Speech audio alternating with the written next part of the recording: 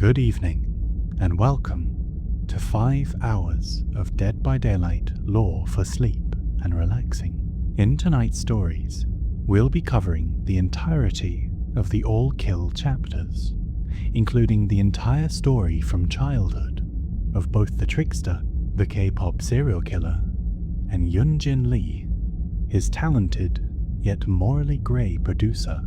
Along with them, we'll also cover this year's recent solo survivor chapter, All Kill Comeback, and how it and its characters fit into the overall story, and the dangers of an AI idol who emulates her celebrity template a little bit too well, with fatal consequences for everyone involved.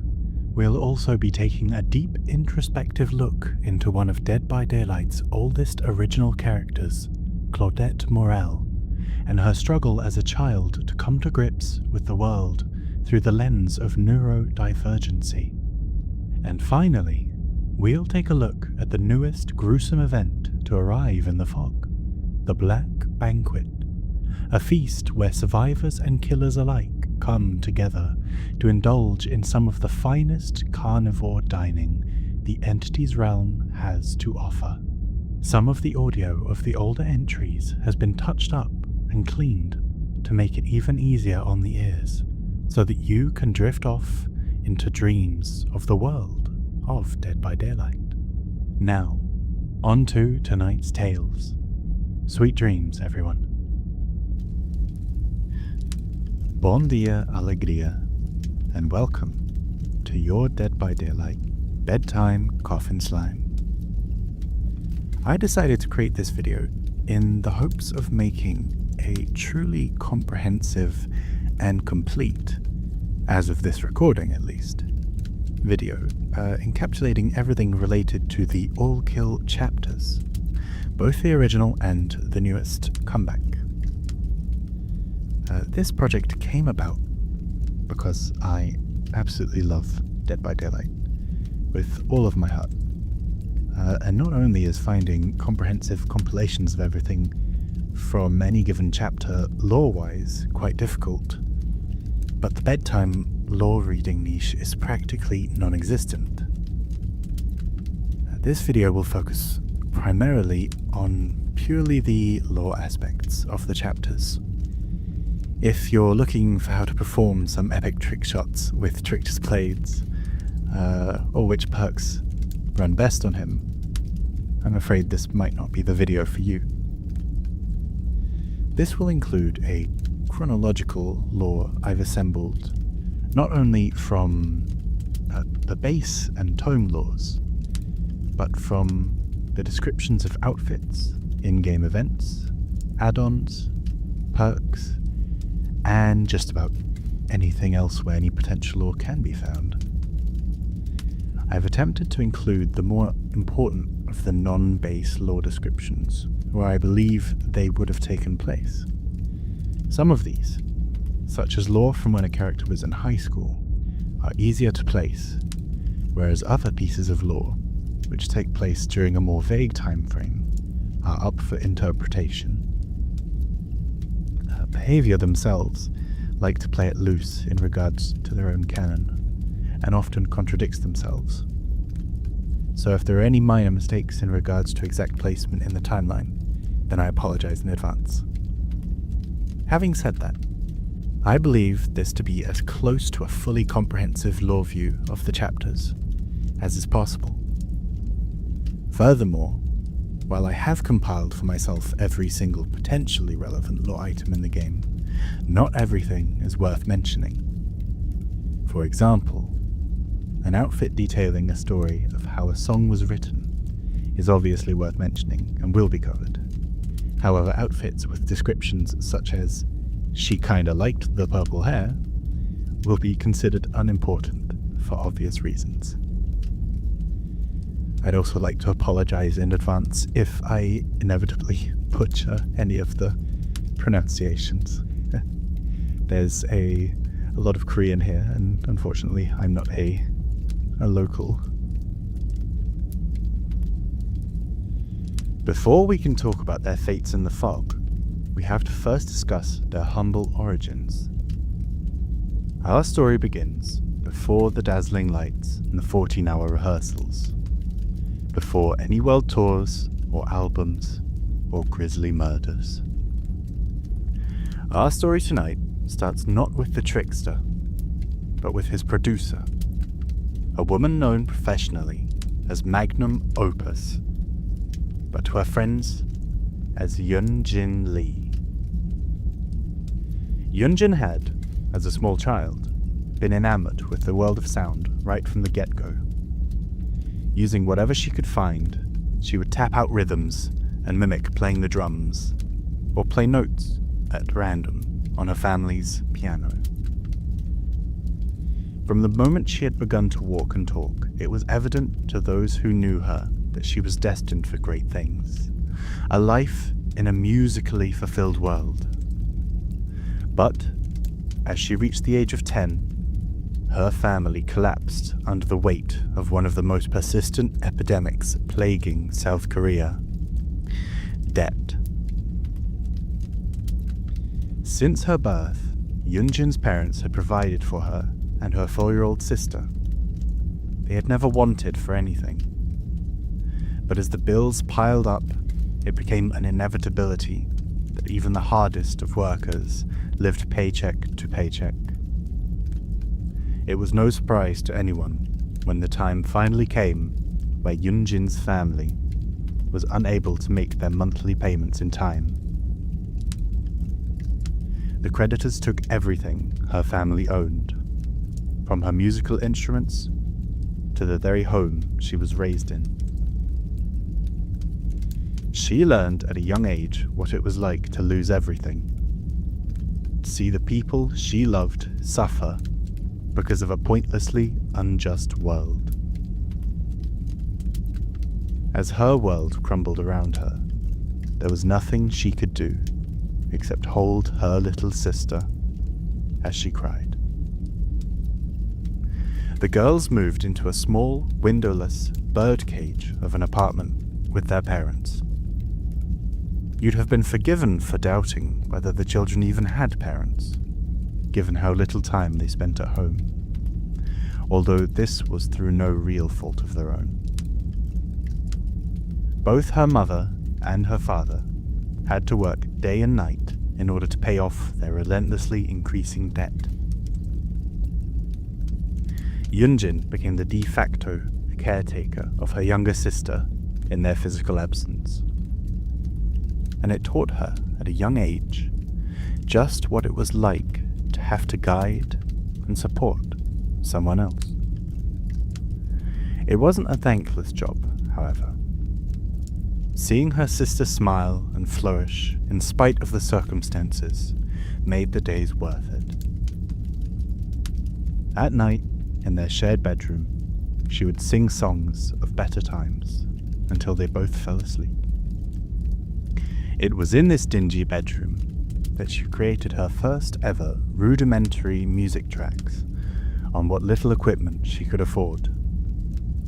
After long, tiring days at prep school, she would come home and engulf herself in her music, imagining herself upon a stage of bright, blinding lights, where she was safe, loud, and free.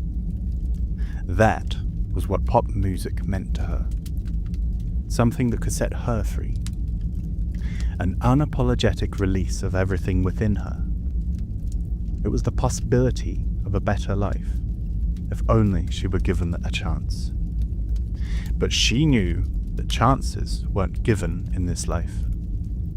They were taken. As she grew up and entered her teenage years, you'd have been hard-pressed to find someone more studious and hard-working than Yun-Jin. Even so, there came a day when a rumor of an upcoming street concert reached her ears.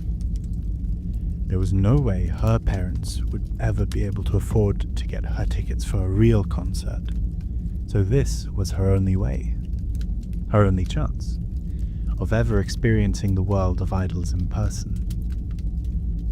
Her studies be damned, she wouldn't miss it for the world.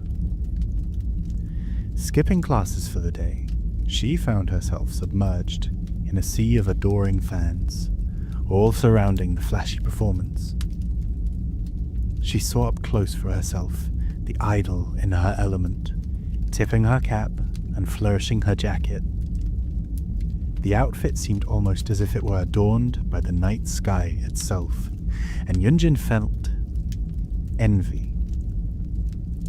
There was little in the world that she wouldn't have given for it to be herself up there, the object of adoration of thousands. The evening went on, and the concert ended. The noise died down, and the crowds dispersed, and only Yun-Jin remained.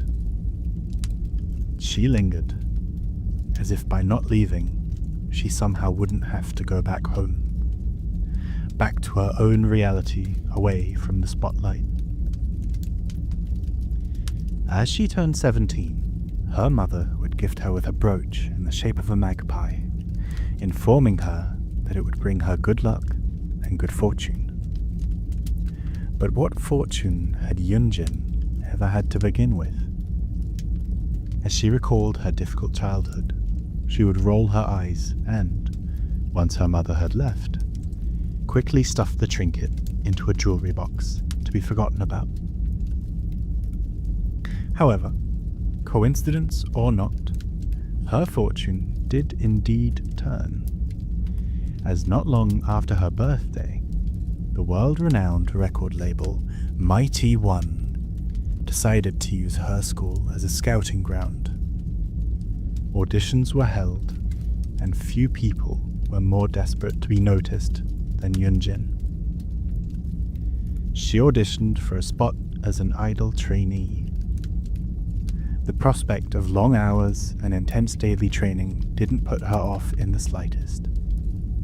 In her eyes, there was no cage possibly smaller or more crushing than the one she already found herself in. Despite her best efforts, however, at the end of the day, it was simply a numbers game. Her competitors were in the hundreds, and to an extent, her best efforts didn't matter. Her fate would be decided on the whim of the talent scout, and Lady Luck did not shine on her. Despite not being chosen for the idol trainee spot, however, something about her did indeed stand out to the scout. She was offered an unpaid internship at the studio, a profitless, thankless position of which she gained very little materially. It was still a proposition she couldn't afford to turn down. In the years that would follow, as she grew into a young professional, Yun-Jin was responsible for some of the label's biggest and most successful hits. Despite this, she received no credit and no praise. After it became apparent that the acknowledgement she deserved wasn't going to be given to her, it dawned on her that she would need to go out and seize it for herself. She would begin to put a plan together. From now on, she would only appear in public with flashy, eye-catching colours and shapes, making herself impossible to ignore. Now, whenever she would produce a new music track, she would make sure to tag them in some way, discreetly or not, with the name that would become infinitely more well-known than her own, Magnum Opus. It was a name true to herself, its meaning being that of which is an artist's highest quality body of work. In that fashion, she guaranteed that every song and every album that she produced was always her new magnum opus. The only way to the top, of course, was by making sure every step you took was always one above the last. It wouldn't take long at all for people to start noticing her, and within time, she developed a fan base entirely of her own. Each new magnum opus song was received with more acclaim than the last, both critically and with the fans. Mighty One could see the writing on the walls and offered her a chance to prove her worth on another level. The K-pop band No Spin had been underperforming for some time now, and few executives wanted anything to do with it. On the verge of disbanding, Yun-Jin was tasked with giving the band that special magnum opus touch. Her ear for the unorthodox was the only chance the band had. Listening to their discography was a chore, their music too safe and commercial to make an impact in the music industry. It was no wonder to her that they were floundering. She knew that what the band needed was revitalization, and the way to go about that was with a fresh, new member to shake things up. Adding her own rogue element would allow her to directly inject her special lifeblood into the band. Through her contacts within talent-finding agencies, it wouldn't take long for her to discover the raw, edgy sound of a young man known as Ji-woon-hak. It was to be a meeting that would bring her to both heights and hells she could never have dreamt of. Unlike the world-famous K-pop idol he would become, Ji-woon-hak had his own humble beginnings. His family owned a restaurant, and while he never wanted for anything, they were hardly swimming in cash either. During Ji-woon's early years, while he had an affinity for music, he was the polar opposite image of the man he would become. A timid and quiet boy, in school he feared being called on, being seen, or having to speak. But at the age of 7, that would begin to change. His class would hold a show and tell, a day to bring in your favorite thing and show the world just what you loved about it. Ji-woon would bring his recorder with him. Sitting at the back of the classroom, in addition to his usual anxieties, today he also felt a charge of excitement, a courage which he normally lacked. The boy presenting before him had brought his pet hamster, which was clearly the class's favorite thing thus far. Students and teacher alike fawn over the tiny creature as it chirps and squeaks and wriggles around. But Ji-woon pays this no mind. His fingers go through the motions of the notes he's going to play, then goes over them again and again, until he's sure he could play it blindfolded. The teacher absent-mindedly called him forward, his turn to perform having arrived, and the young boy shuffled awkwardly to the center of attention. His sweaty, trembling fingers find their places on the recorder, and he inhales an anxious breath. The first notes are light, whimsical, wispy. He closes his eyes, and his fingers move in the same pattern he's moved them 100 times before, hitting each note with all the ease in the world. The hamster continues to squeak, a small irritation in his harmony, but he drowns it out, playing louder. The recorder's sound carries through the classroom naturally, as if the music were playing itself. With one final, soul-piercing note, he allows his lips to curl into a smile and opens his eyes. Any brief possibility of lightness within him was extinguished in this moment, and the twinkle in his eye died instantly. His smile fell. No one was watching him. No one had been listening to him, hearing what his music had to say. Instead, everyone in the room, including the teacher, was huddled around the small rodent.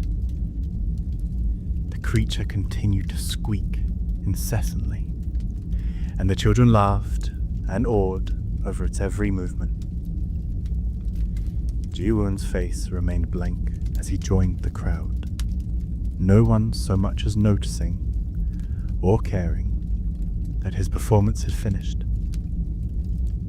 Instead, they passed the hamster around between them, taking turns petting and stroking it. After not long, the hamster would find itself pressed into Ji-woon's palms. He took it in both hands, and with one steady movement, he squeezed. There was a squeal, then a crunch, then nothing at all. For a moment, the room was silent. Then, children started to scream. Ji-woon had felt nothing at all.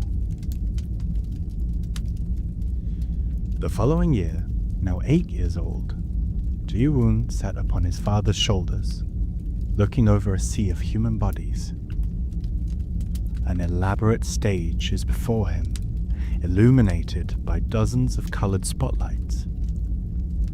A man in gaudy, audacious clothing stands before the crowd, mouth to the microphone. On each side is a guitarist, and behind him, a drummer. There was a crash of sound, beautiful, rhythmic music, a voice that twisted delicately through the melody. His father shouted something up towards him, but he couldn't hear. He shouted again. "This is what you'll do. This is where your talent will take you," he roared above the cries of the crowd and the rumble of the speakers. Ji-woon felt a tingle run through his spine as he saw the spectacle of the concert with new eyes. It was like waking up without having ever known you were asleep. What he saw was something incredible. Everyone absorbed and enraptured by the sound of one single man. The emotions of thousands are guided by the melodies emanating from within him. The power he holds with his mere vocals was rivaled by none. He was seen by all. He was loved. And he was wondrous. After this, Ji-woon never played the recorder again. He knew now that what he wanted was a different kind of attention. He didn't want to just be appreciated for being skilled at something. He wanted to be adored. He wanted to elicit emotions, the stronger the better. And he didn't want to share that spotlight.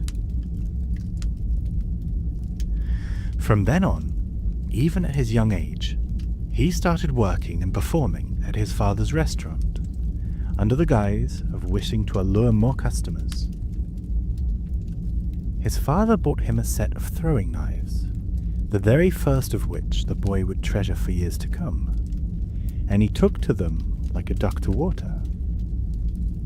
These performances were masterful, self-taught tricks and shows using throwing knives, a custom of which he gleefully tricked ignorant foreigners into believing was a classic cultural South Korean tradition.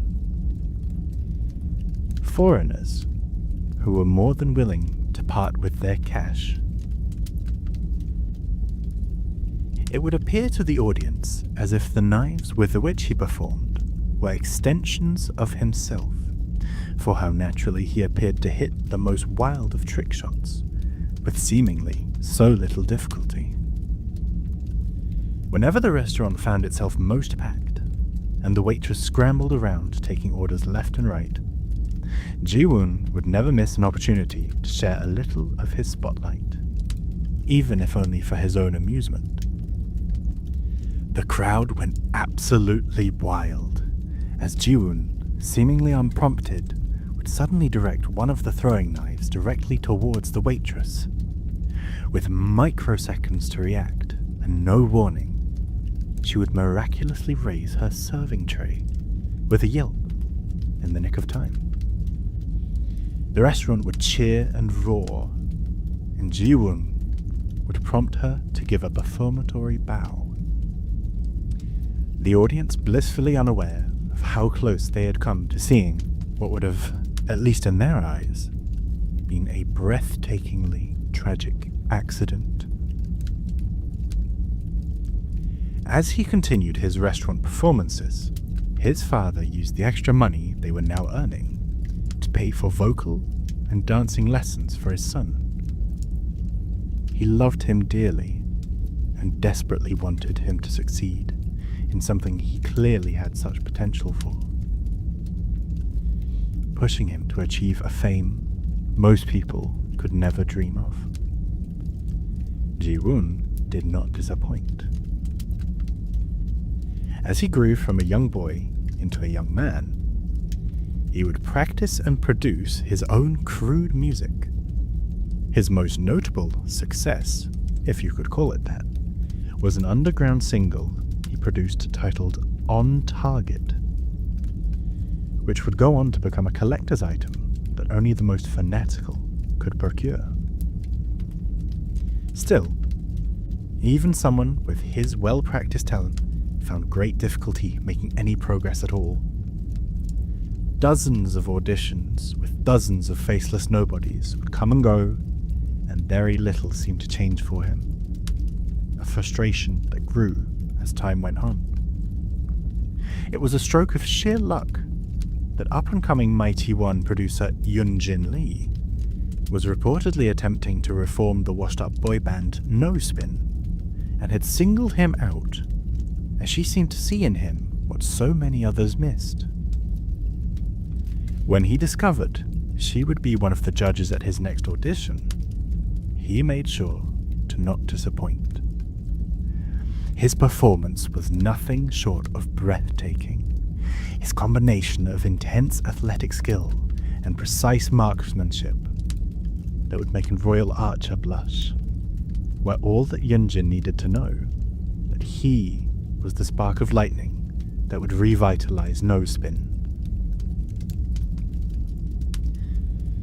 As Ji-woon took the talent show by storm, Yun-Jin would notice a pair of magpies circling the stage, their dark feathers shimmering in the glitz and glam of it all. Later that night, after several hours of socializing and networking with her fellow peers, and after making sure she had secured exclusive rights to have the boy be guided under her training program, she searched her room for her old jewelry box. Inside it, as had been the case for many years now, was the old magpie brooch her mother had gifted her. After all these years, she clipped it to her jacket, feeling a newfound sense of clarity, an optimism for the future. She wasn't one for superstition, nor had coincidence changed anything for her. And yet, a little extra luck surely couldn't hurt. Yun-Jin's mother had failed to provide her with a great many things in life, through little fault of her own. However, perhaps her mother had gifted her with just a large enough sprinkle of good fortune to have turned the tables entirely. Not even 24 hours had passed after the show before Ji-woon was on his way to a dormitory in Seoul, having accepted the offer of being taken into Yun-Jin's training program, where he was to spend 14 hours a day, every day, being sculpted into the ultimate star. Ji-woon had his talents, but locally sourced singing and dancing lessons could only take you so far, even with his own added extra flair. He would be handcrafted into becoming something desirable, an object to manipulate and please the masses, being taught how to sing and move his body in ways he previously had thought impossible, and how to carry himself with the right balance of confidence and modesty. There would not be an ounce of fat not meant to be there, not a single hair out of place, and not a single inch of room for mistakes of any kind. The process drained him like nothing he had ever known, and he saw his peers drop out like flies. It wasn't your regular Joe that would just up and become a worldwide superstar. He knew that all the pain was but a mere reflection of his transformation into something truly beautiful. Just as it felt like it might never end. As if perhaps perfection were truly unattainable by any mortal man. He was accepted.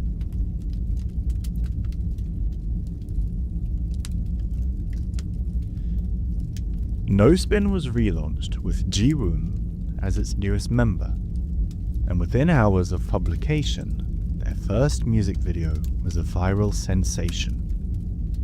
Their debut single, Cut Through You, hit the top of the Korean music charts within days.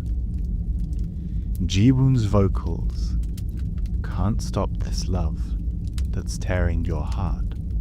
Wherever you go, I will cut you apart," were praised for their evocative and thrilling sounds, dangerous and far removed from the bland majority of boy band music of the times. Their following songs were hits each bigger than the last. The song "I'll Be Waiting For You" captivating heartbroken youths across the nation. The lyrics, "Don't run away, don't say we're through, no way to escape this, I'll be waiting for you," resonated through the country to fans both young and old. Fame was almost immediate. Ji-woon lived in a daze of interviews and adoration, and though the frenzied schedule exhausted his bandmates, he was invigorated. Each day that passed was an affirmation that he was greater than the mediocrity that society spewed out. That he was here for a purpose, to create things with melodies only he could hear. Their music was both endearing and controversial, their lyrics slicing through crowds in the tens of thousands, each single and album being more popular than the last. You couldn't turn on the radio without having your ears blasted with the new and edgy sound of No Spin. And that wasn't just the case for South Korea, but quickly the entire world. Their merchandise ranged far and wide from everything you could think of, from collaborations with fizzy drink brands to pillows and cushions with their faces and brand on them. As Yun-Jin had anticipated, and indeed desired, their music had gone from commercially safe and dull to experimental and hard-hitting. Yun-Jin herself became somewhat of a living legend overnight. Producers and CEOs and executives all vied for her attention. Money began flowing through her accounts like water through a burst dam, and she made sure to dress for the occasion. Her hair colors were eccentric and changed monthly, as did the colors and fabrics of her dresses and coats and skirts, becoming ever more lush and flamboyant as the days went by. Magnum Opus stayed true to her name and made sure that everything she did, be it in the band or in her personal life, was the best she had ever done it thus far. The penthouse she bought for herself made her childhood home look like an animal crate. And the view she had of Seoul was to die for. Whatever you imagine a person could want for, could spend a lifetime working to have, Yun-Jin had 100 and more to spare. As the brains behind the fame, she would also find herself, on many occasions, behind the camera. A topic of frequent discussion in the endless seas of interviews. One single, in particular, gained notoriety for being particularly against the grain. Yun-Jin would often find herself having to defend the song, aptly named Tortured Souls, asking for listeners to hear past the hardcore sounds and see the true meaning behind the lyrics, repeatedly explaining that the song was about the dirty little secrets that everyone kept hidden from their daily life. Interviewers would often ask her whether she believed the song crossed a line, and Yun-Jin would always reply in turn, stating simply that there was nothing wrong with a little bit of fantasy, and that the sounds would resonate with anyone just trying to be themselves. She would say these things with a dark twinkle in her eye, as if she had more to divulge, secrets within the lyrics that only she had the keys to. That was the way that Yun-Jin wanted it. The more mystique, the more no-spin refused to leave your mind, the better. Producing a song is one thing. Producing the mystique behind it is another entirely. It was all the better that Ji-woon had been a complete unknown, outside of those who knew the once little boy from his restaurant. No known past meant an infinite wealth of possibilities. Who was this young man with such a sharp edge to both his smile and his blades? Their popularity was at their peak when the band were invited to perform as the headliners for the Fire Moon Festival, attended and enjoyed by people of all ages. It felt as if the music would never stop, and the sound would travel forever. But over time, the champagne grew stale. Adoration would only take you so far. Ji-woon eventually began to see exactly how his fans viewed him, and what he saw was their joy and envy split 5 ways, thinned out between each band member. Like squeaking hamsters, impeding his musical gift from being truly appreciated and heard. The validation that had surged through him left a desperate yearning for more. Ji-woon kept up impressions, mimicking a charm that had long since been buried under loathing. It was the end of the summer now, with the beginnings of a chilly autumn brewing, and Mighty One and No Spin were about to discover just quite why it was said that the flame that burns twice as bright burns half as long. Ji-woon recorded the second No Spin album with his bandmates, never missing a beat. He played the part he had been molded into, without so much as a crack in the exterior. But inside he smoldered. It sickened him, feeling the envy his own fans felt for him, for his bandmates. Having to vie for attention with mediocre at best artists, being shackled to them. From the moment he had been scouted, it had been transparent to everyone that it was him lifting the rest of them up, and that without him, they would have faded into obscurity and disgrace. These were the thoughts going through his head as he had his low-calorie, low-carbohydrate, low-everything lunch. These thoughts of envy took up his headspace even more so after having to put on a performance of joviality and camaraderie the entire morning, and he realized he was almost late for the beginning of their afternoon recording session. He sauntered back through the halls to the recording studio, his nose picking up the scent of smoke? Fire? The burning of electricity. Campfire smells miles from any campfires. An alarm blared, and his legs moved before his mind, rushing for the control room. The scent was unmistakable now.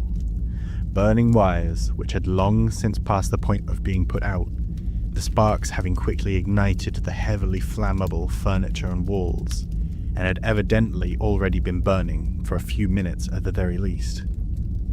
Reaching the control room, he momentarily assumed it had already been evacuated, and would have made to leave were it not for muffled cries coming from behind the door of the booth. A pair of large speakers lay splayed out in front of it, impeding the already heavy and soundproof door from opening. His bandmates pounded desperately on the door, drumming out their own pleading rhythm for salvation, their cries mingling with the crackling of the flames.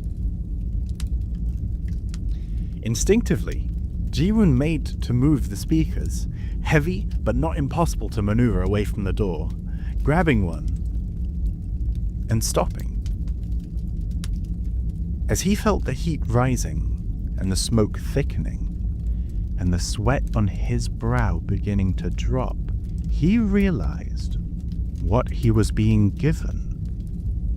A gift by fate. Yes, that had to be it. The universe knew too that the true beauty could only be created once unshackled from that which weighed it down, once all that diluted it was purified. If it were to be purified by fire, then so be it. Each breath he took was a conscious, deliberate process, requiring all of his attention. The cry so close, yet so far away. The spitting of the flames threatening to overtake them. Until he backed away. That was when he heard it. They were screaming his name as they burned. Screaming for him to save them. Ji-woon! Ji-woon! Hak Ji-woon! It was the most beautiful thing he had ever heard. When the fire crew finally arrived, his tears were genuine.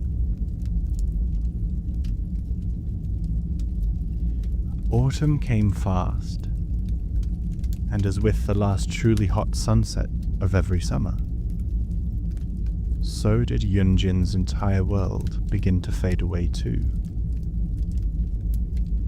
She stood alone in the park near her apartment, her attire simple and discreet, quiet, unlike the persona she had spent several years building up for herself in public. As it stood, she was not magnum opus, but Lee. Just Lee.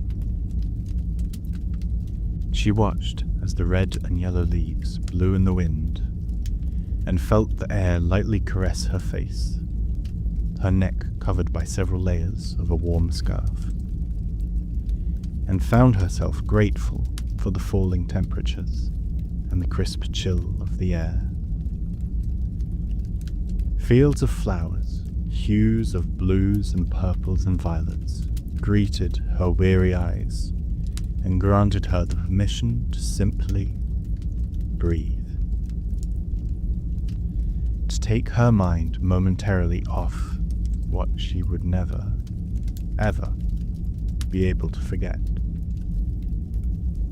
Her ragged mind fought against the memories of the fire alarm going off, her disregard for the safety of anyone other than herself. Always ahead of the curve, always at the head of the pack, always one step ahead. That was how she had always viewed herself, 1 foot out the door at the scent of danger, leaving the unimportant staff workers behind to panic and flounder. It had only been after she emerged into the Seoul streets, electric soot burning her eyes and lungs, that she realized that No Spin was nowhere amongst the coughing crowd now gathering at the fire exit of the building. She had watched the remaining few emerge, dwindling by the minute, until the flames became so great that even looking at them became unbearable. A Goliath of flames engulfed the building entirely, taking well into the night for the fire crews to finally put under control. A chill ran down her spine. This time, not from the cold winds.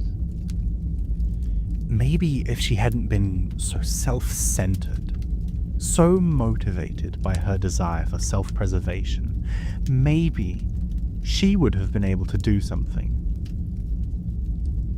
All over the news, on those first reports she'd seen, before she lost the stomach to watch anymore, they'd hailed Ji-woon as a tragic hero who had put his own life at risk to try and save his bandmates. His friends, all of whom had found fame and glory and family together. All gone, except for him. Gone, as was any prospect of a future for her. How could there be? She knew how the story went.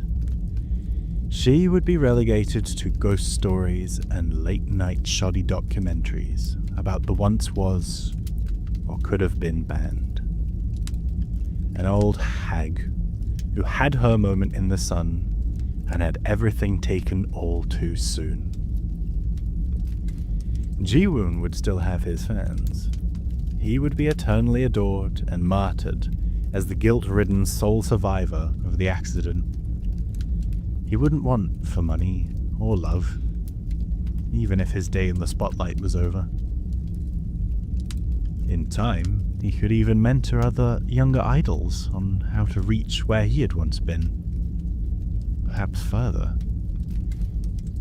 Further.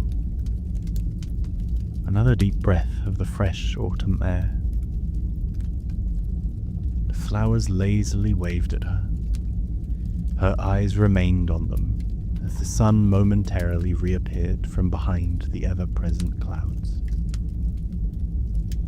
The temporary rays of warmth illuminated their varying shades, appearing as if to give them a glow, a warmth. These flowers would soon be gone, the winter taking its toll, and it would only be with the coming of spring that their seedlings would spring up, the colour to once more cover the fields of the park. A spurring awoke from within her. Plants lived and died and lived again at the whims of nature. They rose with the sun and died with it too. There was no reasoning to be had, no opportunity for discussion. That was just how it was. When had Yun-Jin ever, in her entire life, considered herself to be anything even remotely akin to something as delicate and helpless as a flower? Who was she to let herself rot as the vultures picked at her courts? The fire was an event out of her control. Perhaps she could have done something. Perhaps her actions could have saved those lost in the fire. But her short-sightedness blinded her until it was too late. Was that to be it then? Would the sun simply never rise again for her? No. She would rise again and again. And what's more, she would do so far before these flowers did. She wouldn't allow herself to wallow in self-pity any further, and would not wait for some miraculous event to help her find a future fate. Magnum opus would stay true to her name, and take from the tragedy to create her next masterpiece. She allowed herself the rest of the sunset at the park to find peace. It would be the last rest she would get in a very long time. Unknown to Mighty One Entertainment, Yun-Jin created several new tracks to relaunch Ji-woon's career. If there was to be a future for either of them, it would need to be one that embraced the past, both the highs and the lows. The pair experimented together, Yun-Jin pushing Ji-woon further and further to tap into his grief and guilt in order to find true honesty in his melodies. The songs exploring the pangs, truly sudden, unstoppable loss. During these times, Yun-Jin made sure to keep him very much in the spotlight, parading him through scores of interviews and retrospectives and memorials, painting him as the tragic sole survivor of a completely unnecessary and untimely disaster. The time would come when they felt prepared to take the leap. It was now, more than ever, that would decide their fate. The world would say goodbye to No Spin and be introduced to the Trickster. The Trickster was supposed to encompass everything that No Spin had been, and then surpass it. The promise of a hopeful future in spite of pain and loss. A warm smile and a soft heart hidden under a flamboyant and extravagant outwards appearance. It was a name that was meant to inspire fear. If there was one thing you could undeniably say about him, it was that he was impossible to ignore. Adorned in various brightly colored coats, covered in necklaces and jewelry with distinctly dyed hair, he was the sort of spectacle you couldn't help but gawk at. Even more unconventionally, in addition to his taste for throwing knives, he had now added a much larger instrument to his arsenal. A stylized, glowing, neon metal baseball bat. The tricks he could perform with a combination of all these things and his own athletic talent were a sight to behold. His debut single was a global phenomenon. Its universal themes of grief and guilt resonating internationally. His debut album, Edge of Revival, would reach heights that even No Spin had never reached. The standout of the album, a song entitled Whispers of Warmth, had lyrics which evoked imagery of the tragedy, so recent in people's minds, into an almost seductive tale. Your whisper on me, warm as can be, burning each breath till I can't breathe. His first national tour was a resounding success, the people of Korea flocking to him to come together in their shared grieving, to celebrate both what had come before and what was yet still to arrive. But with the birth of the Trickster persona, a darkness had come with it. An awakening. An enlightenment in Ji-woon. that needed to be acted upon. Those cries for mercy, for salvation, directed at him, they had been perhaps the only truly honest, truly beautiful pieces of art his bandmates had ever created. The facade of vulnerability and guilt he put on for the world was but a shadow of the true intense humanity his peers had demonstrated in their final agonizing moments.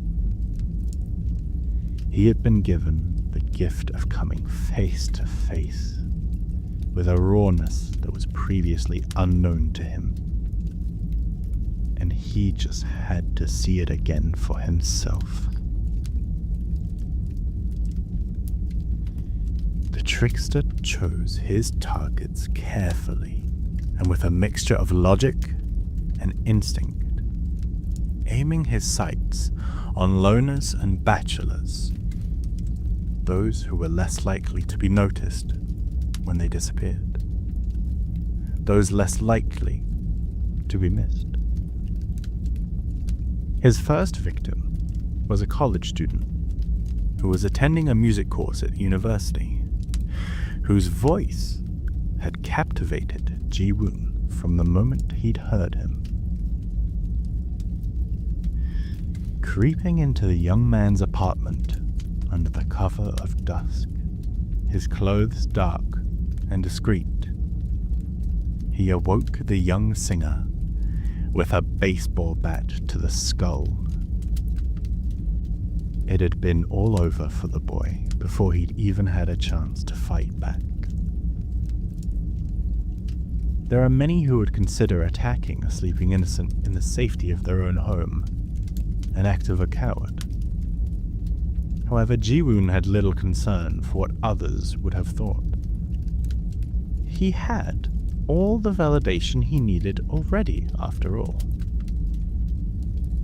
The trickster bound his arms and legs tightly, leaving no possible chance for escape, and forcefully gagged him with a balled-up rag, duct taping it shut to keep it there.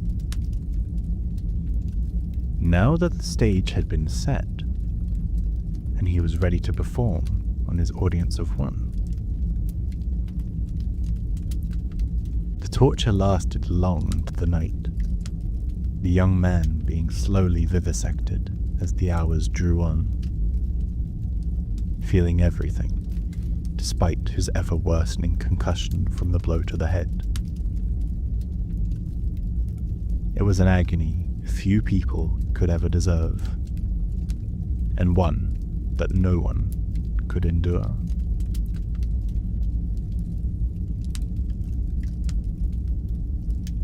However, as the performance went on, as his blade sliced open tendons and flayed skin and punctured organs, there was something missing. A sound, a connection. He wanted nothing more than to be engulfing himself in his victim's wondrous voice as he cried for mercy, cried for his loved ones, and as he finally plunged his knife deep into his belly, gutting him like a fish at the market. But all he received were the muffled cries through the rag, like hearing a performance from the bathroom of a concert venue. He heard only the roughest outline of what should have been crystal clear. The trickster desired nothing more than to have his victim's screams wash over him, leaving the man to be eventually found by the authorities when he stopped showing up for classes and was reported missing. Ji-woon knew, at the very least, that his disappointment had taught him something. That if he were to truly indulge himself in what he craved, what he was put on this earth to do, he would need to learn and adapt. He needed to set the stage himself, and what his stage needed was privacy. Victims would no longer be eviscerated in their beds, but abducted and taken somewhere their tortured melodies could be sung as loud as their lungs would allow. Somewhere that their emotions needn't be restrained. Further yet, it was no longer enough to just bask in these momentary ecstasies that he created in the moment. The Trickster wanted to record these sounds and incorporate them into his music. He knew the general public would never be able to see what he saw in its purest form. But remixed and produced, he could disguise them and show the world sounds they had never had the luxury of experiencing before. Over the course of several victims, he investigated and discovered what body parts evoked what types of shrieks and screams. Stabbing the quadratus lumborum elicited a long and guttural wail, while slashing the carotid artery created a sound like a cat being strangled. Again and again, he could recreate the true human honesty only possible in moments of pure agony, in the moments before their death. Ji-woon recorded each of his sessions, synthesizing and working them into his songs, hiding them behind layers of melodies. He had never felt more accomplished, had never felt closer to true enlightenment. As he grew bolder, he began to leave hints for the police. For one of his victims, he draped a mink boa around their slashed neck, a fashion accessory that had been featured in one of his recent photo shoots. For the next killing, he removed a teeth from a man that a boxer in one of his music videos was without. Success and fame greeted the duo from every corner of the earth, and they toured as far and wide as their schedule could manage. Yun-Jin couldn't have asked for a more receptive audience. However, with every new city they visited, a series of eccentric murders followed in their wake. Coincidences at first, but how many coincidences are coincidences until they are no longer coincidences? The blood trail left in their wake disturbed Yun-Jin as she realized that not only were the murders following them, but that the victims' times of death would often coincide with their tour dates. After the tragedy that had befallen No Spin, she would be taking no chances and ensured that the Trickster's security detail was second to none. She would not give fate the chance to put her at its mercy again. It seemed to her that there was a very real possibility that there was a serial killer following in their trail. Some unhinged fan fixated on the Trickster, and apparently inspired by his morbid songs, the thought made her shiver. The duo would tour the world for years on end, and the brutal killings followed in their wake. Their final international performance would take place in Rio de Janeiro, Brazil. From the moment they touch down, Yun-Jin's mind is set to nothing but work. Despite a heavy fatigue from the long flight, She switches on her laptop and goes through the motions. Work cannot wait.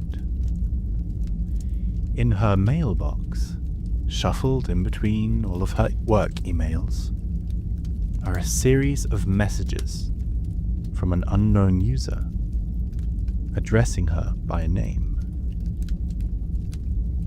Few know her as Yun-Jin. To most of the professional and Trickster army, she was known only as Magnum Opus. She clicks on one of the emails at random. She regrets it immediately. Within the email is a sickeningly detailed account of someone's plan to murder both her and the Trickster. The email was signed by the Trickster's #1 fan. Death threats were a common occurrence for even the mildly famous. So for the longest time, she had simply ignored them as the pathetic pleas for attention that they were. This time, however, it was different. Not only had they addressed her by her real name, but attached to the email was a picture of her in the hotel's lobby, taken not even an hour ago. Her persona of confidence and strength could only bear so much. After the death of No-Spin, and as the murders seemingly followed her throughout the globe, she was reminded far too often that if someone wanted her dead, genuinely dead, then that's just what would happen. No one could be on guard at all times. No security detail was infallible. Her manicured hand trembles as she reaches for her phone. The threat is too serious to be ignored. She calls her security crew for an emergency meeting and imposes the following rule. Outings are restricted to recording sessions and concert rehearsals only. This meant no fun in the sun for anyone, unfortunately. But then again, you could hardly enjoy a day at the beach if you were dead. Furthermore, a personal bodyguard was to be assigned to both the Trickster and herself at all times, rotating in shifts for around-the-clock protection. Everyone complies with these rules, except for one obvious and frustrating exception. The Trickster, who argued against being forced to stay on the hotel premises. This came as no surprise whatsoever to her. Her relationship with the pop star had been on the rocks for several months now. Every decision she makes, he challenges. His ego was growing out of control, and not even she could keep him in check. Her patience was being pushed to its limit. Not only did it repeatedly put their lives at risk, not to mention their careers, but because of their frequent creative disagreements, their next album was not only behind schedule, but now she was forced to produce 3 new songs on top of overseeing his tour. Someone needed to rein in this rabid dog with a leash. At her request, all company phones had been installed with a tracking GPS application. No one outside of herself and her chief security expert were aware of this. If the Trickster keeps testing her patience and disobeying her, then this would come in handy indeed. It was for his own good and hers. Down at the recording studio, Yun-Jin pours herself another cup of coffee, stifling a yawn. Her temples are throbbing. The jet lag was hitting her hard. It was bad enough having to adjust to one time zone once, but she was having to do so repeatedly every few weeks. Sleep was hard to come by as it was, the insomnia further aggravated by the looming threat of crazed fans, potentially breaking in and murdering her while she slept. On the way back to her booth, she notices that the studio next to hers is occupied. Out of curiosity, she takes a peek inside. A young man is laughing in the recording booth. She recognizes the superficial potential immediately. The man having a sort of easygoing smile that she could see selling thousands of magazines. At the mix table sits a man she recognizes, Alano Muse, a semi-famous producer from San Diego. They were both far from their homes. What could he be doing in Rio, of all places? She decides that some fresh gossip will complement her cup of coffee just nicely. She raps on the door's window, and the door creaks open. He remembers her, of course. Who could forget the magnum opus? She invites herself in as he plays the track that he's working on. To her ears, it was nothing special, and even aggravated her somewhat. The bass line was low and predictable as it built upwards. It was formulaic, too safe to be of any interest to her.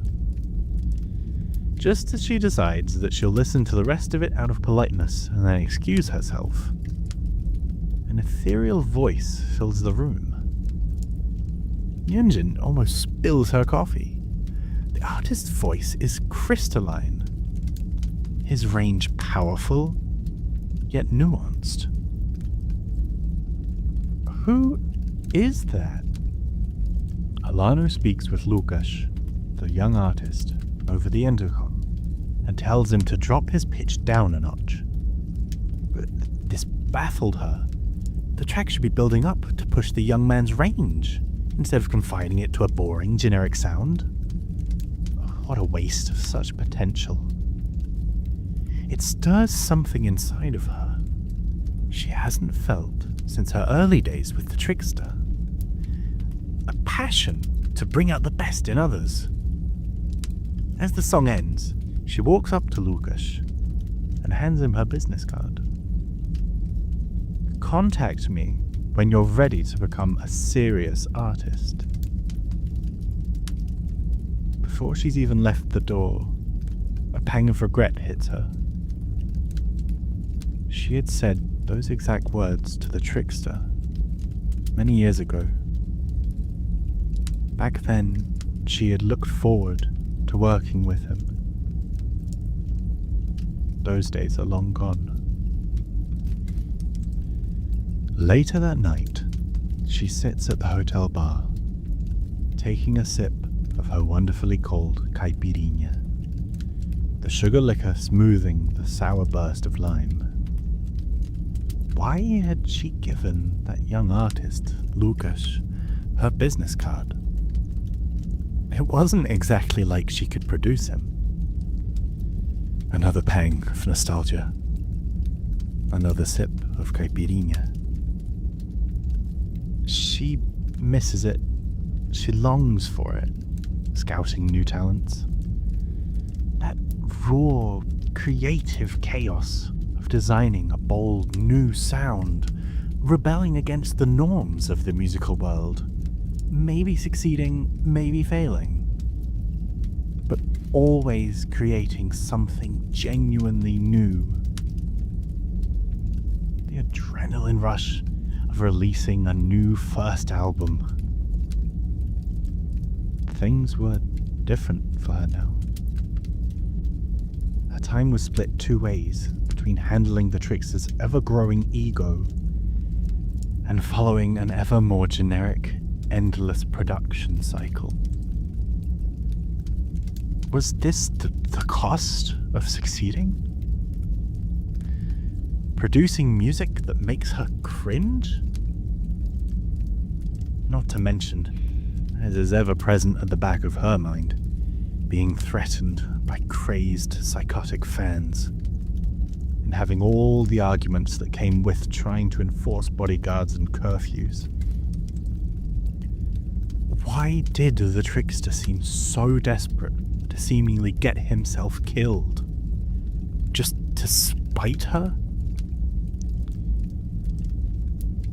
Her life now was so different from what she had imagined as a little girl. Her thoughts returned to childhood and the endless possibilities of where she could have ended up. She recalled the small, dingy apartment she had been in with her little sister. So many years ago now. When music had been a luxury that helped her escape the mundanity of her real life. She realizes now, at the end of the day, she had never really escaped the cage she'd been born in. She'd just exchanged an iron cage for a golden one. It wasn't as if she had always felt like this. Those early days of becoming magnum opus, of risking it all to relaunch No Spin, and helping to create the fearfully loved Trickster identity, forged from the flames of the studio fire. But it was stale now. And what did she have to show for it? An ungrateful pop star and a serial stalker. She downs the caipirinha in one go. The bartender looks over at her, and she gives a "keep 'em coming" nod. It didn't matter to her that it was maybe spurred on by the alcohol. She needed something to change, and she needed that to be unconditional. She calls a Mighty One executive, asking for a group virtual meeting so she can give them the news. In her mind, it's as good as settled. Once she's finished with her 3 final tracks in Rio, she is done with the Trickster, and would instead move on to producing the launch of Trainees. There was nothing the newer generations could throw at her that she hadn't already been through with No Spin and the Trickster. A Mighty One executive cut her off before she could finish. Apparently, they had more urgent business to discuss. Damaging rumors had been trending online. Some disturbed, delusional fan claimed to have murdered someone at a Trickster concert. Her temples started throbbing again. Her fists clenched, her long manicured nails digging deep into her palms. Anything to keep her hands from shaking again. She promises to handle the issue, for her brand's sake, if nothing else. But after Rio, she is done with the Trickster. This was non-negotiable, and she didn't care what Mighty One thought. The rumors are worse than she could have imagined, and are treading on all corners of social media. An anonymous post claims that the victim was last seen alive at the Trickster's VIP meetup after his concert in New York earlier this year. Yun-Jin remembers the night well. Not because of the concert, but because of a detail that had been replaying in her mind ever since. Bleeding scratch marks on the Trickster's forearms when he showed up at the concert's after-party. The rumors online were rekindling the suspicion that she had silenced before. Years ago, the Trickster and she had arrived in Miami several days earlier than planned. Yun-Jin attended the networking events while the Trickster rehearsed. 3 days following their arrival, a folk singer was found dead downtown, near the bar where he performed. Security footage was released to the public, showing a man dressed in black with his face covered, leading the singer down an alley. The dark, blurry footage revealed little about the suspect, but Yun-Jin noticed a detail that twisted her stomach in knots. She recognized the gold-rimmed headphones around the suspect's neck, with 2 large X's, one for each ear. It was the brand new model of Schercher's 1050X headphones, which few audiophiles knew about, and even fewer could afford. She recognized the model right away, because the Trickster favored their equipment over other expensive models. He wore a similar pair on the plane to Miami, but then switched to a lesser model for the rest of the tour, which only fueled her doubts. Back then, however, she had not been in a good place. The death of No Spin had still been fresh in her mind, her grief palpable. Acute insomnia kept her mind in a haze, and the jet lag of the tour only worsened her state. In the end, she decided to let the police do their job and focus on hers. But now someone else was dead. Someone whom the Trickster might have been the last one to see alive. The headphones, the scratch marks, and the late nights out were details, coincidences. But they added up. How many coincidences does it take to know? A knock on the door makes her jump. The head of security is here, and Yun-Jin can smell the nervousness off him from a mile away. She follows her gut and confronts him, bluffing about firing the whole security crew if he doesn't come clean. She gets results, as the man cracks under the pressure immediately, learning that to her unfortunate unsurprise, the Trickster had left the hotel premises last night. And while his bodyguard had attempted to tail him, he had lost him in the end. Yun-Jin pounds her fist on the table, needing to exert her frustrations on something. Why would he leave the hotel? Was going out clubbing truly worth risking his life for? Where was he going in a city completely foreign to him? And to do what? Despite working with the Trickster for years, he felt like little more than a stranger to her at times. The immense wealth he generated came at a cost, a great cost. If the Trickster's linked to a murder, then so is she. Even if there's no evidence, even if it's just rumors, it's her life and her entire career on the line. And if she knew one thing, just one thing, it was to know better than to trust someone in the industry. She needed to get answers before it was too late. Whatever the Trickster was doing at night, she needed to find out, for better or for worse. She wouldn't know peace until she found out for sure.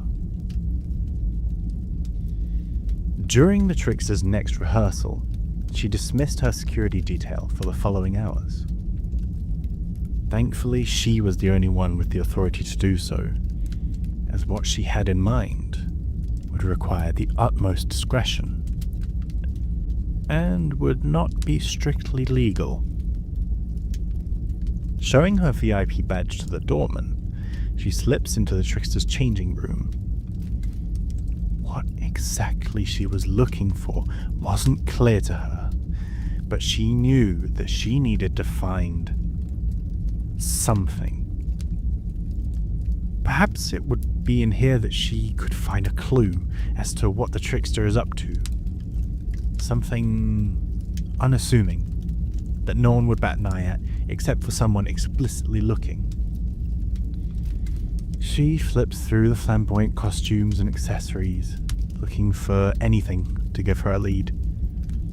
Notes, pictures, receipts. All she needed was one single concrete thing to give her even the faintest of ideas as to where to begin looking for her answers. All she finds is a gym bag. Inside lies a water bottle, a few spare t-shirts, and his wallet. Even that contains very little of interest, having no bills in it. Everything except for his hotel room keycard. She feels the frustration already beginning to build in her. Maybe she's looking in the wrong place. So lost in her frustration is she, that it takes her a moment to realize someone is approaching the door, chattering loudly with someone as they reach the door. In a split-second move, she snags the key card and returns the bag to how it had been when she came in, just as the Trickster's assistant walks in. Her heart is pounding so loud in her chest, she fears the whole building can hear her. But she steels her resolve and keeps her expression impassive as she walks out. Whatever the assistant saw, or thinks she saw, she won't dare mention it. At least not to anyone that matters. Making her way away from the room, not daring to pause until she was far from the scene of her snooping, she reached the Trickster's hotel room, key card in hand, knowing that if she does this, there was no turning back, one way or the other. Yet, if Trickster is hiding something, she needs to know what it is, before everyone else does. Before it ruins her life. There can be no doubts in her mind. Slender fingers press against the door and push it open. The Trickster's room is tidy. You'd be forgiven for assuming it was unoccupied, were it not for the few personal items scattered around the room. She supposed it ended up that it seemed like he barely spent any time here, given he seemingly spent all of his spare time somewhere else. Her first instinct is to go through his luggage. She rifles through a pile of odd clothes, unlike anything she'd ever imagined him wearing. Simple, all-black hoodies and sweatpants, a black face mask. All things she's never seen him wear on tour. Or just about anywhere for that matter. There was a tap on the door, and her heart might as well have leapt from her throat, dropping the face mug instantly. "Room service!" exclaims a cheery voice from the other side of the door. She asked them to come back later, in as casual of a tone as she could manage. Taking a deep breath of relief, trying to return her heart rate to normal, she calms herself and continues her search. To her dismay, despite ransacking every corner of the room, she finds nothing out of place. Except for a rare, top-of-the-line sampler on his bedside table. Not an item that was inherently out of place, but she was curious regardless. Intrigued, she took it in hand and pressed play. What greeted her made the bile in her stomach threaten to come up. A series of loud, violent, blood-curdling screams filled the room. The screeches sounded genuine. Were they samples from a horror film? Her mind instantly goes to the first, most rational explanation, regardless of whether she believes it or not.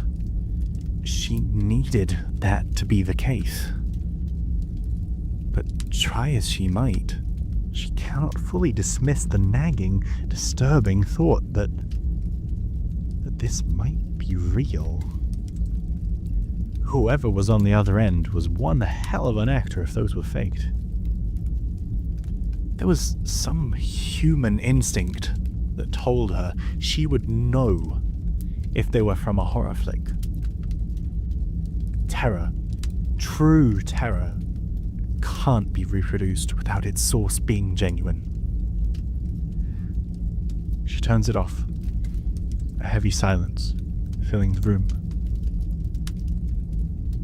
She knew she couldn't stop there and had to keep going.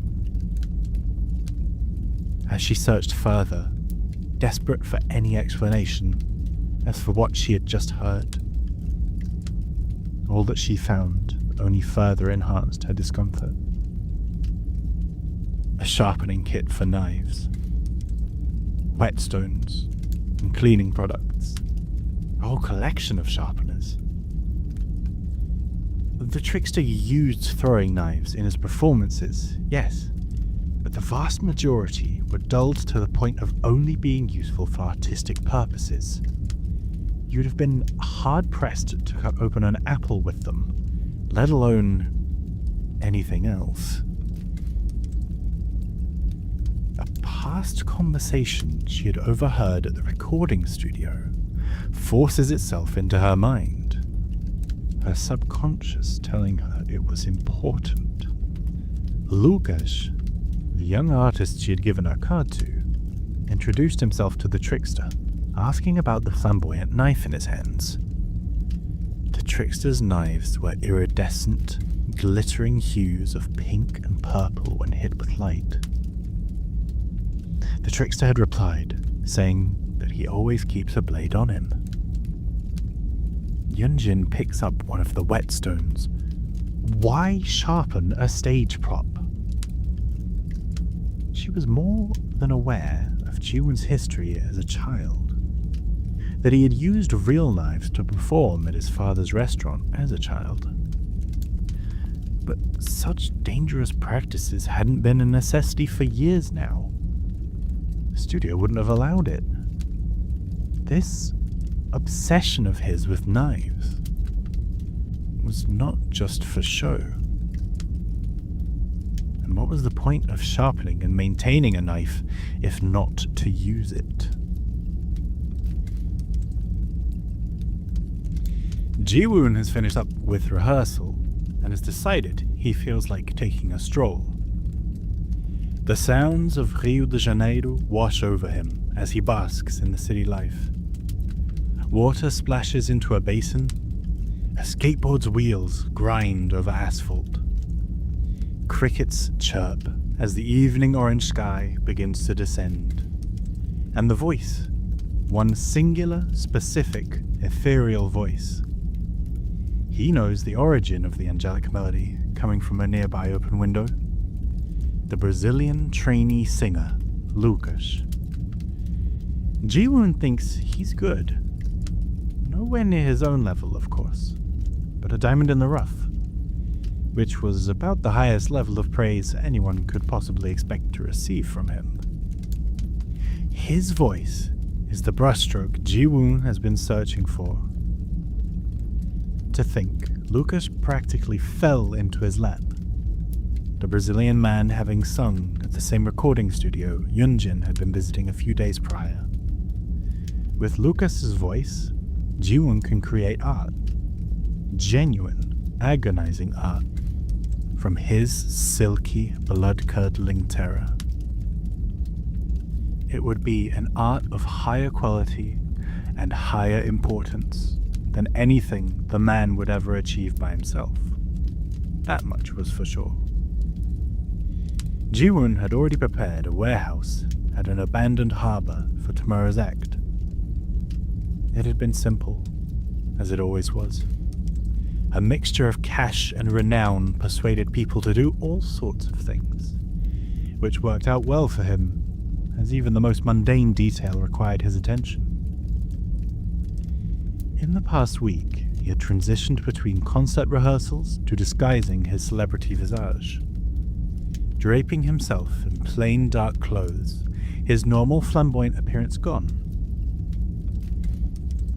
He doubted that even in regular clothing, most people would recognize him without all of his makeup or contact lenses. He'd look like just another ignorant tourist visiting the city. He had staked out his victim, assuming alternate identities, purchasing supplies, stealing recording equipment, all the while paying off his security detail to leave him be and to throw his producer off of the trail. It was all of this combined, all these mundane little things, that elevated the splendor of his artwork. Lukasz will be dead in a day, and it will be beautiful. Having had enough of seeing the sights, he decides it's time to return to the hotel. He hopes to avoid Yun-Jin, not wishing to get any more lectures from her about breaking curfew. All the fame in the world couldn't save him from getting nagged about his bedtime, it seemed to him at least. Arriving at the corridor he recognized as his room's hallway, he froze. The door was opened a crack, and he can hear someone faintly rummaging inside. His mind flashes to everything he could have possibly left absent-mindedly around his room, and knows suddenly that the next moments would be critical. So be it. He had known a crazed fan would take things too far someday, and it wouldn't have been hard to discover which room was his. He wanted to kick himself. If he'd just spent a little time actually listening to Yun-Jin, then someone wouldn't have had the chance to break in the first place. It was, in a sense, a boost to his ego. How could he fault his adoring fans for being unable to resist him? Unable to resist the opportunity to perhaps get a trinket of his. Regardless, he's ready. He'll defend himself.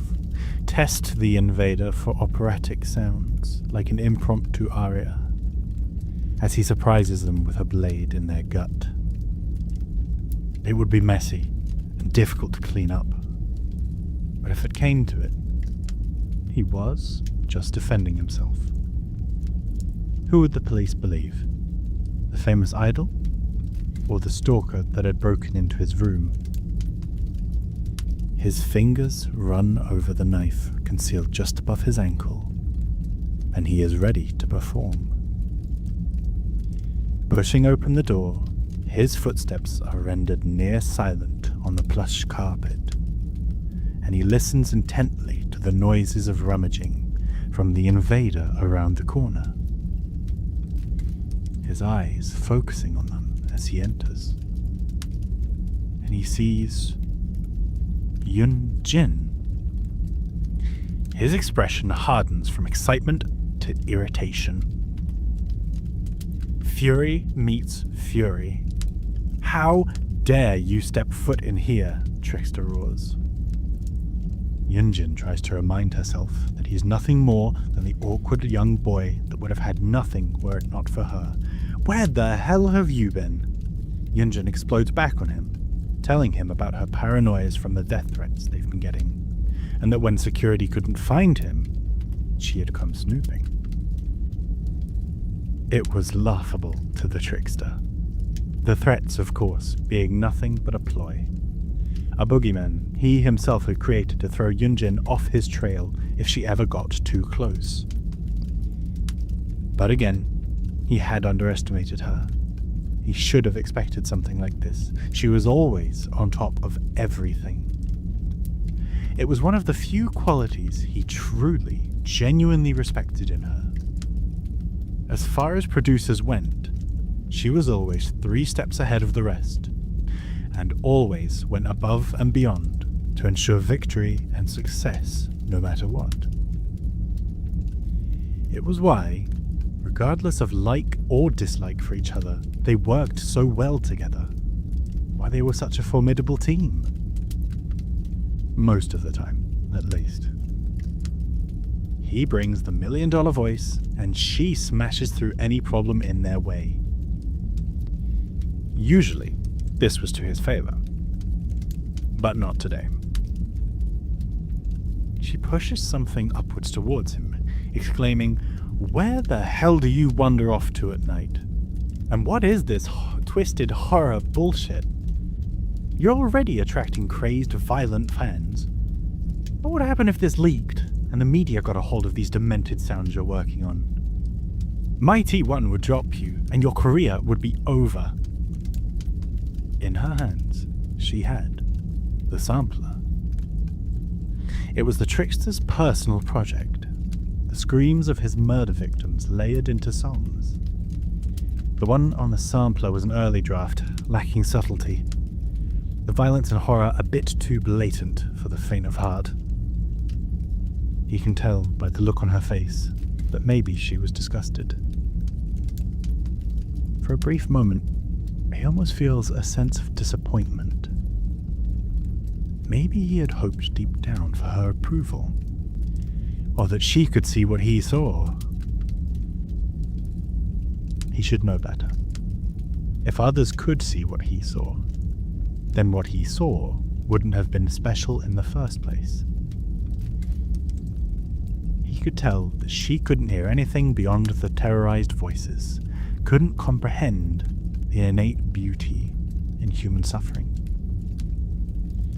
The hairs on his neck stand on end, and his thought from earlier is confirmed, albeit not in the way he had previously thought. The following moments were critical, the two of them dancing on a razor's edge, with Yun-Jin dangerously close to discovering the truth behind the mask. Yun-Jin holds the sampler as if it were dripping the blood of the voices of those recorded on it. The only solace in his mind is that she doesn't seem to understand what it really is. He knew her and her sense of self-preservation. If she truly believed the sounds were actual murders, she'd have tried to knee him in the crotch and run.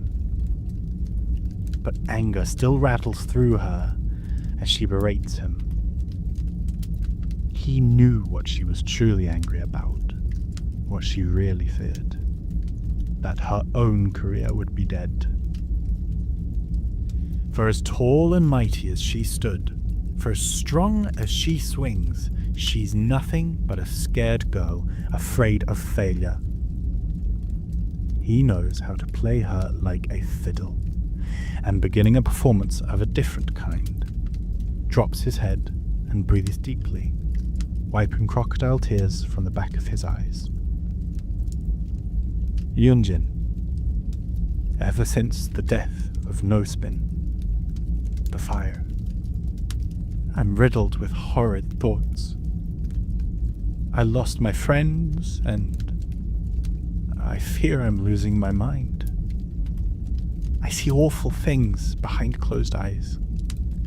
All that guides me through the dark fog is turning my pain into sand, pouring the throes of death from my heart to a song.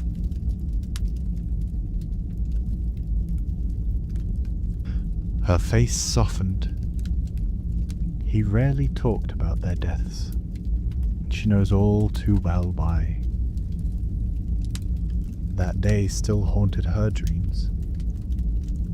Sometimes, while deep in work at the studio, she could swear she smells the faint singe of burning wires. Time passes, but guilt remains. She sits with him, her anger subsiding, and commiserates with him. In her mind, for all of their friction, he is the only other person who knows how she feels. The struggles she endures in her mind as she works herself to death, trying to make sure that their deaths meant something. Little does she know, his false tears and sweet words hide the fact that all he can think of are the divine screams of his bandmates as they burned, his heart swelling as they screamed his name. She excuses his error in judgment, at the very least feeling as if they had a chance to put things behind them, and confiscates the sampler. She yet again requests that he stay on hotel grounds until the concert is over, for his own good and his own safety. She tells him that rehearsals are cancelled and to grab himself a drink from the minibar. She leaves the room satisfied. She knows perfectly well that it would not be a simple heart-to-heart that would suddenly change his ways. However, for her ploy to work, he must think that she trusts him. The trickster, in turn, is already beginning to mentally remind himself to steal the sampler back in a few days, allowing her to pretend she has the one thing that he's holding: control. Despite the stifling Brazilian humidity, Ji-woon hides under a baggy hoodie, large sunglasses concealing his face. Now's not the time to be attracting attention from rabid fans. He waits until Yun-Jin is in a meeting and strolls out of the hotel, a bag of necessities in hand. It was his show now. Pulling out a pair of earbuds from his pocket, he allows the music of his choice to envelop him. The song, How I Became, had been recorded around 6 months ago back in Seoul. It stood as a metaphor for his childhood, written one drunken night while looking over old photographs of his formative years. Of a show and tell, where he had learned the importance of not letting anything take the spotlight from him. Despite the humidity and the heat, storm clouds began to overtake the sky as the first drops of sickly rain began to splatter onto Ji-woon's sunglasses. He breathes deeply, preparing for what he's played over and over again in his mind. The anticipation nearly brings him to his knees. The joy of the artistic process was just as beautiful as the end result itself. Striding over to the rear door of a cheap 1980s sedan, he glances both ways and appraises the few locals walking about the street. When he's finally certain no one is watching, he jams a straightened coat hanger around the top of the window, pushing it through the other side. His thin fingers work quickly. Prior experience in breaking and entering pays off. Hooking the wire around the door lock, he flicks it upwards, and without missing a beat, he slides inside, closing the door discreetly behind him, and flattens himself down alongside the back seat. He removes the hoodie and the sunglasses, glad to be rid of them in the even more intense humidity of the stale car air. From within his bag, he pulls out several items that would be his performance tools of the night. A blade, some rope, a dusty rag, and a bottle of chloroform. Now, there was little else to do but wait and listen to the music. This time, not a song of his own making. One that he had seen performed live as a child, with his father, a lifetime ago. That boy had been completely unrecognizable as the man he was now. He thought about his childhood fears, and how they had vanished as he had grown and learned to divulge himself through the intricacy and pliability of pop, his innermost thoughts and feelings riding atop sound waves, fusing together with every other genre that took his fancy. Rock, hip-hop, jazz, punk. It was his music that delivered him the explosive fame he deserved. A promise that he would never again be upstaged. He was no longer confined to the timid shell he had been constrained within as a child. He lived a true trickster's life, his true feelings and desires hidden, yet also understood through his mastery of music. Every inch of his heart went into that which he created. He had become envied, lusted over, and respected for the global hits that came forth from his lungs. As he reminisces, he squeezes the earbuds in his hand and smiles. How miraculous that such a boy could become a god. The hours while away, and rain hammers down on the roof of the car. Ji-woon checks the time. On any other day, Lucas would have been here ages ago. He did his research, he studied his patterns, and yet Lucas is late. The thundering rain seems to give him the answer to his question. Perhaps the storm has altered his plans. Control feels as if it were slipping through his fingers with every further moment that passes. His insides draining of confidence and being replaced with something else entirely. It pushes against the inside of his chest, forces him to gasp for air, the car air itself feeling sticky in his lungs. Everything had been ruined. His frustration threatens to bubble over as he claws his nails deep into the car seat and forces his mouth shut to keep himself from screaming. All that planning and excitement had been for nothing. He doesn't have time before leaving Brazil to find another voice as beautiful as his. His cortisol is spiking and his head is spinning and throbbing. He fumbles desperately for his earbuds, needing the comfort of his music to soothe him, and he drops them to the floor, scrambling desperately after them.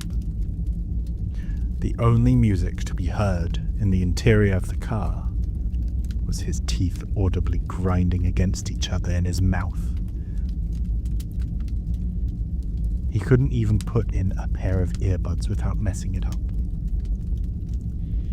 As he prepared to make his escape and find a bar to drown his anger in, he stopped. As angelic in appearance as he was in his singing, Lucas appeared from the end of the road, drenched in rain, making his way towards the driver's door. Trickster has moments to get his shit together, knowing that there would be a show tonight after all. It all happens in a frenzied blur. Ji-woon wraps his arm around Lucas's neck in a chokehold, shoving the chloroform-soaked rag into his face. The two struggle in a frenzied fancy. Lucas putting up one hell of a fight, despite being taken unawares. The man twists and writhes, desperately reaching his arms back, trying to get a hold of anything.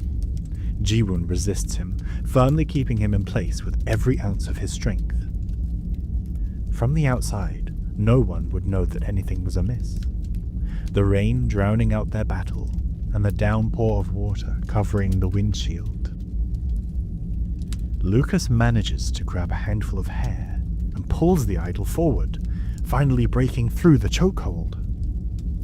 The man wasn't going down so easily, taking a deep bite of Ji-woon's wrist, drawing blood within instants.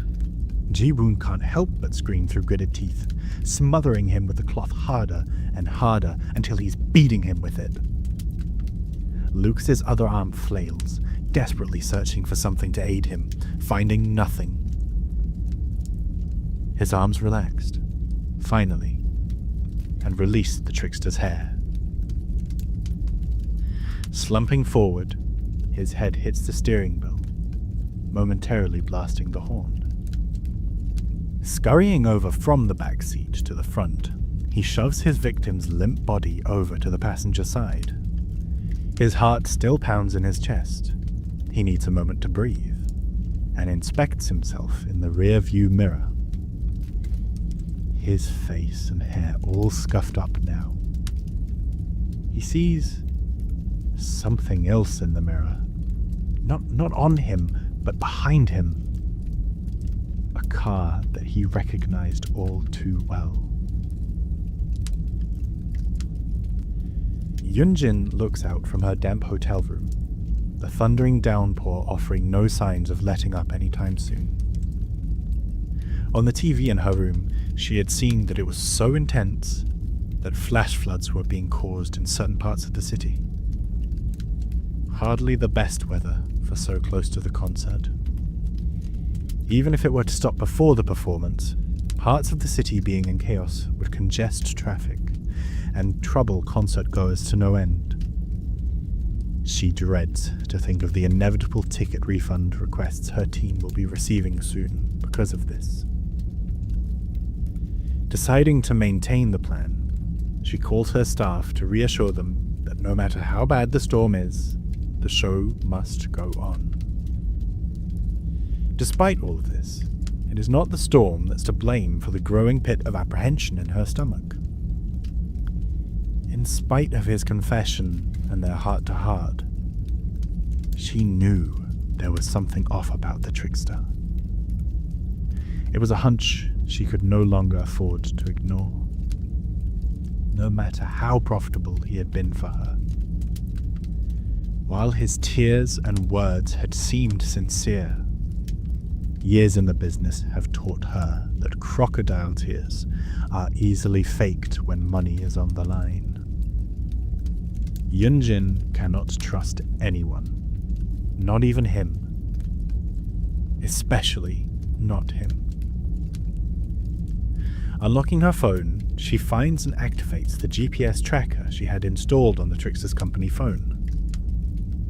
The feeling in her gut deepens further, making her feel sick, as she sees the blue dot that represented his location, not at the hotel, but slap bang in the middle of Rio. Enough was enough. It was time for the Trickster to be taught a new trick. Rushing downstairs and out the lobby, she makes good time driving her own car towards his location. It doesn't take her long at all to arrive, and just as she's reaching where the blue dot says he is, a parked grey sedan suddenly speeds off. The blue dot was following the path of the car, moving away from her. The Trickster was undoubtedly in that car. The chase was on. Lucas's limp body jostles back and forth in the passenger seat, each thud leaving a bruise that would be darker than the last. The street-side shops and vendors and graffitied walls may as well have been a blur to Ji-woon as he veers around corners, the car fiercely fighting against the rain which lashed down on the city, as if dead set on blowing it all apart. Ji-woon has completely lost track of his plan. Normally, when he finds himself feeling this way, it would be Yun-Jin fixing whatever problems he may have. But now, it's all wrong. He doesn't recognize whatever roads he's speeding down. He's lost in a city that's unknown and foreign to him. Only has the vaguest of ideas which direction he's speeding in. All the while, Yun-Jin remains on his tail, unrelenting as she was with all things. She never knew when to quit. The tenacity and courage that usually prove useful for him whenever she would negotiate on his behalf for record deals was infuriating him now more than ever. His entire artistic process was being derailed. His fingers whitened as they gripped the wheel. They'd have torn it off entirely if it weren't the only thing keeping him from crashing. He knew what it meant to lose this chase. There was no amount of talking that would get him out of it. Maybe with a lesser person, they could be bribed or talked down, and this story would be just that. A story, told in whispers on forum boards, obviously too outlandish to be true, the workings of a fan with an overactive imagination. But if it were Yun-Jin to find him, she'd do whatever was necessary to keep him from ruining her career. He refused to go down like this. It was too soon. He still had so much more art to make. He snaps on the radio, desperate for a rhythm to guide him. He gets two men talking about something. He doesn't know what. He doesn't speak more than a few words of Portuguese. He scans the channel, his attention divided between the driving and the music, flicking past a commercial for a fast food restaurant with a jingle he recognizes. It was something. He kept searching, eventually landing on the perfect beat. Brazilian dance music.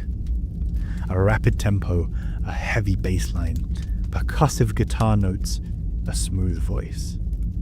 Everything he needed to find his groove.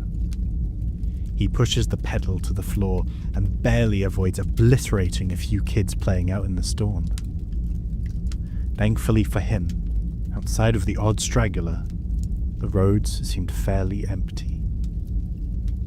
He overtakes an old pickup truck ahead of him, praying no one is coming in the opposite lane as he does, swinging the wheel hard to the left and almost losing control of the vehicle entirely as the wheels enter deep water.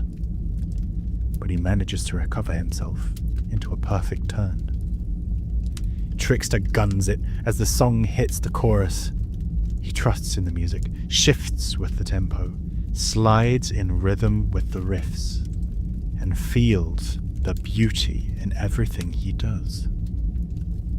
Music courses through him, and he knows he's living art. He is the crescendo. Behind him, Yun-Jin faces one steep turn too many, and her car goes spinning out of control, coming to a violent halt. It doesn't matter. The music goes on. The harbour he'd staked out for days came into view, and Ji-woon pulled into the extensive concrete parking lot. Reluctantly turning off the radio, he scans the area. Since her crash, there had been no more signs of Yun-Jin, or anyone, following him. But that didn't mean that people weren't coming, or didn't know how to find him. He needed to be on guard. Somehow, she knew exactly where he was. He pulls out his phone. His mighty One company phone. Of course, it was obvious in hindsight. She had been tracking him like an overzealous babysitter. He should have expected it from her, the ultimate micromanager. But if that were the case, then his location was the only thing that she had known. There was no way she knew whether he had been driving the car, not with this storm, only that he had been in it. Returning to the car, he drags out the only semi-conscious Lucas. Before shutting the door and abandoning the vehicle, he takes his phone and texts a simple message to her. Help. He then tosses the device onto the car seat, somewhere easy to find, along with the rag and the rope. Still, something was missing. Some piece truly pulling together the work of art. He slashes his palm lightly and presses the bloody handprint to the window, leaving an ominous sight to behold. Yun-Jin coughs and gasps at the pain. Her ribs burned. Her head throbbed. For a moment, all she can do is breathe. When she exhales, the pain lessens slightly. On the radio, loud Brazilian rock is blaring. It's so loud, it makes her head hurt even further. Absent-minded fingers fiddle with the dial and turn it off, leaving her with only the thunderstorm. Somewhere above her left brow, she feels a burning sensation. Her fingers reach up to touch it and recoil as she winces, and her fingers return dripping with blood. The car isn't completely totaled, but it's certainly seen better days. The windshield is cracked over on the passenger side. The front of the car crumpled inwards. She whispers to herself that it's okay, that everything is okay, that she is okay. The car had crashed into a street lamp on the passenger side, a few more inches closer to her, and it could have been a lot worse. A familiar ding wakes her from her mental daze. Her phone. It had flown somewhere in the car during the crash. Her hands search, moving tenderly and carefully as to not exert herself, and found it under her seat. She unlocks the screen, and her eyes focus on a one-worded text message from the Trickster. Help. Her brain can't put the pieces together for a moment. Why would he be asking her for help? Unless she had missed something.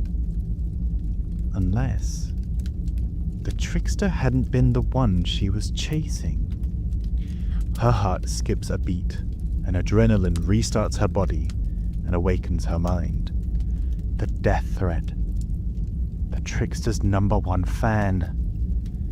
Perhaps the fan found out about the Trickster's nightly escapades and decided it was the perfect opportunity to make their move. A kidnapping is about as hand-in-hand with death threats as crimes can possibly get. She lets out a curse, realizing yet another fatal flaw she had committed. In her rush to chase the Trickster, she had left her bodyguard behind. Even if she called them immediately, it would still take them time to locate her, and even longer to actually do something about it. If her blindness has led to anything happening to the Trickster, no, to Ji-woon, she couldn't allow herself to go down that mental path. She had enough guilt on her conscience already. She readjusts her seatbelt and turns on the ignition, the engine coughing and spluttering in response before dying down. Her jaw clenched and her teeth gritted, she tries again, willing the car into life. It won't be like the fire again. She won't abandon him. She won't give up on him. A final turn of the ignition brings the engine back to life, the car purring as it indicated it still had a few miles in it yet.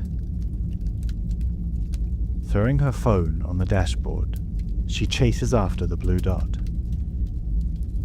The GPS takes her far from the bustling urban center and to a parking lot facing several abandoned warehouses. The blue dot hasn't moved for some time now. This was it.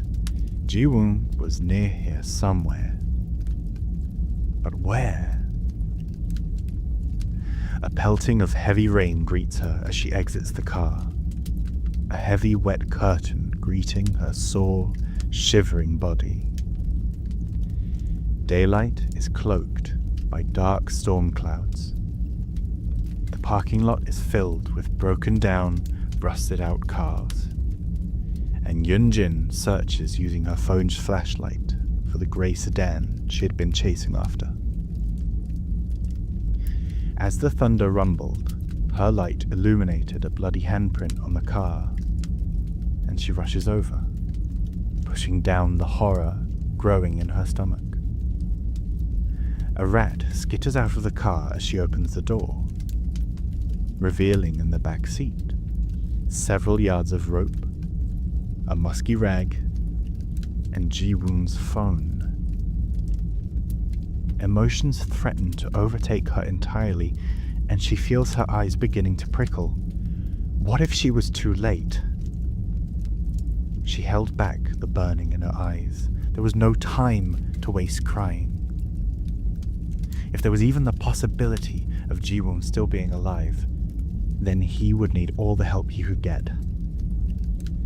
Yun-Jin grabbed her phone and called the police, then her security crew. Whatever was happening, it ended now. The thunder rumbled further, as if somehow the pouring rain could possibly be any stronger. And Yun-Jin staggers through it, desperately searching for any hint of a clue or a trail. An icy gust of harsh wind lashes at her drenched body, her outfit having been designed for hot and sunny days, and she feels faint. Her body knows it doesn't have much more in it, but she can't stop. Not until Ji-woon is safe. A flash of motion catches her attention, and she sees a rat skittering across a puddle, at the center of which lies a white business card. Reaching down, she now sees the blood-stained card for what it is, and recognizes it all too well. Magnum Opus Music Producer. It's hers. With a shudder, she realizes she knows exactly who was behind this, after all. Thunder shakes the rusted steel frame of the abandoned warehouse. Lucas sits in front of Ji-woon. The two of them might as well have been the only two people left on Earth for how isolated they were. The Brazilian man, roughed up and only partially coherent, was bound to a chair, ready to be slaughtered, ready to sing and help Ji-woon create his beauty. For as excited as the idol feels, he fidgets with the blade in his hand, hesitating. Something was wrong. He was too messy getting here. He wanted to dive right into his art, to indulge himself as he normally would, letting blood spill until nothing remained of Lucas's life. But Yun-Jin had thrown him off of his game. A feeling nags at the back of his mind, not allowing him to fully relax and immerse himself. He had repeatedly underestimated her, and it had always cost him. He knew she wouldn't give up easily. Or maybe at all. He walks towards one of the large windows at the end of the warehouse, his heavy footsteps echoing off the walls, and looks out through the endless rain and lightning. It takes a moment for him to see, but his instincts were confirmed. Out there, skulking through the rain like a drowned rat through sewage, was Yun-Jin. Never had he met a woman so damn persistent. His anger turns to anxiety as he notices through the mist of the rain the flashing lights of a police car. Yun-Jin had stumbled onto his bloody game and now had the power to end him in one move. He shoves his hands in his pockets, rummaging for his earbuds, but he can't find them. He can't focus. He feels his plan slipping away by the second. Suddenly, now more clear than it had ever been at any point since they touched down in Brazil, he realizes that there's a very genuine possibility, no, a likelihood, that this was where it all ended for him. That he had already created his final masterpiece, and he hadn't even known it. He sees an end to his art. The song cut short, his vision incomplete. He couldn't let it end here. In his mind, he hears the music. It's always been there. He remembers sitting on his father's shoulders, letting the music wash over him, inhaling it, circulating it through his veins like the oxygen he breathes. The music enters him and becomes him. He won't ever go back to being the little, scared boy he once was. He was an idol, He was a god. He's the Trickster. And he has one last trick to play. The Trickster sauntered back over to Lucas, still restrained to the chair in the center of the room, and sliced him across the cheek, the rage in the young singer's eyes palpable. The idol flashed him a taunting grin and circled around to the back of the chair. Lucas prepared for whatever pain was about to hit him, but it never arrived. Instead, he heard a snip and felt the tension in his bound wrists subside. He had cut the rope? His reasons didn't matter. All he knew was that this could be his only chance left to survive. Within moments, he had sprung up from the chair, fist flying first, and connecting directly with the kidnapper's jaw. The Trickster had had the element of surprise and strategy in the car. However, now that they were on equal footing, Lucas was a large, strongly built man, and while the Trickster possessed great athletic skill, he was still ultimately an incredibly lean man, with not half the brute strength. Lucas grabbed him by the lapels, throwing him across the room, launching him directly into a pile of crates. The Trickster felt the pain, felt several things in his face and his torso snap or crunch.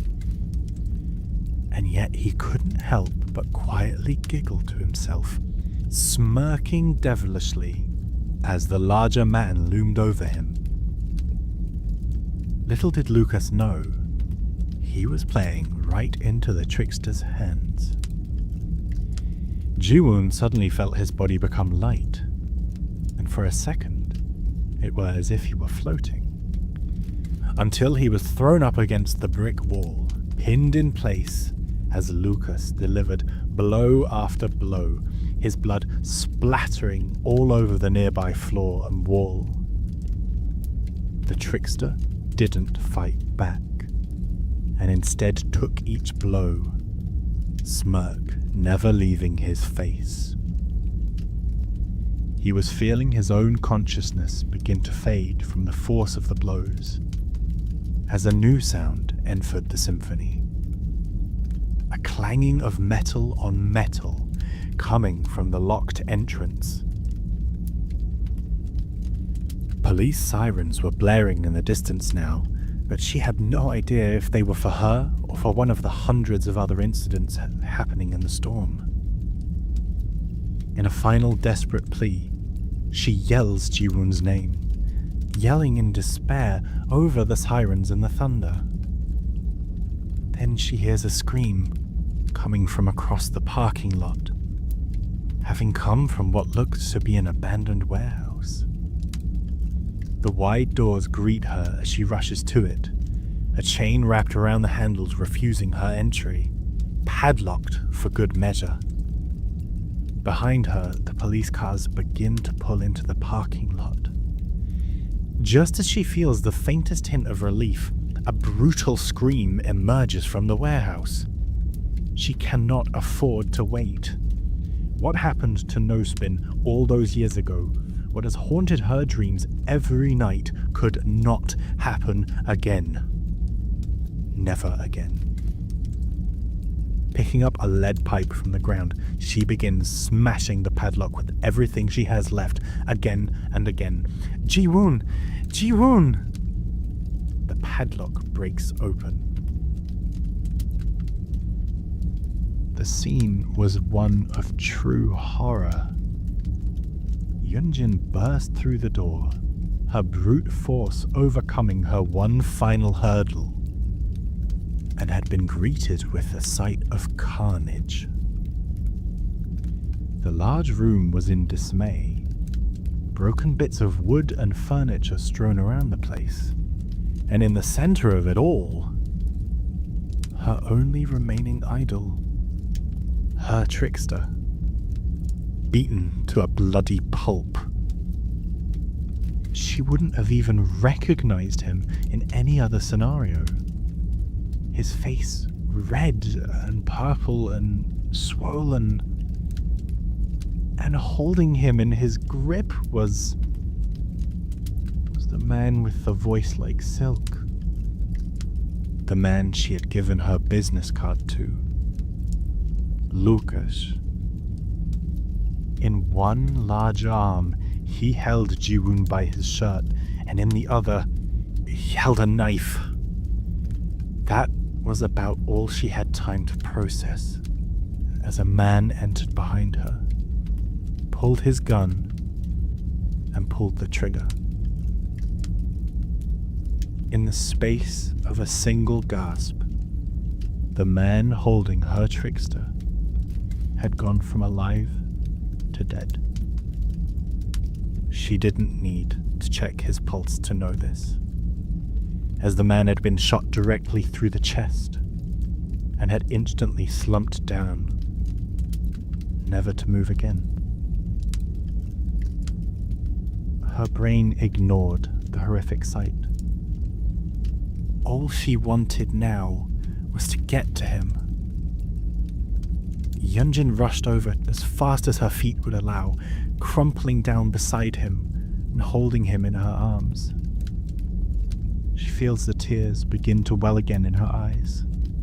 This time, not from distress, but from the pure relief she felt in knowing she had gotten there in time.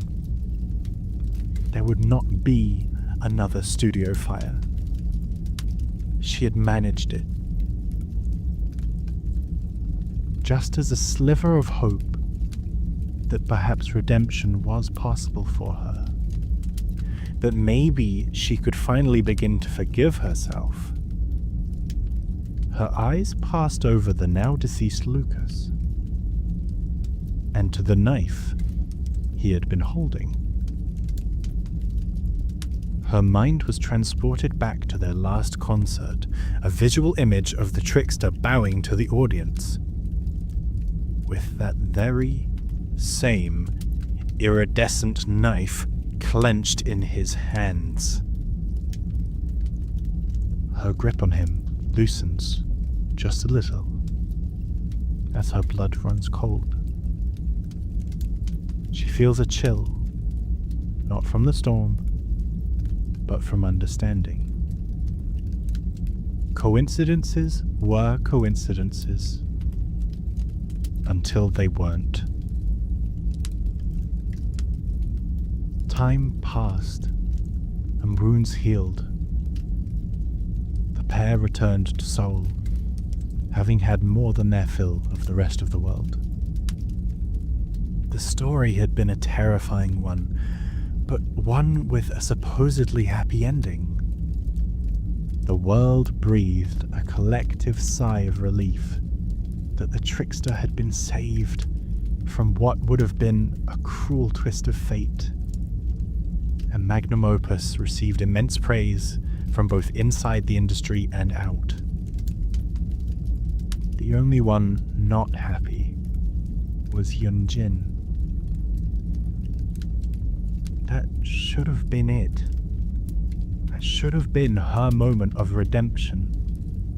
Of proving that she wouldn't let the past repeat itself. And that she had what it took to keep those important to her safe. But in her head, something was wrong. Something she had ignored for years was continuing to ignore, but that her her instincts were telling her to not ignore. But maybe, always some excuse or explanation. But maybe if things just went back to normal. Lucas had been killed, after all. And while there was no direct evidence linking him to any of those other crimes, it was the popular belief that, well, obviously it had to have been him, and it was just hard to link murders from around the globe. But they'd caught him red-handed, about to complete his own magnum opus. The thought made her shiver. That should have been the end of it. After all the trauma of the experience, and seeing how roughed up Ji-woon was, she agreed to delay her exit as his producer.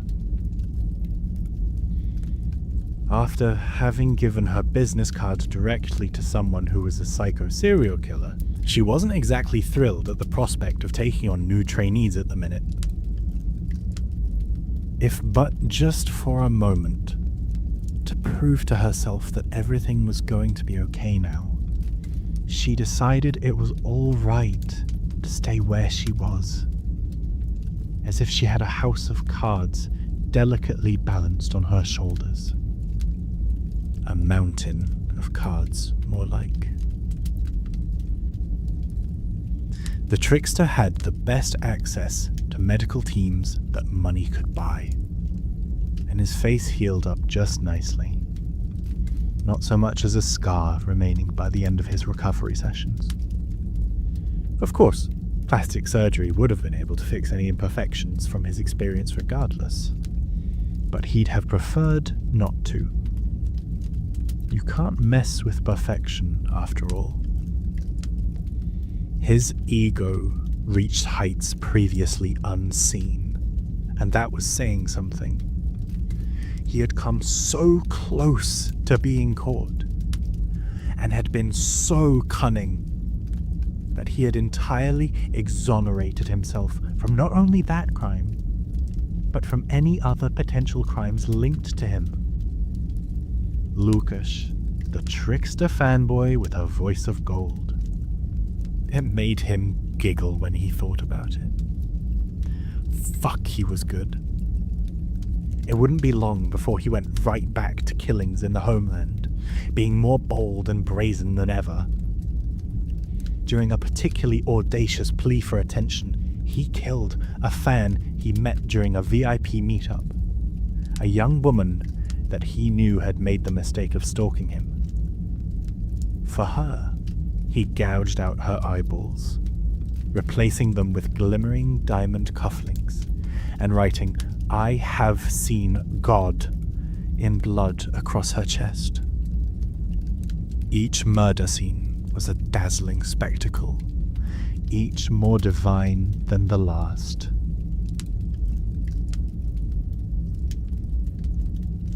And for a time, as the Trickster recovered, it seemed as if the worst truly had passed.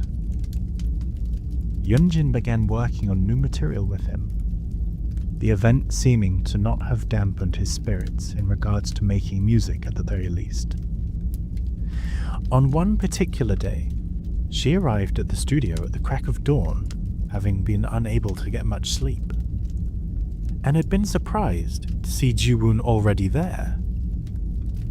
If she didn't know any better, she'd have said he'd been working all night for how exhausted he seemed. She listened to the track he had been working on, and it made her want to put a hole in the wall. The intro that greeted her was filled with shrieks and snares, sounding all too familiar in style to the stuff she had found on his recorder back in Brazil. She was too tired to argue, so she told him it was just too experimental for her taste and left it at that. That nagging feeling again, feigning ignorance again. It wasn't until a week later that the last straw of her sanity was pulled out, as she watched the news and was informed that another local death had occurred. The body showed evidence of intense torture and had been arranged in the same flamboyant style as the previous murders. This time, Diamond cufflinks had been gouged into the victim's eyes. The feeling that something was terribly wrong filled her. A copycat killer? That was the only possibility. They killed Lucas, didn't they? Unless... No, it had to be. Whatever the answer was, she knew her troubles were far from over. Within 24 hours, the murder went from local to national news. A video from the victim's social media showed her at her birthday party, surrounded by loved ones, squealing as she was presented with a heart-shaped birthday cake by her boyfriend. Yun-Jin's stomach churned as she recognized the voice. Yet she had never met the victim, and would have had no reason to know her. The following morning, her heart had frozen as she listened to the Trickster's opening track yet again. The shrieks in his song matched the video from social media. Had he sampled the victim's birthday video? He couldn't have. That would have been impossible. He had recorded this song before the murder was even reported. She stared at Ji-woon on the other side of the booth's thick recording glass window. He was No Spin's only survivor. Everyone else was dead. Not to mention the eccentric murders that matched his tour dates. Not to mention his nightly escapades, be it here or be it anywhere else in the world. Not to mention his almost deadly encounter with Lucas. Death trails that seem to converge on him. If he had caused this, no artist could survive the scandal. Furthermore, Yun-Jin's career, no, her life, would be over.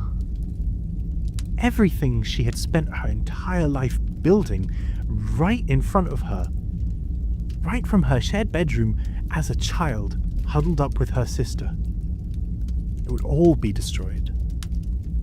A wave of nausea surged over her, years of repressed anxieties and suspicions all bursting through the dam of ignorance. Her heart pounded in her chest. It was all she could do to not throw up as she raced to the bathroom. Wild, crazy thoughts blazed through her mind as she splashed the icy water over her face, as if she could somehow wake herself up from this nightmare. There had to be a simpler explanation. Maybe she was just overworked. Maybe she was just traumatized by No Spin and the Brazil stalker, seeing the face of death looming over her at all times because of it. Or maybe she did not trust her success. That must be it. Her mind was fabricating this suspicion, connecting these unrelated threads, because disaster was easier to trust than success. It was all in her head. She returned to the recording booth, eager to put her worries behind her, yet unable to look the Trickster in the eyes. As the months passed, things did not improve. As the Trickster's music and performances became more violent, more unorthodox, revenue began to take a hit. Even his fans were starting to turn on him. And it wasn't just a case of the world moving on to newer, fancier toys, as is often the case in the music industry, but rather a legitimate distaste with where his music had been heading. Edgy lyrics were one thing. Incoherent, uncomfortable, droning sounds being labelled as music were another entirely.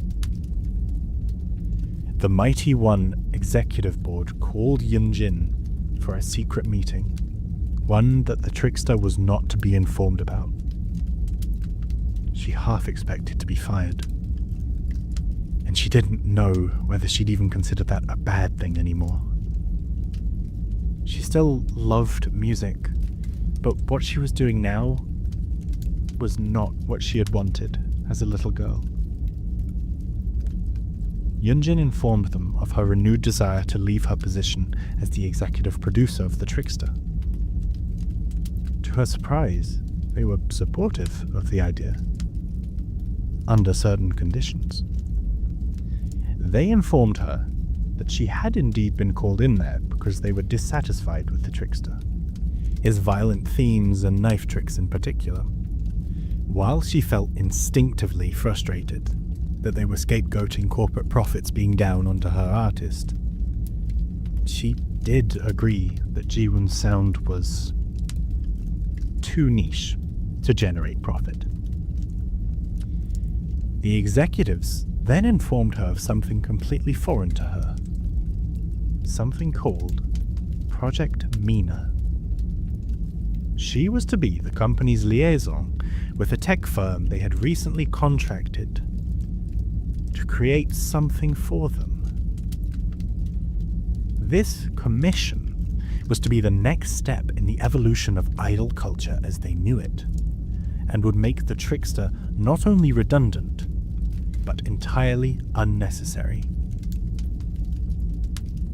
In the meantime, just in case it didn't work out, and so that the Trickster wouldn't suspect anything was amiss, she was given 3 months to come up with their next hit. If she was successful in overseeing that the project went smoothly and on schedule, she would be permitted to leave the Trickster behind and go on to produce for what would be their comeback. Far from the world of music and idols and fame, a young man by the name of Kwon Tae-Young was being called to the principal's office at his high school. The teenager didn't understand why such a big deal was being made out of what happened. All he had done was point out the teacher's mistake. The principal told him that he had been disrespectful and demanded that he offer his teacher an apology, promising to not speak out of turn again. But Tae-Young refused. His teacher had been wrong, and that was as far as the matter went in his head. This led to him not only being reprimanded further, but sent home early. He had been forced to call his brother to come and pick him up. Tae-Young wouldn't dare speak a word during the drive home, fearful of how Sang-won would react. It would be his brother who would break the silence, telling him he had done the right thing, and that he never needed to apologize for being smarter than someone else. That was the sort of brotherhood they had, and that was the sort of men that they were. His struggles in school were not only with authority, but with his peers.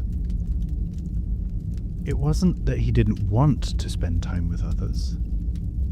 It was just that he wasn't sure he could find anyone to truly connect with.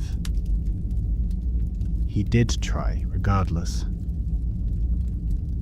On many occasions, his friends would bug him about coming to student parties, and whenever they would wear him down, and he would relent and agree to go despite his better judgment, it would always go the same way.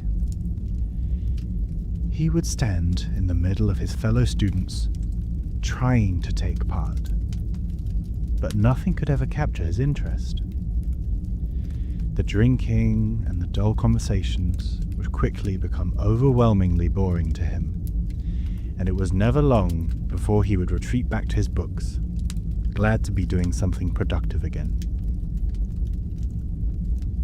It wouldn't be long until Tae-Young would graduate from school, despite his frequent conflicts with the teachers. ready for a world of possibilities.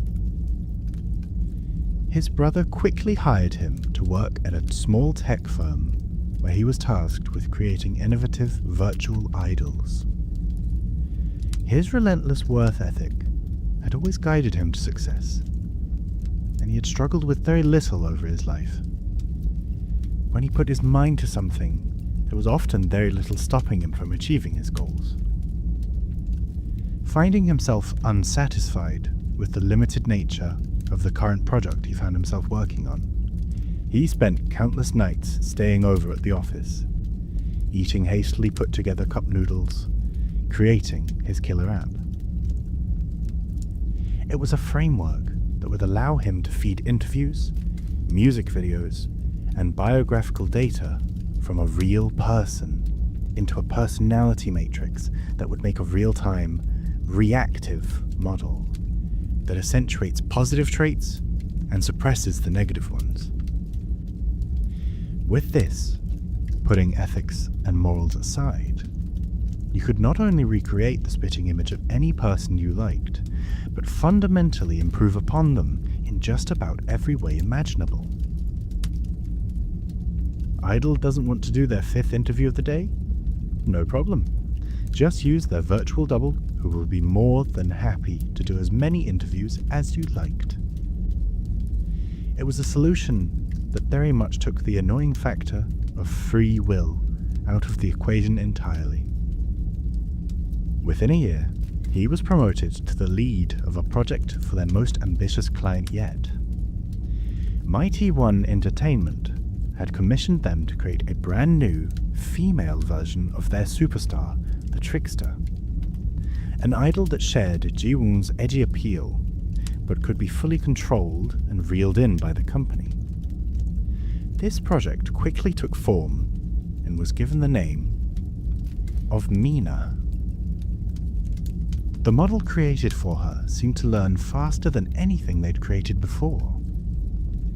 She would ask questions, remember the responses to those questions, use those to build on future conversations.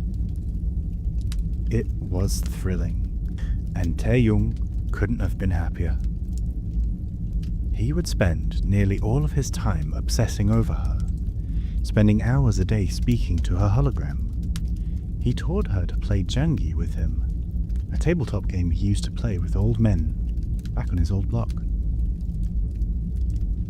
In order to get a more intimate look at the idol they were using as their base environment, Tae-Young would need reference footage of Ji-woon in his studio environment to model the virtual idol. This request was acknowledged. However, to his surprise, producer and liaison Yun-Jin Lee wanted to have a private meeting with him about it first. The two met at a cafe, and the tension was palpable immediately as they conversed over their beverages. Every question Yun-Jin would ask him about how the algorithm worked was stranger than the last, and she gave him looks he couldn't quite place as he answered.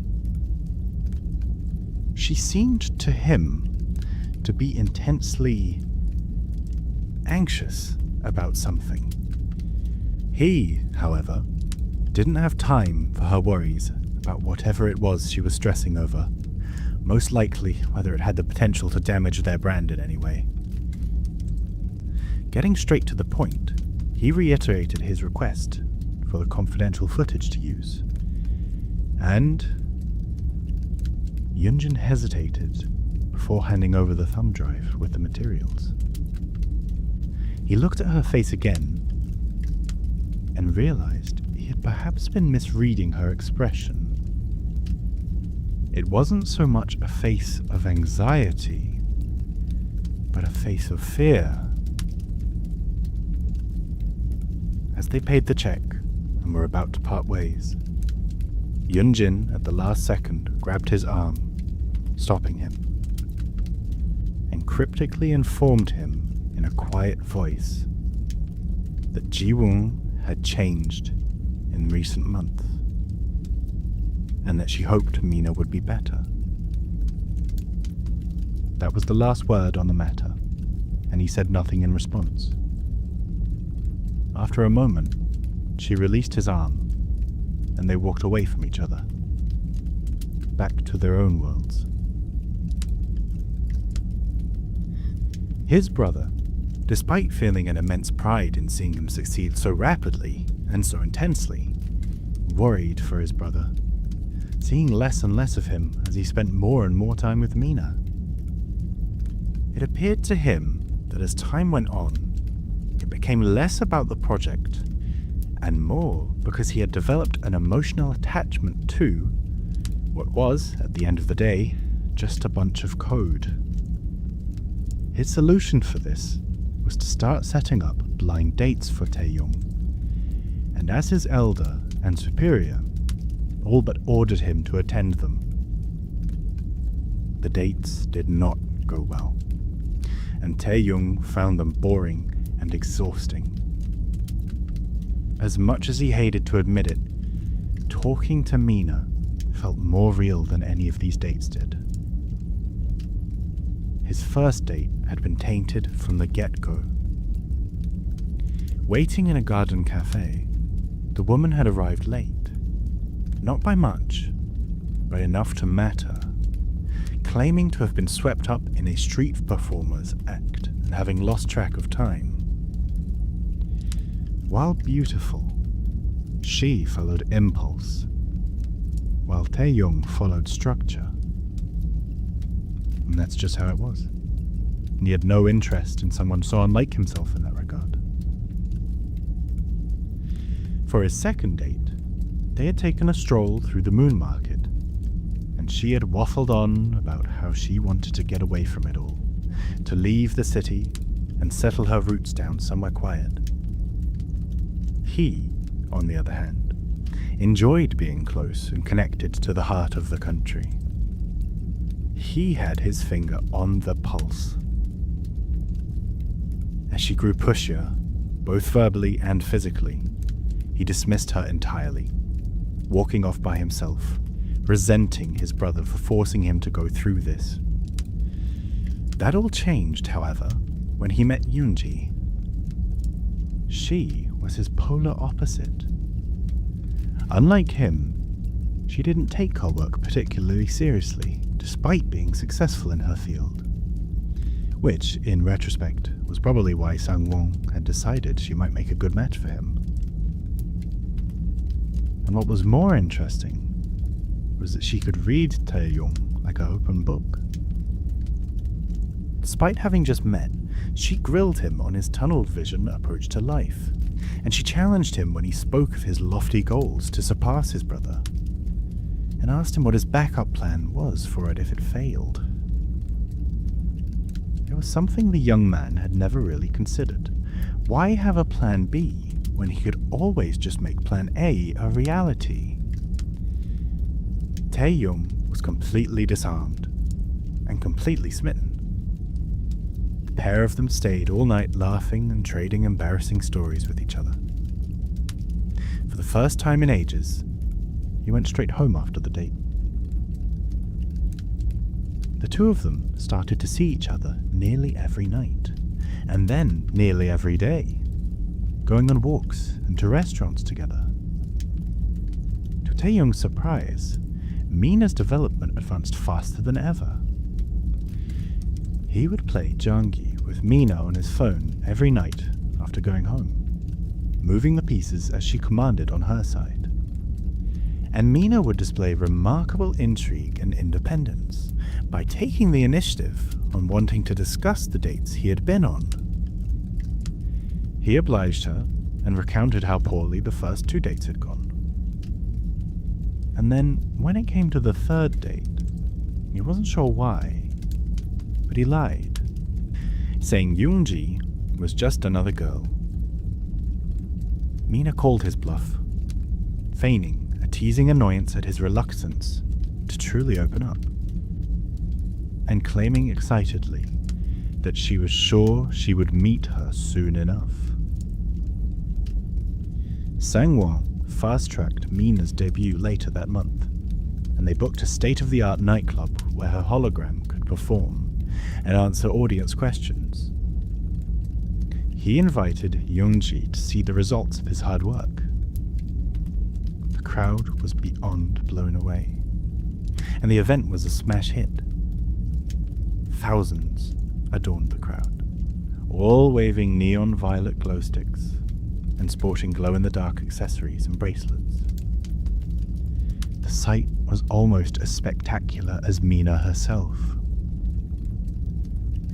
When she appeared on the stage in the third dimension, the crowd lost their minds. At the back of the venue, obviously both being on the VIP list, Yun-Jin Lee and Tae-Young shared a private word together, watching the spectacle from afar. He informed her that MiNa performed within the parameters requested. In other words, she performed exactly like Ji-won. Yun-Jin smirked as she indeed saw this with her very own eyes. The audience had an excitement and craze that she hadn't seen at a Trickster performance in quite some time now. And it was understandable why. MiNa was sexy, gorgeous, edgy, yet smoothed out, perfected, controlled. Her music was performatively provocative, with lyrics seeming to sound rebellious and counterculture, but without the disturbing malice hidden behind the Trickster's more recent work. Tae-Young himself was content, but one thing bothered him, and he clenched his jaw before asking his hesitant question. He asked her if she had spoken to him about the project, about the man whose essence was being robbed and profited off of. Tae-Young wasn't exactly thrilled about the prospect of being the face of something that was going to potentially piss off someone very powerful and very influential. He had spent his life being smart enough to know when a fight wasn't worth having, or when an opponent would be indomitable. The best way to win most fights was to not have them in the first place. Yun-Jin's expression, to his relief, remains that of confidence, telling him that the Trickster understood how the business works, that every idol has an implicit shelf life that expires sooner or later. There's a pause, and then she adds that virtual idols are the future, whether he liked it or not, and that his music had been off for some time now. Darker. The pair's faces grew dark too, and they lapsed into silence at that. Yun-Jin looked as tired as she felt, and it wasn't just the usual tiredness that came with the industry. She was betting everything on this project. The thought of it failing was one she couldn't even allow herself to consider. If there was so much as a hiccup with MiNa, she'd be forced to stay with the Trickster or quit. She didn't think she had it in her to turn a blind eye to any more darkness. MiNa concluded the song she had been performing, thanking the audience for their adoration, commenting on how much she loved hearing them scream. Tae-Young's eyes were torn from the spectacle by a hand waving at him from the crowd. Yun-Ji had showed up and was watching the performance with a beaming smile on her face. Tae-Young smiled and offered a wave in return, but hesitated before going over, still having a final question for the Mighty One producer. Aren't you concerned that MiNa will follow a similar artistic trajectory? She runs on his behavioral template, after all. Yun-Jin flashed a devilish smile, one of her rare shows of authentic emotion. She'll do whatever we want her to do. And with that, Yun-Jin dismissed him. telling him to try and enjoy the show. While he did indeed enjoy the rest of his evening at the show, it would have been more accurate to say he enjoyed spending the night with Yun-Ji. Every so often, he was almost sure his mind had to be tricking him, as MiNa was seemingly getting distracted with something in the crowd. And whenever these distractions would occur, her gaze always grazed over the pair of them. Unbeknownst to anyone downstairs, hidden away in the upper rafters of the higher viewing platform, looking over the show from the glass railings, was the Trickster. It was disgusting. An affront to everything that art was meant to mean. The very sight of MiNa would have disgusted him normally, but there was a sense of personal violation in this that pushed him to the edge of frenzy. They had taken everything possible that had been captured of him on a surface level and stuffed it into a bunch of code. How could they possibly create art with only the persona he put on for the public? There was no substance, just a sexualized, smoothed down, shallow imitation of what the world perceived him to be. He imagined just what it would be like to jump down there, knives blazing, slaughtering every single member of the degenerate audience, making sure to leave the head of the project till the very end, to ensure his demise was the most gruesome of all. His impulse control held him steady, but it wasn't by much. And besides, it was him that would have the last laugh in the end. Tae-Young wasn't at all surprised when the team didn't show up for work the next day. They had earned the day off. But his blood ran cold when he checked the local news. Their senior artist had been murdered after the party, cut to ribbons and left to bleed out by the river. Tae-Young sat, stunned, at his workstation as MiNa chirped brightly in his headphones. "Wow, what a work of art! I wonder who will be next. You? Or Yun-Ji?" He had to do a double take. Had he just misheard her? He couldn't believe what she had just said, and a looming sense of dread began to fill his entire being. His hands fumbled with the phone, desperately trying to call Yun-Ji. No answer. Feeling himself at a loss, he decided to dig through MiNa's code. Saw hundreds of commits, all commented with lyrics from songs. He pored over the code, going back months, sure that something must have created a glitch. But everything was working entirely as intended.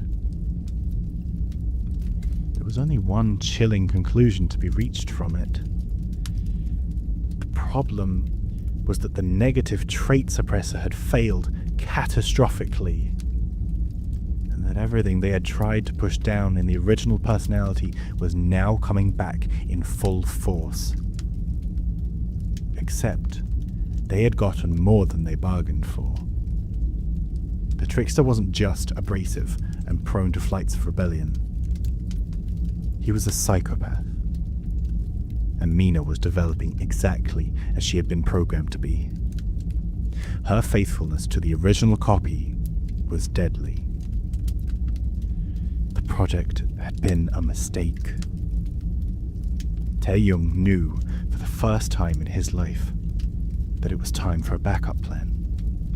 He sandboxed the code on his phone and nuked the work database, destroying all possibilities of recovering her, leaving the entirety of MiNa in his possession. Rushing to the train, he He ignored the now repeated calls from his brother. He tried Yun-Ji's number again and again, hoping she was all right. As he arrived at his apartment door, his phone buzzed again. This time, however, it wasn't his brother. It was Yun-Ji. Relief washed over him, and he answered the call. So distracted by it that he didn't notice the door had been unlocked, or that a man with a baseball bat was waiting inside for him.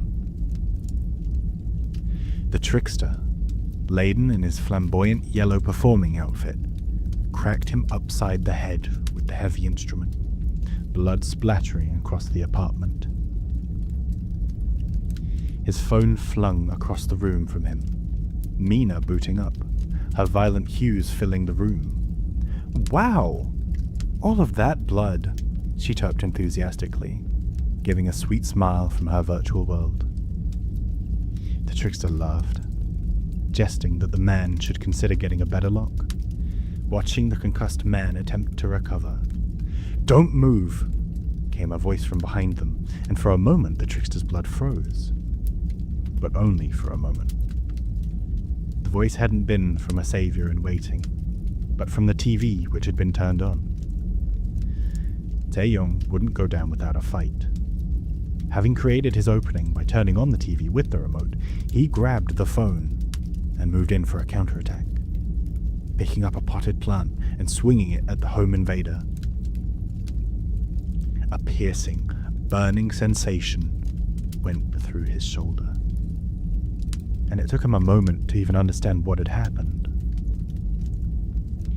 Embedded in his shoulder was an iridescent knife, ones he was all too familiar with from seeing hours of stage footage of the Trickster's performances. He stumbled backwards towards the balcony, pulling it open, pulling a cabinet in front of it to block the space between the two of them. "Give me that phone," the Trickster demanded, smashing through the blockage with ease. The Trickster was surprised with just how tenacious his prey was. The fight that ensued would be heard by the neighbors, saying that the voices of two men and a woman could be heard, and the police would have a hard time piecing it together. Witnesses claimed they had seen two men burst out onto the balcony, people on the street alerted by the sounds of smashing glass, and watched them scuffle from afar, seemingly over a phone. After a short struggle, Tae-Young would be pushed from the balcony, but he would never reach the bottom. His body was never found, and his disappearance was marked as a cold case. It was as if Kwon Tae-Young and his phone had simply disappeared, wiped from existence. The MiNa project had been nuked, half the people responsible for its creation murdered, and with it, any hope Yun-Jin had of escaping. Mighty One had no choice now but to stay the course with the Trickster, imposing their iron will onto him. He was no longer allowed to self-produce his songs, and would be restricted to only performing that which the studio wrote and produced for him. The decision was devastating. He believed his tracks fused genuine humanity into the form of music, yet executives rejected anything that wasn't bland and generic and expected. And so be it. If they couldn't understand his art from the outside, he would simply incorporate them into it until they did. He had been given 3 months until he was to perform a private show for Mighty One's board members. 3 months to plan his very own magnum opus. For what he had in mind, he could have done in as little as 3 days. He transferred obscene quantities of money to a veterinarian, in exchange for canisters of nitrous oxide, then bribed the stage technician of Mighty One's private theatre for access to the room. It was all too easy for him. The status of celebrity granted him the benefit of the doubt that no regular person could even conceive. On the day of what was to be his final performance, the executives all filled into their seats, including Yun-Jin Lee. By the time she could sense that something was off, it was far too late for anyone to stop what was about to happen. Ji-woon had been running conveniently late, and once all the pieces were in place, a dense and foul smoke began to permeate the room. By the time Ji-woon arrived, after the smoke had dissipated, the half-conscious bodies of the board members and producers and stagehands were all splayed out in their seats or across the floor. He worked fast, binding everyone, pausing only when he arrived at Yun-Jin, the woman who had plucked him from his mediocre mudhole and set him on the path he deserved. The reason everyone was in this room today in the first place. She would be rewarded for her years of loyal service, granted special access in the coming display of wonder. Even under sedation, she fought, a raging storm within her, far stronger than the others. He propped her up as the only audience member, prying her eyes open. The others, snivelling and sobbing, were brought up onto the stage to perform their final act. With a sneer, he slapped makeup on their faces and shone lights upon them.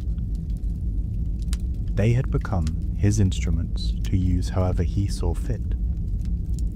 Yun-Jin coughed and gasped for air, but the more she coughed, the more she inhaled. Within moments, her limbs were heavy and numb, her body sinking into the chair, and her eyes widened as she watched, terrified, as a nightmare came to life in front of her. The Trickster was a whirlwind of blood, slashing and stabbing and chopping. To the sound of his own self-produced melodies, he tortured them, gleefully and gracefully dashing from one body to another, conducting an operatic crescendo from their wailings. They shouted, whimpered, screamed, cried for their loved ones, cried for their mothers. It was a magnificent outpouring of emotion, of what it meant to be human. And they did so with their eyes entirely fixed on Ji-woon. They were carved up like meat. They could not run. Yun-Jin remained paralyzed, but a boiling rage swelled in her gut. How could she have denied her instincts for so long? The fire, the murders on tour, the deaths of those involved with Project MiNa. It was him. It had always been him. And she had known from the start. Now, her career was over. And so was Mighty One. Everyone she had worked with, her colleagues, her friends, dying before her eyes. Everything she had, taken from her once more. Maybe this was what she deserved, for not stopping him, for ignoring the obvious for the sake of her work. No, she wouldn't let him take what little she had left. He would pay. He would know suffering. Basira drained from the stage until, with a toss of his throwing knife, the final human instrument fell silent, and the music stopped. Covered in sweat and blood, an exhausted Ji-Woong looked to Yun-Jin and took a magnificent bow. Curtain call. He had attained perfection. With blade in hand, he made his way towards Yun-Jin, preparing to tie up loose ends before the credits rolled. But as he reached her, a dark fog enveloped the two of them, whispering dark secrets and showing visions of faraway places. The two were being taken, both to the same place, yet far away from each other. The trickster felt enveloped by the mist, damp, cool, comfortable. The fog showed him the grandest stage of all, an eternal plain of hospitals and temples and forests and slaughterhouses, adorned with hooks, sustained by the million eyes that would watch him, run from him, experience him. All he had to do was accept it, become an implement of the fog, and most importantly, make them scream. As for Yun-Jin, she was somewhere else. She had been taken. Bright lights flashed and blinded her. A spotlight had found her in the darkness. Then a crowd erupted, chanting her name. Magnum opus, magnum opus. She smiled and welcomed the darkness. Encore. What a story, eh? Now that we've reached our chilling conclusion, and we now know how our friends arrived to the realm, I'd like to go over a few pieces of the lore that I feel are worth expanding upon. These will be in no particular order. You can consider them generalized thoughts on a few things. Please enjoy. So, first and foremost, I'd like to explain my internal logic for where I've placed certain events in the timeline, and why I believe they happened when they did. Yun-Jin's childhood is a tricky thing, because unlike with Ji-Woon, where there's a lot more fleshed out, it sort of exists to tell you that it happened, and is then never mentioned again, outside of a brief paragraph in one of the tome entries. And even then, it only really says, she liked music as a kid, and her life kinda sucks now. Whereas the initial base lore talks a little bit about her actual family members. We're told that she grows up with parents and a little sister who's about 6 years younger than her. They live a pretty okay life, and then debt catches up with them, and they have to move to what Yun-Jin considers a pretty crummy apartment. There is some nice stuff about her and her sister. She shows a great deal of compassion towards her, holding her as she cries as they lose the house, and singing her songs until she falls asleep. But then she falls off the face of the earth and is never mentioned or thought about again anywhere.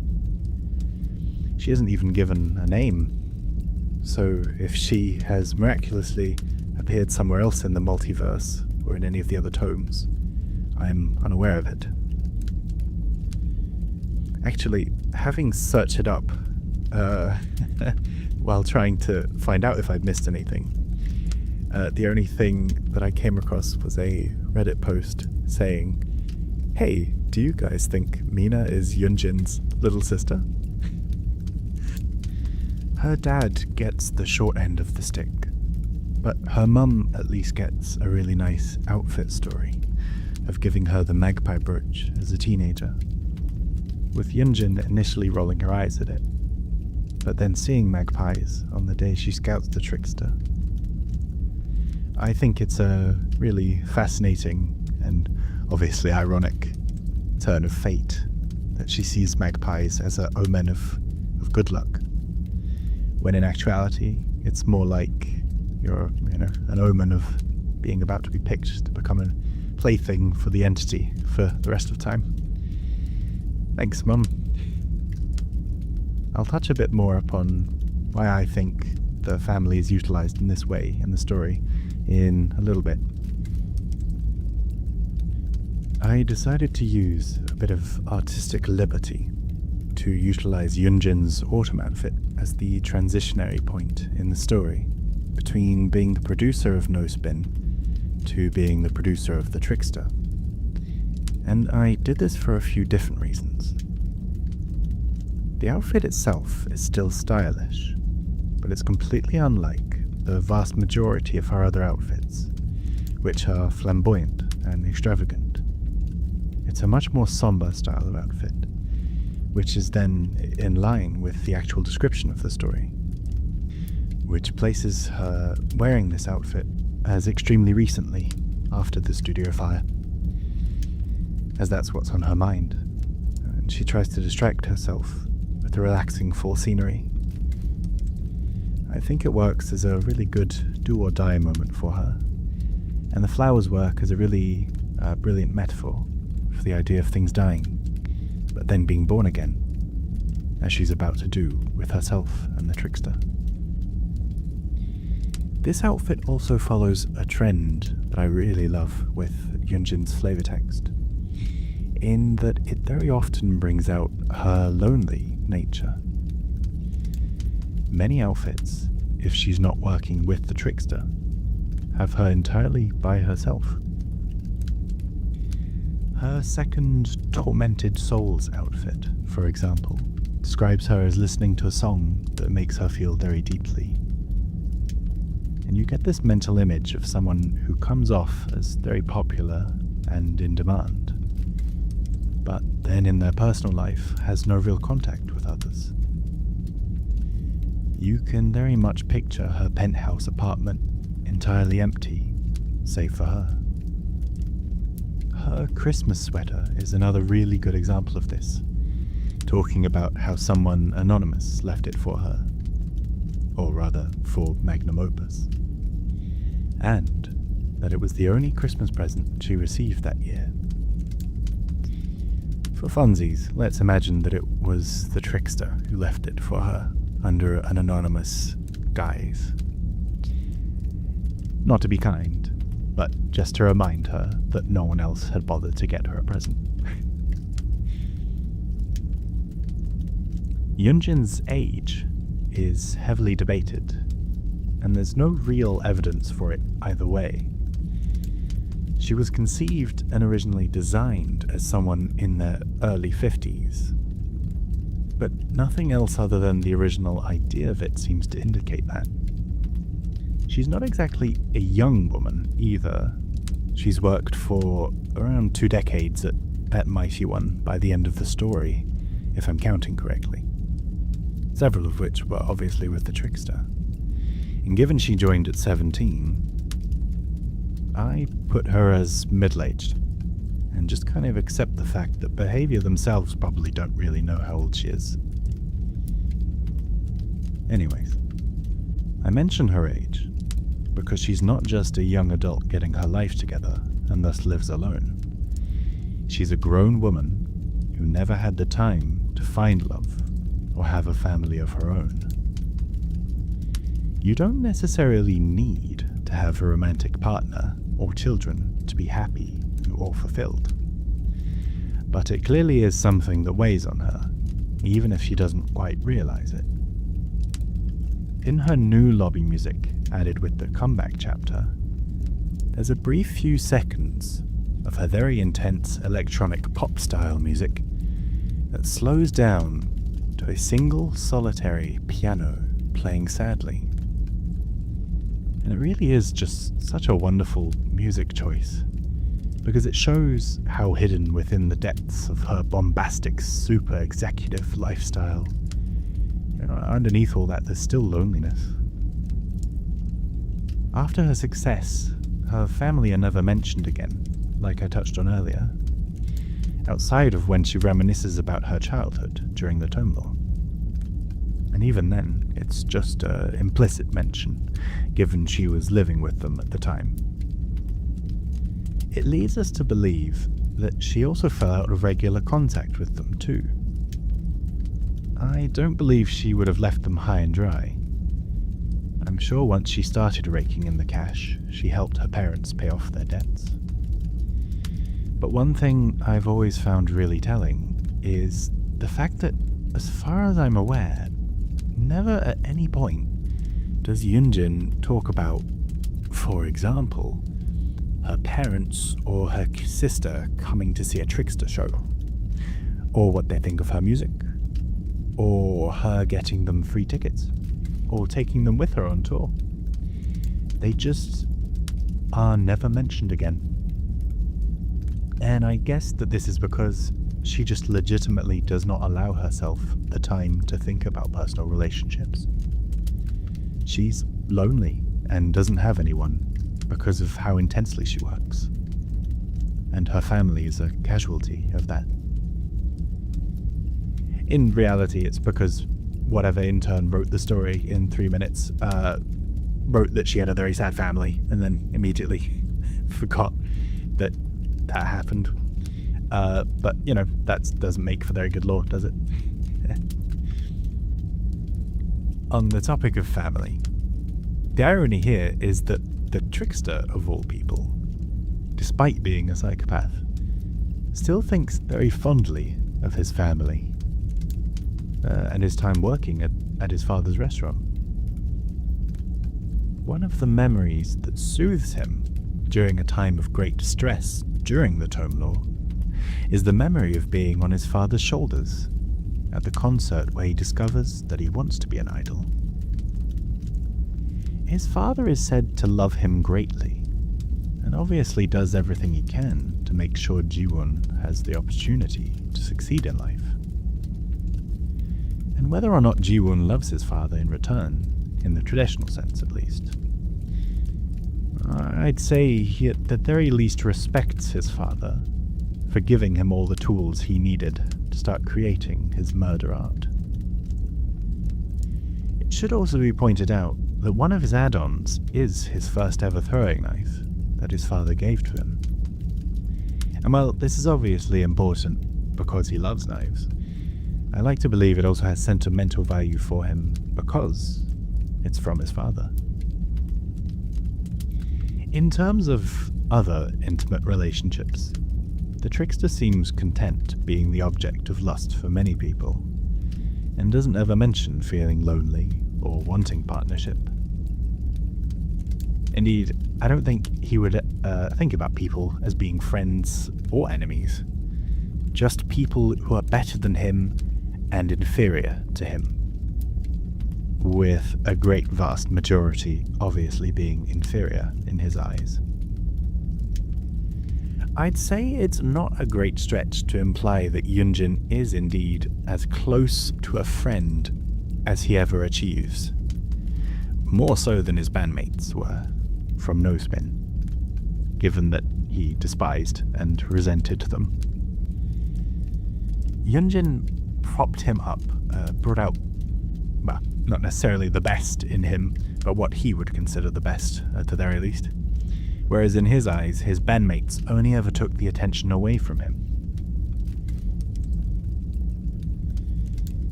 A lot of the outfits are incredibly vague about exactly when they happened. And it does sometimes get to the point where you do have to wonder if the person writing them is aware of the lore in anything other than a vague idea. For example, Yun-Jin's first Tormented Souls outfit, which was included in the tome just before Tokyo Ghoul came out, has a story of her defending the edgy lyrics from a song from the first No Spin album. Except I'm not completely convinced that it's meant to be from No Spin, and whoever wrote it was probably just assuming that the Trickster and No Spin were the same thing the whole time.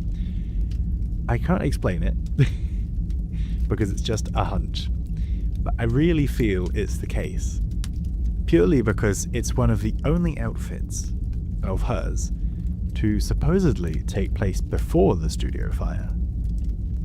Obviously, Yun-Jin's defaults and one or two of the others can be considered her look before the fire as well, as she was a producer for much longer than, let's say, the Trickster was the Trickster. For example, you wouldn't catch him wearing that long yellow coat before the fire, because this was his new identity look. I just find an outfit from a collection supposedly about Tormented Souls taking place before anything that actually torments her to be quite silly. I'm fairly sure that Behaviour forgot the outfit exists as well, because they made a second Tormented Souls outfit for her, which does fall much more in line with the melancholy of the collection. And it's, of the two, the only one actually in the collection when you go to the collections tab and click on it. It irritates me profoundly. I have no idea why only one of them is in the collection. I suppose it's because the first one is a Rift outfit, so there you go. Given that we're talking about outfits with deceptive dates, the Fire Moon Festival outfits are actually quite interesting because of their descriptions.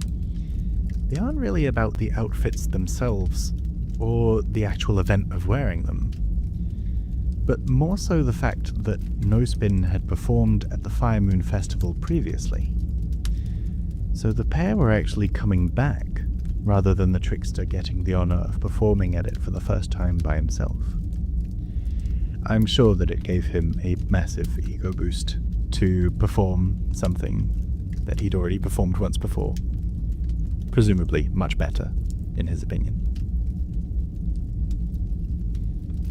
The Trickster's murder timeline in his base lore is actually quite tricky, because of course, as the lore is expanded upon, you have entire tomes and outfit descriptions happening between sentences. So you have the paragraph describing Ji-woon getting more brazen with his murders, and the very last one takes place after they've come back from what would be their final international tour, the one in Brazil. We know this because it's in Yun-Jin's base lore that she mentions that when she hears about the Cufflink Eye murder, it's after they've just gotten back to Korea. We know that the outfits that reference America, such as New York City or Miami, happened before the tome lore, because those events are mentioned in the tome lore. So while Brazil isn't necessarily the very last place they went, I'd imagine that it was because of the traumatic events that unfold. They'd probably either want to go back to Korea to regroup, or they'd been ordered to by Mighty One. A big problem that I found with the base lore is that it only references a handful of his crimes, in quite an abbreviated fashion. I say that it's a problem. I mean, it's a problem for me, not for the actual lore itself, just in the sense that it doesn't necessarily give you the scale of quite how long they were performing for. But the pair of them are together for several years, at the very least, and it can be assumed that he committed at least one murder for every city they performed in. Or at least that would have been his preferred intent. But anyways, all the doubts that Yun-Jin has about the Trickster are somewhat quelled by the conclusion to the Brazil event. But there's still that lingering doubt caused by her knowledge that the knife Lucas was holding was indeed the Trickster's. But then again, it's that thing where it doesn't prove anything. For example, Lucas could have easily had his own toolkit, but Yun-Jin, halfway through the tome, mentions that she remembers the Trickster saying that he always keeps a blade on his person. So, hypothetically, what could have happened was that Lucas, knowing of the blade, and supposedly being the Trickster superfan stalker, wanted to use his own knife to kill him as a symbolic gesture. I think it's really fun that there's always a plausible deniability that seems from the outside to appear as just, I'm aware he's a lunatic, but I'm going to ignore it because he makes me money. Which is a little bit of it, but it's far from the whole thing. She does genuinely not know, and doubts herself to the point of believing she's making it all up in her head because she's afraid of actually being successful. I think at this point, once they get back to Brazil, there would have been a few weeks of peace. Maybe where Yun-Jin feels she can stop the mistakes of the past repeating themselves. And the Trickster, in turn, starts feeling more elated than ever, given that he pulled off one of the most massive rug pulls from beneath everyone's feet. I'm working under the impression that Yun-Jin would have retroactively associated all of the coincidence deaths to Lucas, as that's what would make the most sense in that scenario. And so when they arrive back, and there's a few days or weeks with no incidents, she begins to truly believe that she's overcome whatever trauma or self-confidence issues she developed, particularly from the studio fire.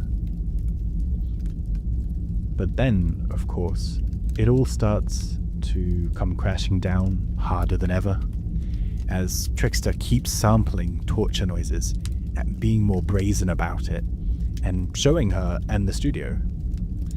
And then, of course, she starts seeing the murders in the news again, and instantly connects it.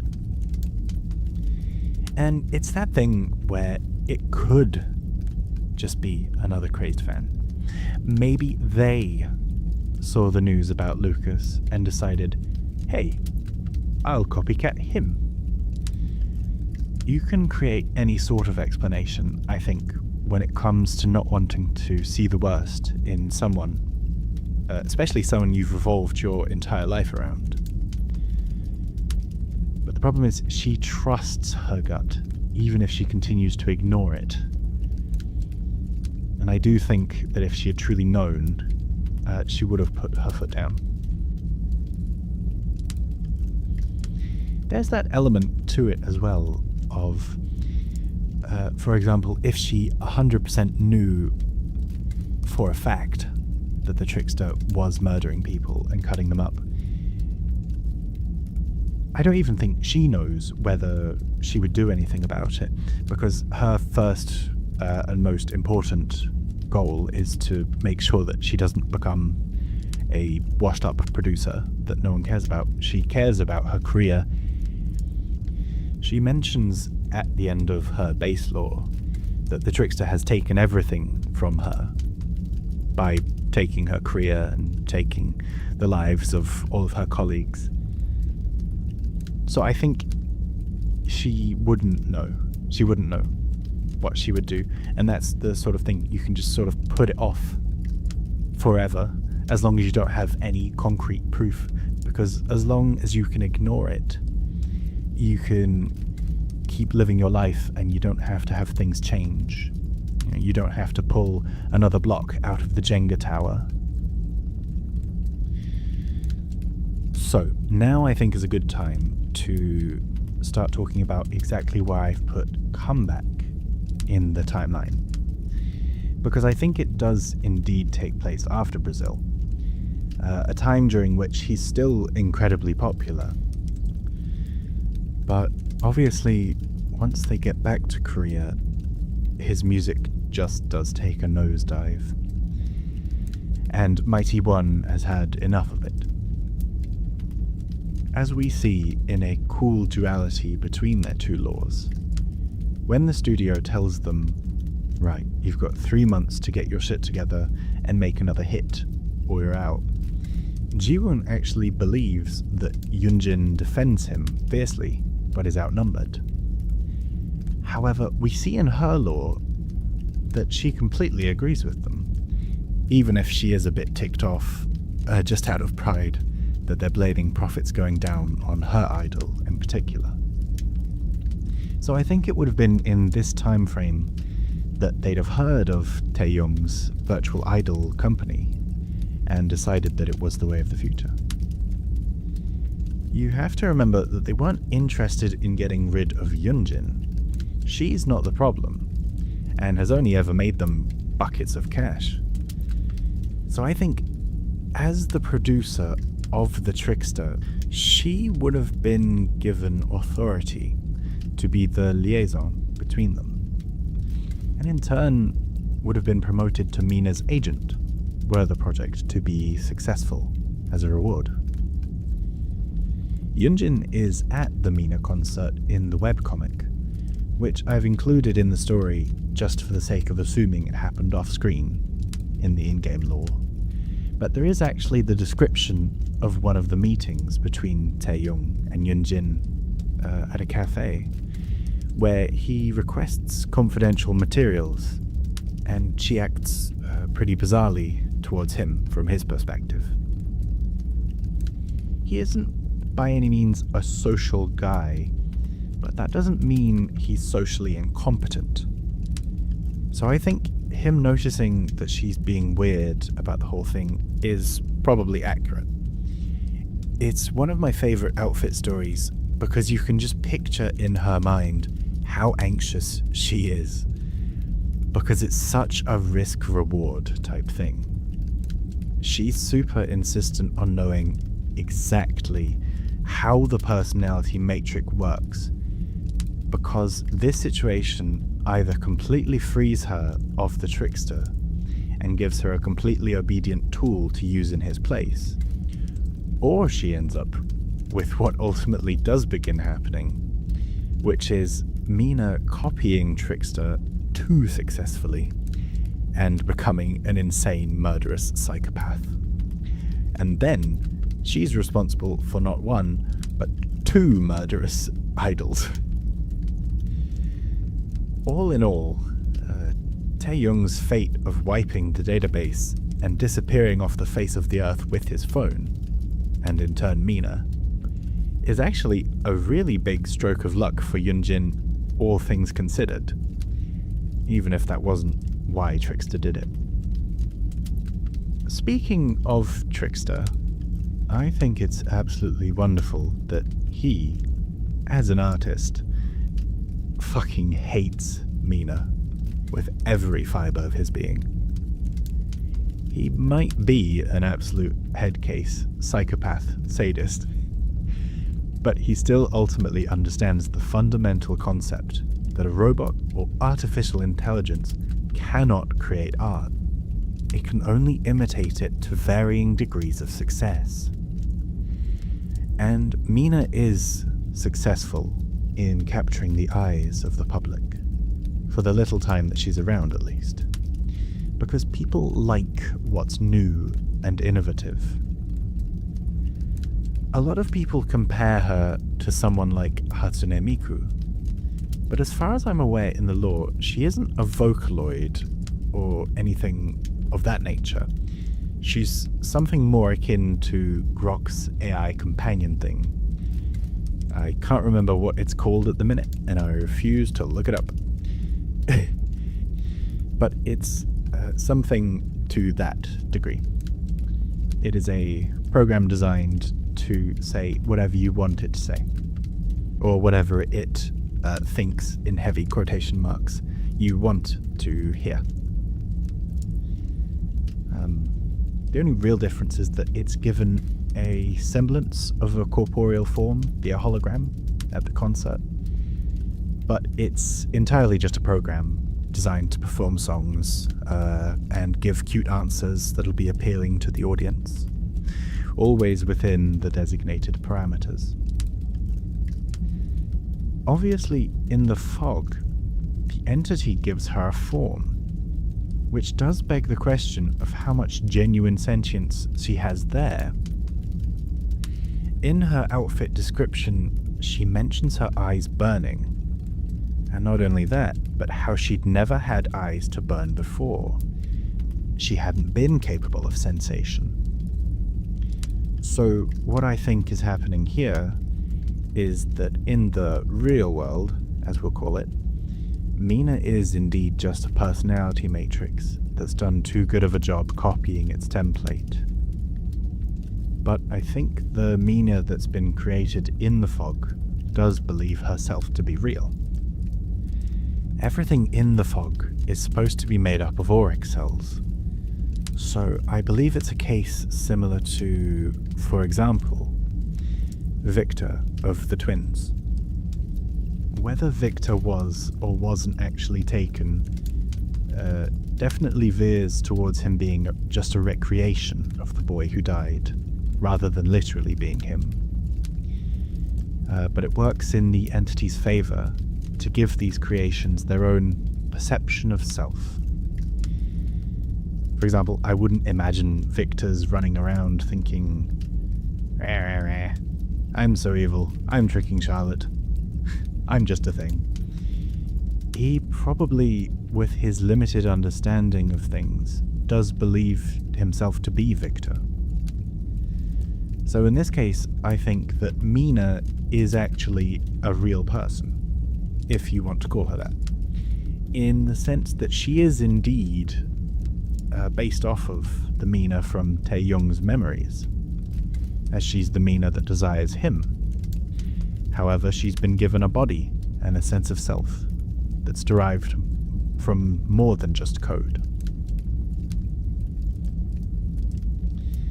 To wrap up this section of the video, I'd like to talk a little bit about the relationship between Yun-Jin and Ji-woon, because I think the thing that's really fascinating about it is that it both is and isn't for the money and fame, at least on her part.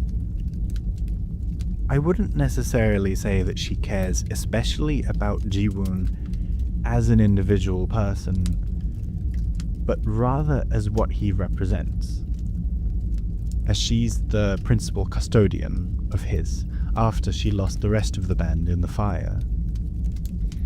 I think a lot of people tend to think about relationships as, oh, she likes him, or oh, she dislikes him, just in general, not this specifically.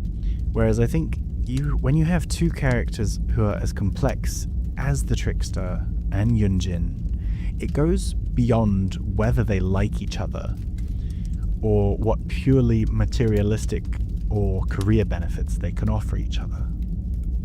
They have a symbiotic relationship, even if neither of them necessarily wants to believe it. They are aware of it. For example, we have the most telling moment of this at the end of the base lore again, where Trickster does acknowledge that he'd probably have been resigned to insignificance for his whole life if she hadn't given him the chance to become something more, which is why he gives her his gift of being the singular audience member for his final performance. She's one of the very few people on Earth that the Trickster legitimately has a profound respect for. And every time he doubts or underestimates her, she surpasses his expectations by a mile. Of course, her own flaws catch up to her in the end, because her instincts are razor sharp, but her self-doubt and unwillingness to see the grisly truth are what ultimately lead to her downfall. There are several points in the lore where she has a chance to get bailed out, but every time there's just the right amount of plausible deniability for her to ignore her gut. In the text itself, it's either never or very rarely referenced whether the two have any genuine positive personal feelings for each other. Their relationship, even in their minds, being one more akin to two rivals working together. Two individuals who deeply respect each other as opponents, even if they're working towards the same goal. They force the other to always be at their best. Having said that, while it's not explicitly stated in the text, I do think it would be entirely natural to have a certain degree of personal affection for someone you spend several years touring the globe with, in the same way you'd develop equally a distaste for everything they do because you're forced to spend so much time with them. I think, at least for Yun-Jin, in the text that we have, the closest to her showing genuine personal care for him is at the end of the tome lore, when she's almost in tears at the thought of him having been kidnapped and her having been too late to save him. I do think that is, to a large extent, representative of her overall desire to not repeat the mistakes of the past. But absolutely, I think the last thing in the world she'd want is to see, someone who was effectively a kid when she found them, and to know that at the end of the day, you led them to this fate of being kidnapped and murdered horribly. Of course, their ultimate fates are, depending on how you look at it, much worse than being murdered in a warehouse in Brazil. Something I think is absolutely nuts is when Yun-Jin is taken into the fog.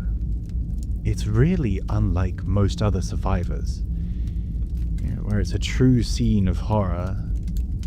Here, she's saved from certain death after having been drugged and forced to witness hours of torture of her colleagues, brought to her own stage of bright lights, and is actually enticed herself, not dissimilarly to how killers are when they are brought into the realm.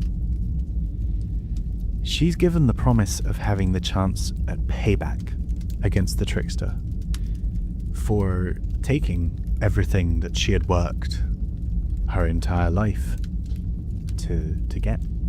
And I think it gives her such a unique motivation in comparison to all these other survivors. As revenge is normally something kept for characters of archetypes similar to that of the Spirit or Sadako, for example. Sadako and the Spirit obviously being good comparisons. The Spirit is promised revenge on the father that murdered her, and the entity promises salvation for Sadako to an extent, helping her escape the well, finally. Yun-Jin is taken from being just a helpless victim at the mercy of the Trickster to getting the chance to fight back against him, even if it is just ultimately prolonging the inevitable.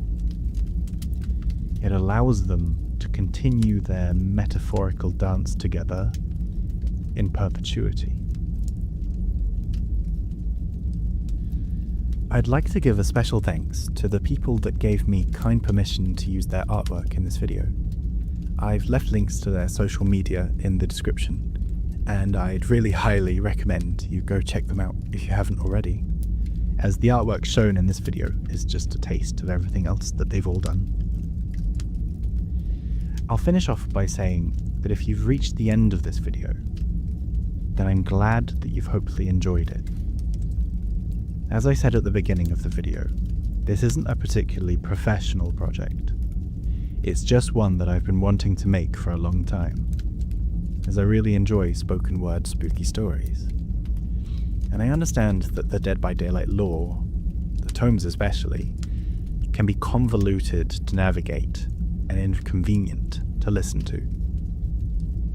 I didn't want to just upload the already existing tome narrations and call it a day. But there are significant gaps between the lore and often major inconsistencies, so a little imagination is often required to connect the pieces. Whether I succeeded in that or not can be up to you.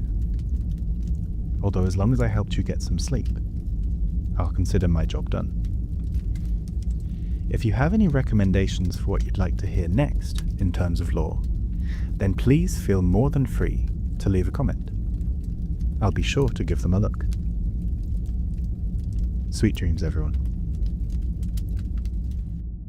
Throughout history, in any given community, practitioners of medicinal arts are always praised and sought after, a boon and a gift to those surrounding them. Their mere presence is a comfort to others, be it strangers or familiars. Claudette Morel is no exception to this rule. A quiet and timid woman, her reluctance towards social interactions does not impede her from offering those in need a helping hand. A Montreal-born woman with a passion for botany and bugs. From the minute she could speak, she knew she was different to her peers. Tonight, we'll be going through the entire lore and timeline of one of the survivor staples of Dead by Daylight, and seeing just how she came to her unfortunate fate as a mere toy to be broken again and again by the entity for all eternity.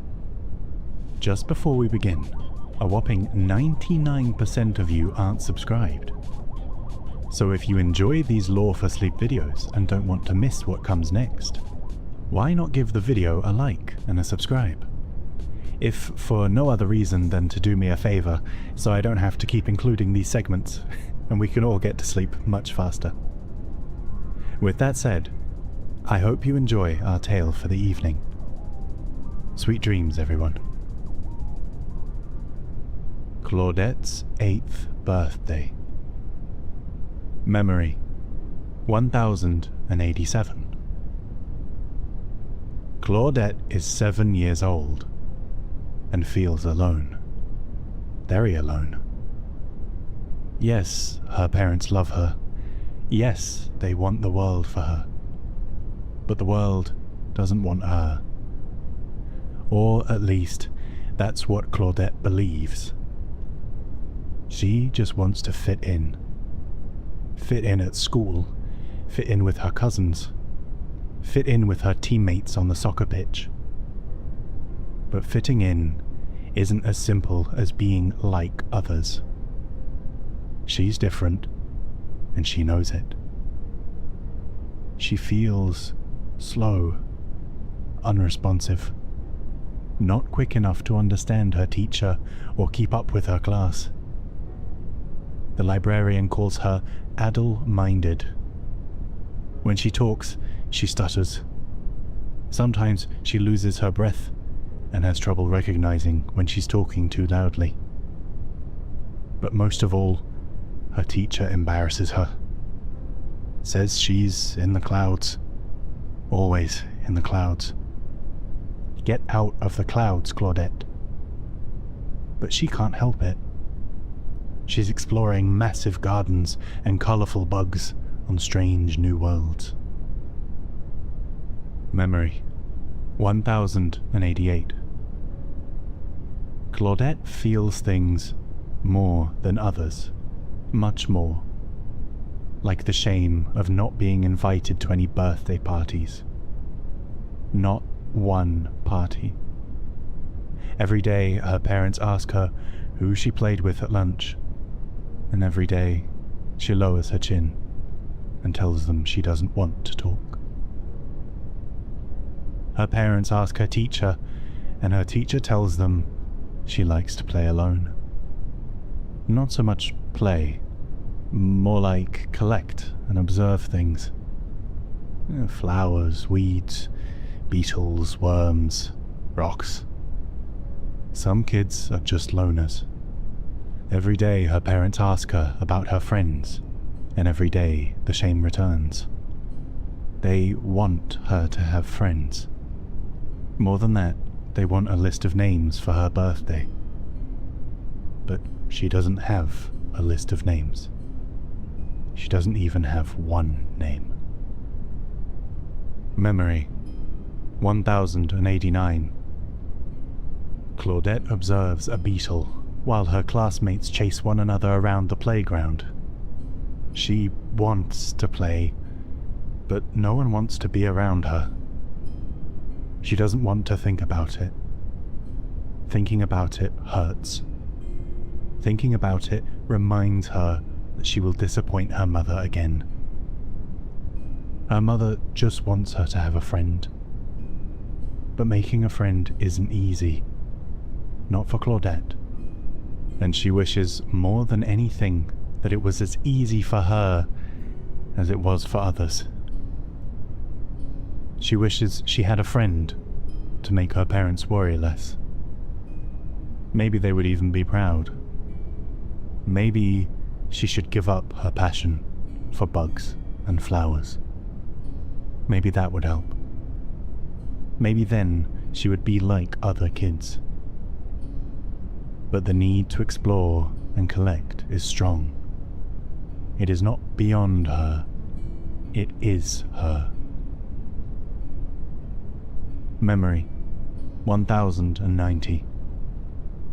Claudette loves to collect things, and she knows this is why many people call her weird.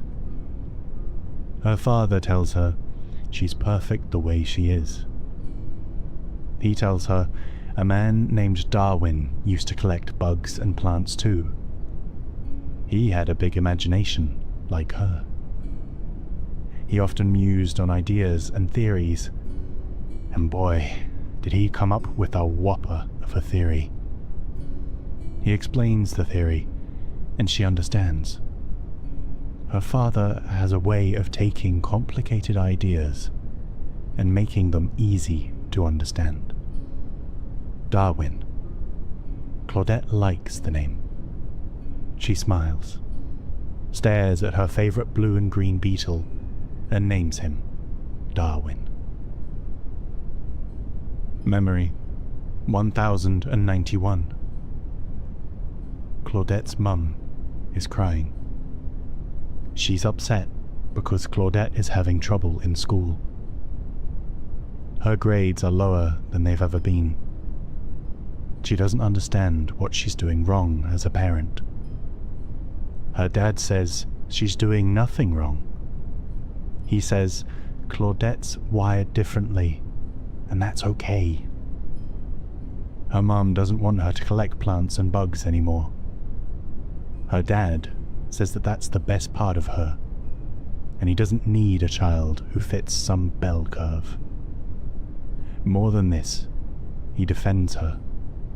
He tells her mother that the greatest treasures gifted to the world were from those who didn't conform, who weren't normal, who didn't fit some outdated bell curve.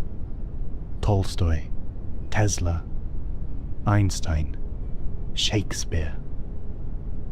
Her mother doesn't care. A sudden cry escapes her lips. I don't want her to repeat the year. Memory 1092. Claudette hides under the covers, pretending to be asleep, pretending she can't hear the yelling. Her mother wants to get her special help, but her father doesn't want to alienate her. He's right. Claudette doesn't want other kids to know that she needs special help. They'll laugh at her. She'll figure things out. She promises she will. Her new substitute teacher, Mrs. Cahill, is helping her. A lot more than the other teacher who always said she was in the clouds. Her father says stress is the worst thing for a child's developing brain. Leave her be. Let her grow at her own pace. Stress shrinks the brain, destroys confidence, kills creativity. He doesn't want her studying at lunchtime. Lunchtime is for real growth, authentic growth. Growth unhindered by the pressure of tests and the fear of making mistakes. Memory 1093. Claudette's mother is happy because her grades are improving. A single teacher can make a difference, can make all the difference, especially this teacher, Mrs. Cahill.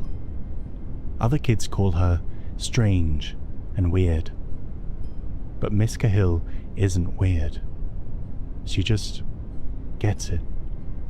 She understands, because she had a tough time learning when she was a student. This is why she makes an extra effort to help Claudette, to help her understand what she is explaining in class without alienating her. Memory 1094. Claudette is happy because her new teacher is helping her, really helping her. She's learning new things every day. More than facts and vocabulary, she's learning how to learn. Or rather, she's learning how she learns, and that is the key. But her teacher is doing something else. Her teacher is talking to her. She's talking to her about her issue, and how her issue is really a blessing in disguise if she can just learn how to succeed in a system that favors one type of smart at the expense of all others. A system that frowns on taking chances or making mistakes, when making mistakes and taking chances is what is needed for learning, for true learning. Her teacher tells her she has passion, and passion is everything. Memory 1095. Claudette knows she's not like other kids, and doesn't have to be. Things like bell curves and ideal student don't apply to her, and that's okay. The ideal mold is a prison for those wired differently, and her teacher has set her free. Her grades are getting better, and a test is coming.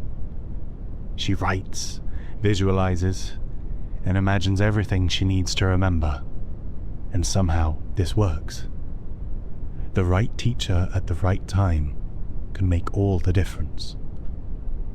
Her parents are proud, very proud, but still her mother wishes she had friends. Still, her mother wishes she liked what other girls liked. Her parents argue in another room about what to get her for her birthday. Her mother wants to buy her a new doll. Her father thinks she'd like something more related to bugs, plants, and bacteria. The suggestion upsets her mother. Her father defends her. See her for who she is, and not who you want her to be. Her mother goes silent. She suddenly releases a cry and says she doesn't want her to be bullied like she was bullied throughout school. Claudette's eyes go wide. For the first time in her life, she realizes her mother's wired differently too. Memory 1096. Claudette will be 8 years old tomorrow. She should be eager. She should be excited.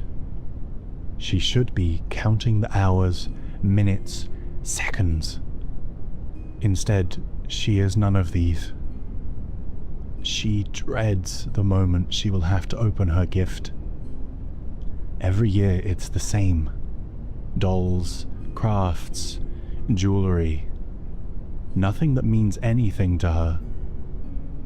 Maybe this year she'll smile and pretend she didn't want a magnifying glass, or a collection of stones, or a set of books on botany. Maybe, to make things easier, she'll pretend. Maybe that will make her mother less scared for her. Seeing her happy about her grades felt good. Real good. Claudette's 8th birthday would be the best one of her life. As she arrived home from a long day of learning at school, her parents greeted her lovingly and presented her with a big, shiny, wrapped gift. She tore into it enthusiastically, her large dough-shaped eyes gleaming, and was ecstatic to find a fully decked out science experiment kit. This would be the first day of the rest of her life, a shattering of barriers and social norms, an acceptance and love from her parents that allowed her to go on to do a great many things. Her intense passion for all things medicinal and scientific put her on the fast track to an early scholarship at a fantastic college. This college was out of town from Montreal, and the idea of leaving her home terrified her half to death, as she could barely make it down to the shops without breaking out in a cold sweat at the idea of having to talk to the cashier. But the chance was simply one she couldn't refuse to pass up. She excelled at her work from then on out, but her social skills never really improved much. If anything, they merely adapted to the modern age. Seldom did she go out for coffee or go to parties, instead retreating in her spare time to chat rooms and forums. Online, she found great success and popularity, becoming an online guru for all things botany, under the username of Science Girl, being able to answer questions previously thought unknowable. It was because of her reclusive nature that the day she disappeared off the face of the earth, it went entirely unnoticed to most. The event itself was unremarkable. One day, on a whim, whilst riding the bus home, she decided to get out early to have a stroll through the woods on her way back, never wanting to miss a chance to be within nature. It took her only a minute to become completely disorientated. She would never find her way home ever again. She had fallen afoul of the entity, and would soon discover the role she was meant to play in its realm. Like Dwight, whom she would soon meet within the realm, she was no world-changing hero, but her unique skills made her a target nonetheless. In the realm, she excelled in ways that others could not.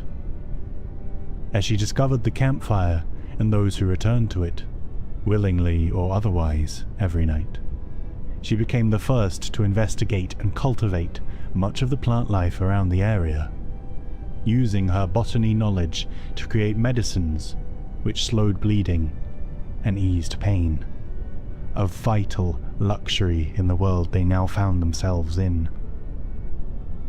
Her intense empathy allows her to sense the locations of those around her in need of healing, whether your malady is a cut and bruise, or you are near death's door. Furthermore, her skills allow her to self-care, healing her own wounds over time, albeit at a slower rate than she would be able to treat others. To the survivors of the fog, Claudette is an indispensable member of any team, and for those around her is a welcome sight for sore eyes. Claudette's story is one of self-discovery and acceptance. It's never directly stated with a specific label in the story itself, but Claudette is neurodivergent, most likely on the autism spectrum. It's sad seeing such a wonderfully clever girl struggle so much at a young age. Her problem was never with lacking intelligence or kindness, but her ability to engage and maneuver in the world around her. It is a story that shows truly how much difference a tender hand can make, and parallels the way that she interacts with her plants. If you cultivate something with love and care and understanding, it will thrive and benefit all those around it. Her mother is reluctant to accept her nature. However, this comes from her having also had a rough childhood due to her neurodivergency, not wanting to see Claudette suffer the same way that she did.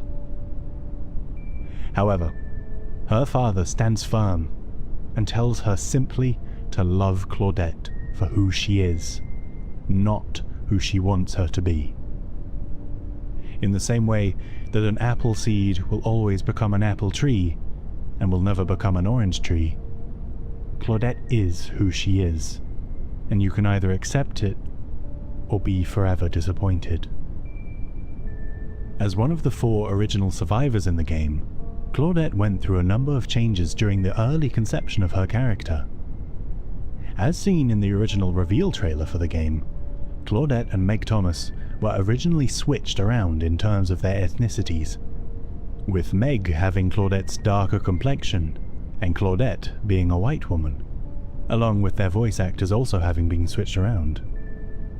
This was changed before the beta release of the game in order to avoid any potential racial stereotyping controversy. Outside of this change, however, she is one of the very first survivors to have ever been created for the game, and is a long-running favourite of both new and veteran players alike. She was also one of the first 2 characters to receive tome lore when the system was first implemented, alongside the Trapper. Her birthday party as a child was presumably chosen to demonstrate exactly what kind of approach the tome lore system would be taking for characters, showing us formative memories of theirs from before the fog, rather than stories from after they were taken.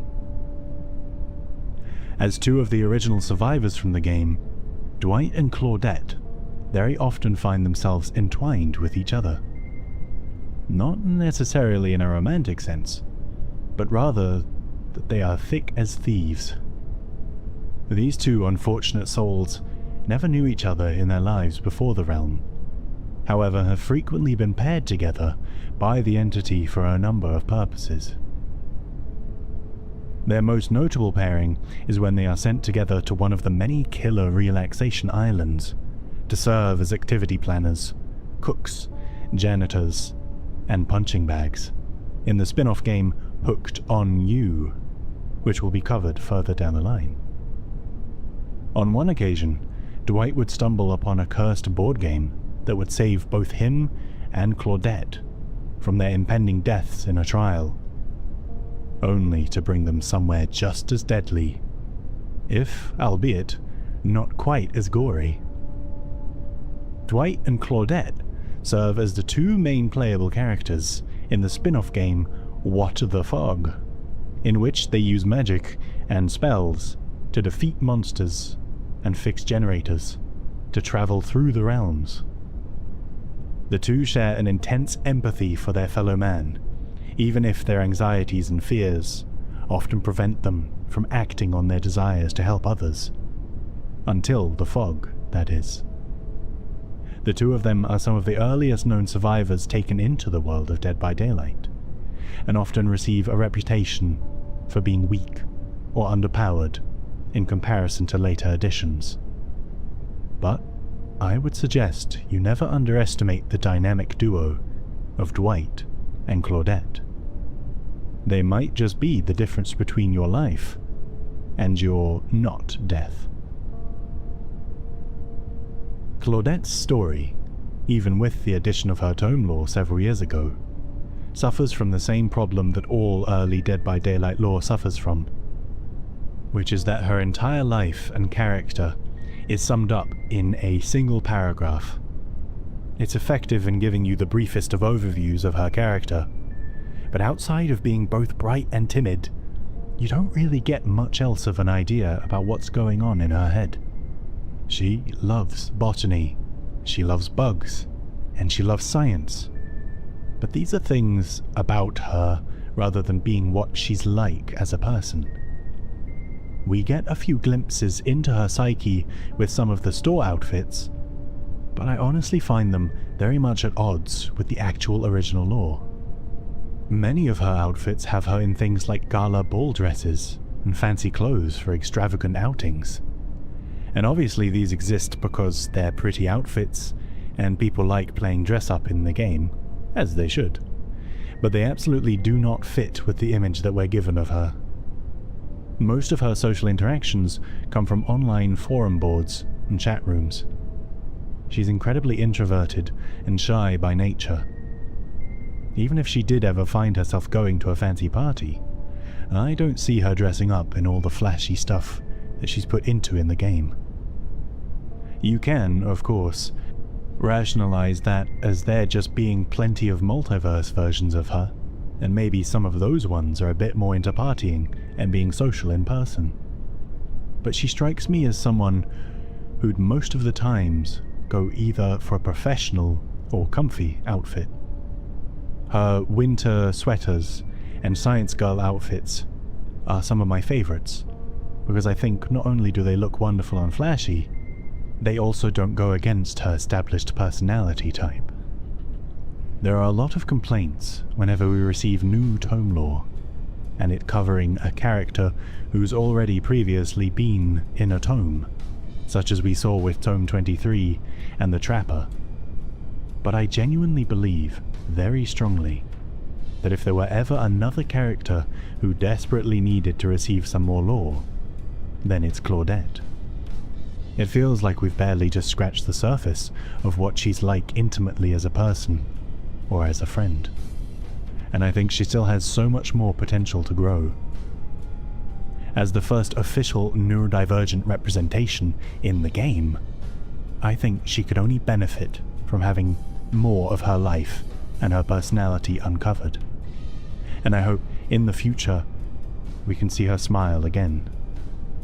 If there were ever anyone who deserved to one day escape the fog, I think it would be Claudette.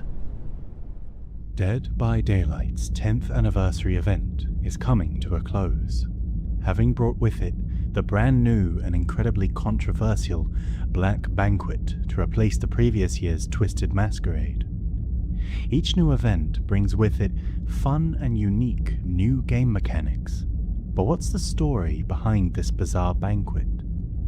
With this event, we've received a plethora of new lore clues and hints as to the true nature of this sinister feast, including outfit descriptions detailing which of our favourite survivors and killers attended this banquet.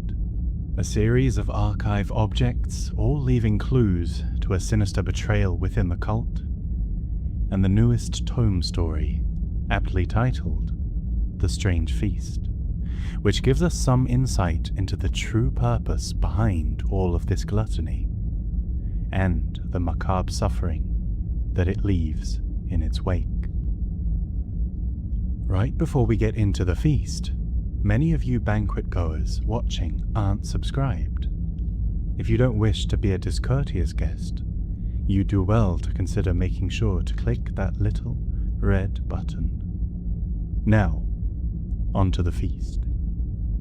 As many have guessed from the name, the Black Banquet is a tremendous celebratory feast, unlike anything seen in the fog prior, and only those select few with personal invitations are allowed and required to participate. There are a variety of gruesome meals available for consumption, all of which may or may not contain meat of the human variety. What makes this event so particularly special is that it is one of the only known occasions where both survivors and killers are invited to dine and mingle with one another. As we'll see later, there are rules in place to prevent any harm from befalling guests on either side, making this one of the only chances our characters will ever get outside of the campfire to be legitimately safe, for however temporarily that may be. As far as we are currently aware with the little information we have, this event has been set up by the entity-worshipping cult that spans the multiverse, most commonly known as the Black Veil. If you think the name is familiar, that's because they are directly responsible for a great many of the events and character stories in the game already. For example, our own Miss Tori Kane is one of their most dedicated disciples, the woman having been raised from birth to accept her role as a servant of the otherworldly Leviathan. While she herself has been mysteriously absent from any mentions this year round, there's no doubt she's hard at work behind the scenes with whatever schemes the Black Veil are cooking up. There are, however, plenty of characters we do know that attended this event and were forced to consume upon the offerings placed before them. Let's begin with the two highest guests of honor for this year, none other than Evan McMillan, otherwise known as the Trapper, and Dwight Fairfield. Firstly, it is important to note that along with the accompanying invitations, guests are heavily encouraged to wear specifically tailored masks created for each individual. Some guests receive only a mask, and others of higher esteem and rank receive full outfits. Dwight and the Trapper are among those in the highest of esteems. To begin, let's read their letters of invitation, which we can see in the outfit descriptions of their cosmetics. Dearest Evan, you are cordially invited to the Black Banquet, where one can set the table with whatever decor they desire. At long last you are free from your father's looming shadow. Such relief, for he did little more than stifle your true potential. In light of your achievements, we dare say that you have earned a coveted seat at the head of the table. Might we count on you to tend to our naughty guests who prematurely reach towards our vaunted sweets? We see here that Evan is esteemed for his long-lasting achievements in the fog, one of the longest-known killers in the game, earning him a mighty seat at the head of the table. Likewise, Dwight has also earned similar respect. Dearest Dwight, you are cordially invited to the Black Banquet, where all of your wildest appetites can be satiated. A lifetime of inadequacy has weakened your resolve. Long have you sat idly by while lesser men bark orders at you. Your will to survive is admirable, yet deep down, you've always known you were destined for something more. There is a leader within you, and it must be fed. We assure you, there is always a place for you at our table. Despite the words at first glance seeming to be almost snake-tongued, referencing his life of subservience and meekness in the face of greater authorities, the hosts seem to recognize that Dwight would not have been able to make it as far as he has in the realm, were it not for there being more to meet the eye to him. There is a great potential just waiting to be unlocked, and the hosts find it in their best interest to fulfill all of his needs. We see in the banner Feast of Fright that once a dish is placed before you at the banquet, there is little choice but to indulge. The banquet may be seen as an event of honor by those sending the invitations, but in reality, the forceful consumption of human flesh is about as grim as it sounds. Nonetheless, Dwight and the other survivors gathered here are now reluctant cannibals. However, eating is not the sole role of many of those invited. Certain individuals are chosen to provide specific services throughout the celebration. For example, another survivor chosen for her unique skills is none other than Dearest Kate. You are cordially invited to the Black Banquet, where your dulcet tones shall provide the evening's entertainment.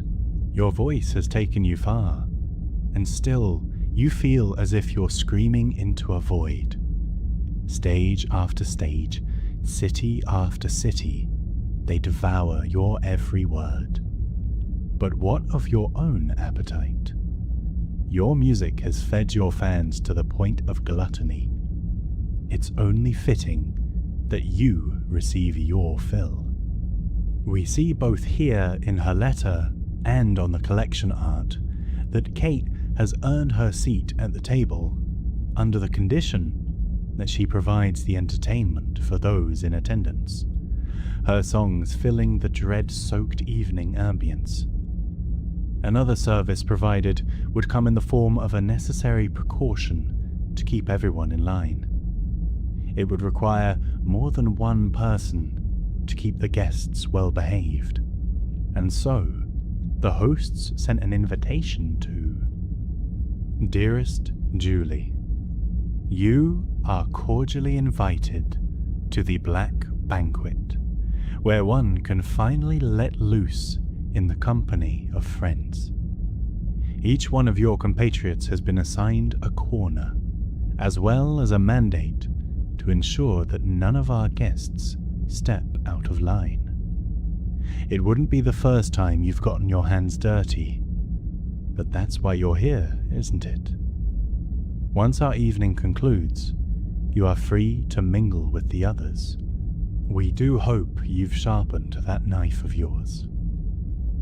This letter goes out to none other than the Legion, the teenage group of misfit murderers, the letter being addressed to Julie rather than Frank.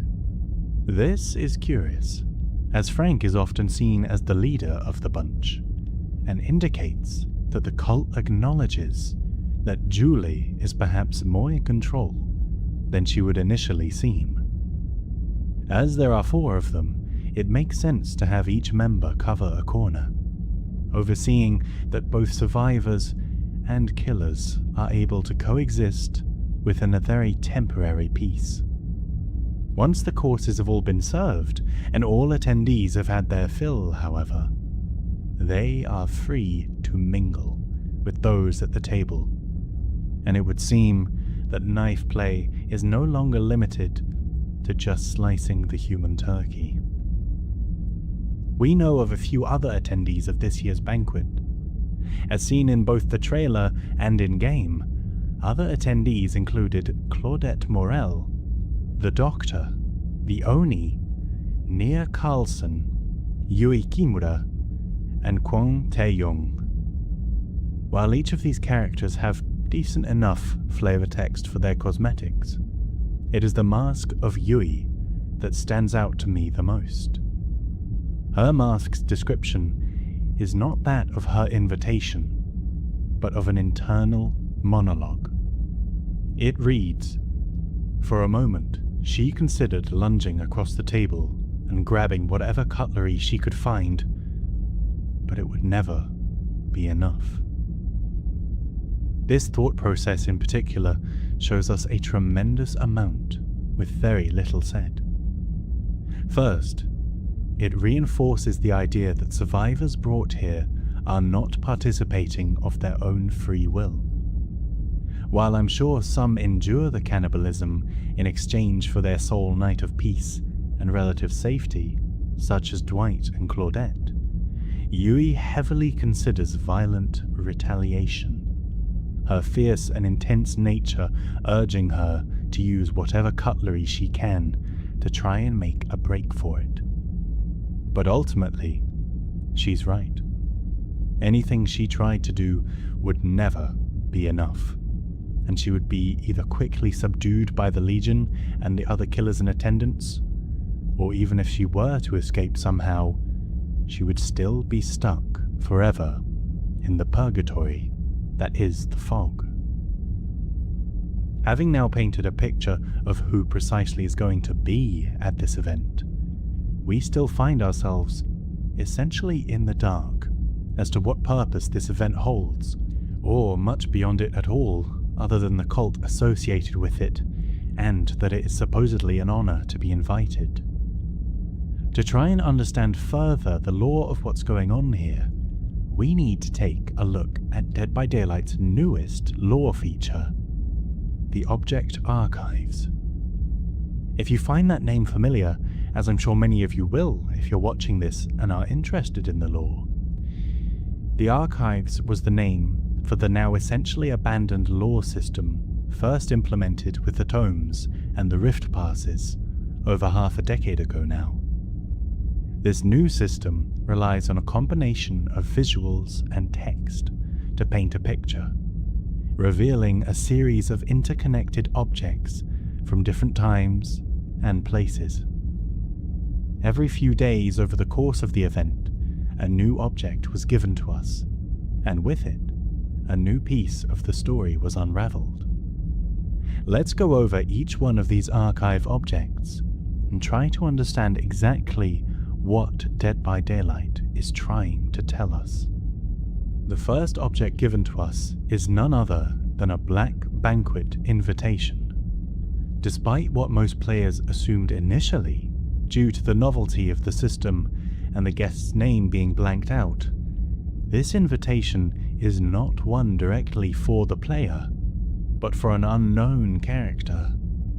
The letter reads as follows: Dearest blank, your works in service of the Black Veil these past years have proven invaluable to our cause.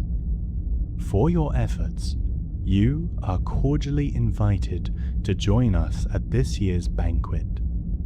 Remember your vows. A broken silence will be punished.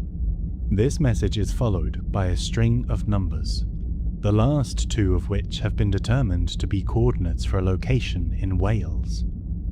This is, as we will see, the location of the banquet.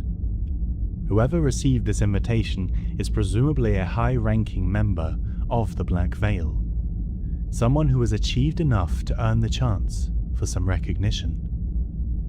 The description of the letter is as follows: My years of faithful service came to fruition. I received an invitation to the most exclusive event in the world, where those who shape the future break bread. This confirms what we suspected, that only the best of the best are allowed attendance at this event. The next object is one of the most important, and confirms several things for us. Redacted police report. I won't read the document word for word, as the large majority of all the important information is missing. However, what we have here is a Cardiff police report detailing a gruesome crime scene. While this crime scene is obviously where a Black Banquet was held, it is important to note that Cardiff is in Wales, where the coordinates sent us to. So it's safe to say that these objects are all telling us the story of a specific Black Banquet in particular. Within this document, it describes the scene as one of carnage and death, with an untold amount of victims discovered.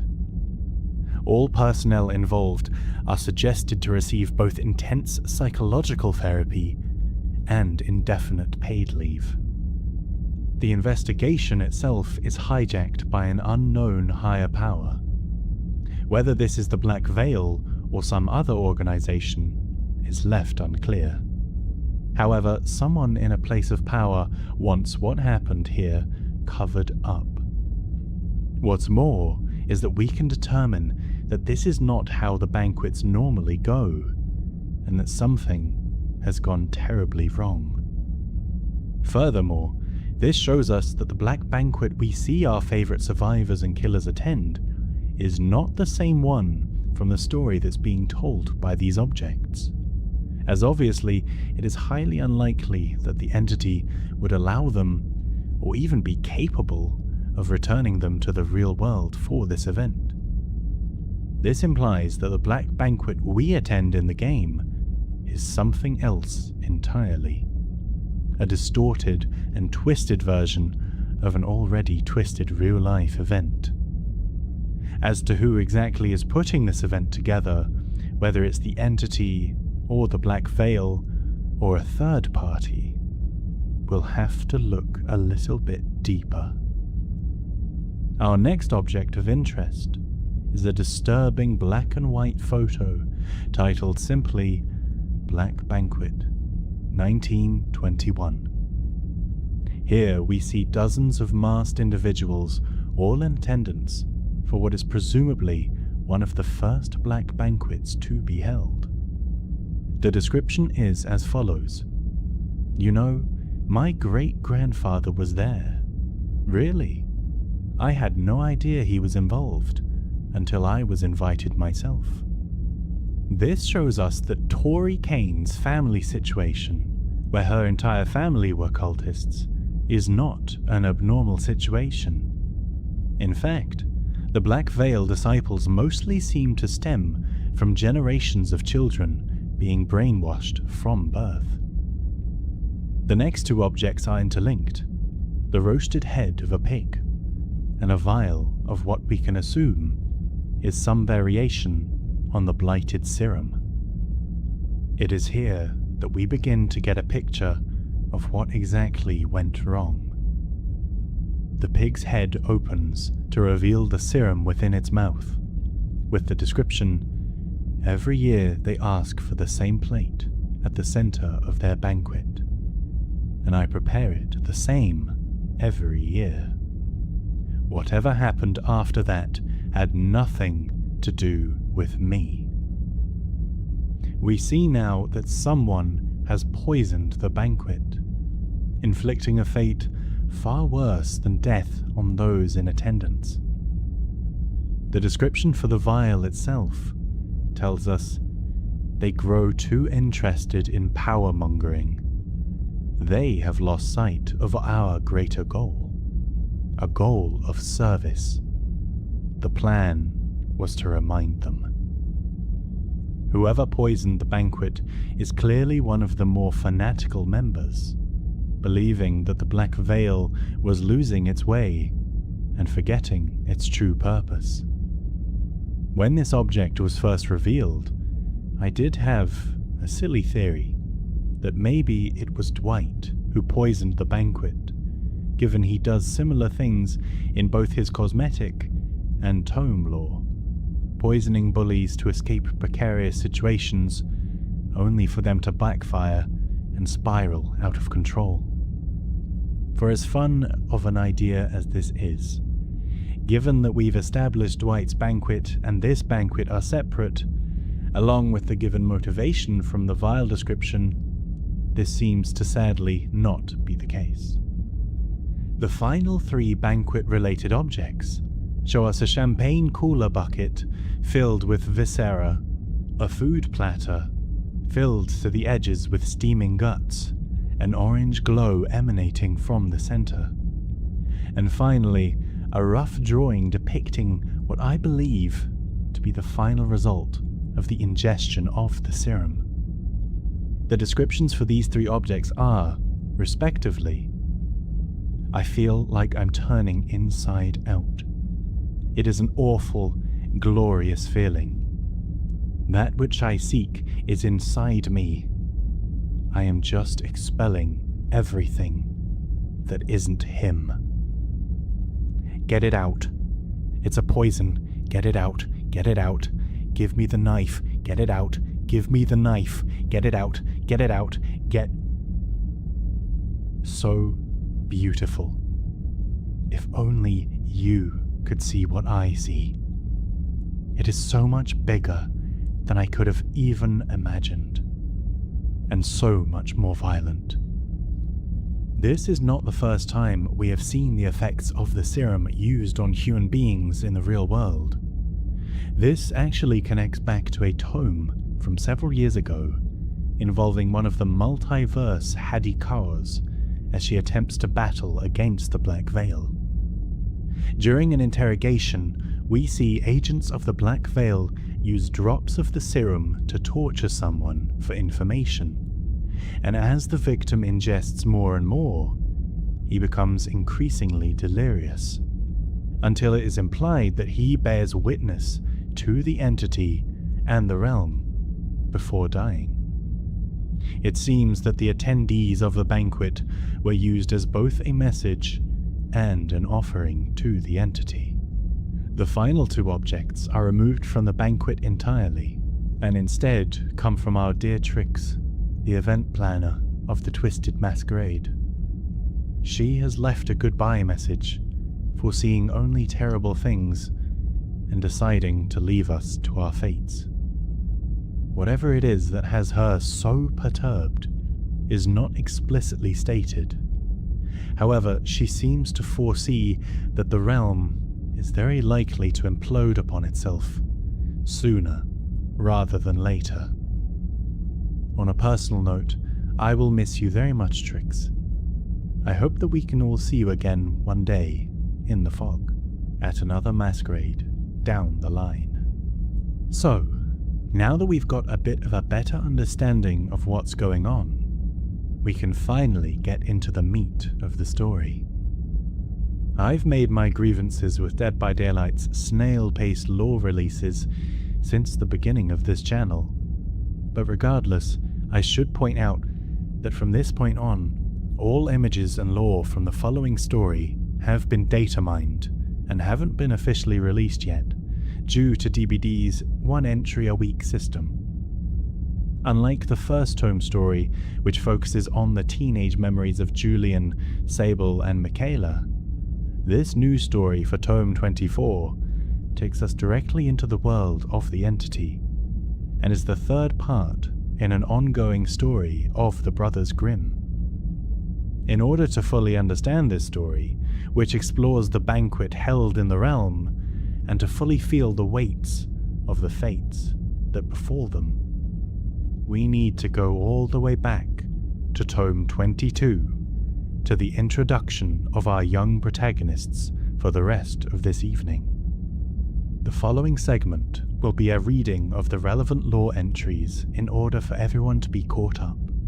However, if you are already familiar with the story, or are simply interested in the summary and discussion, please feel free to skip ahead to the relevant timestamp.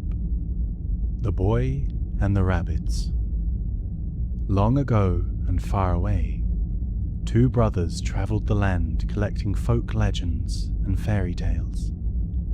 Wilhelm and Jacob Grimm were esteemed professors of literature who were always open to expanding their collection of stories. At least, Wilhelm was. Jacob, on the other hand, was quite content with their current collection, so when they started hearing tales about a mysterious black fog, he argued against leaving the comfort of the university for what he was sure was just superstitious tavern talk. But Wilhelm was intrigued.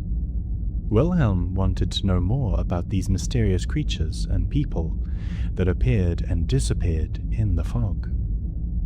Why did this strange fog suddenly appear?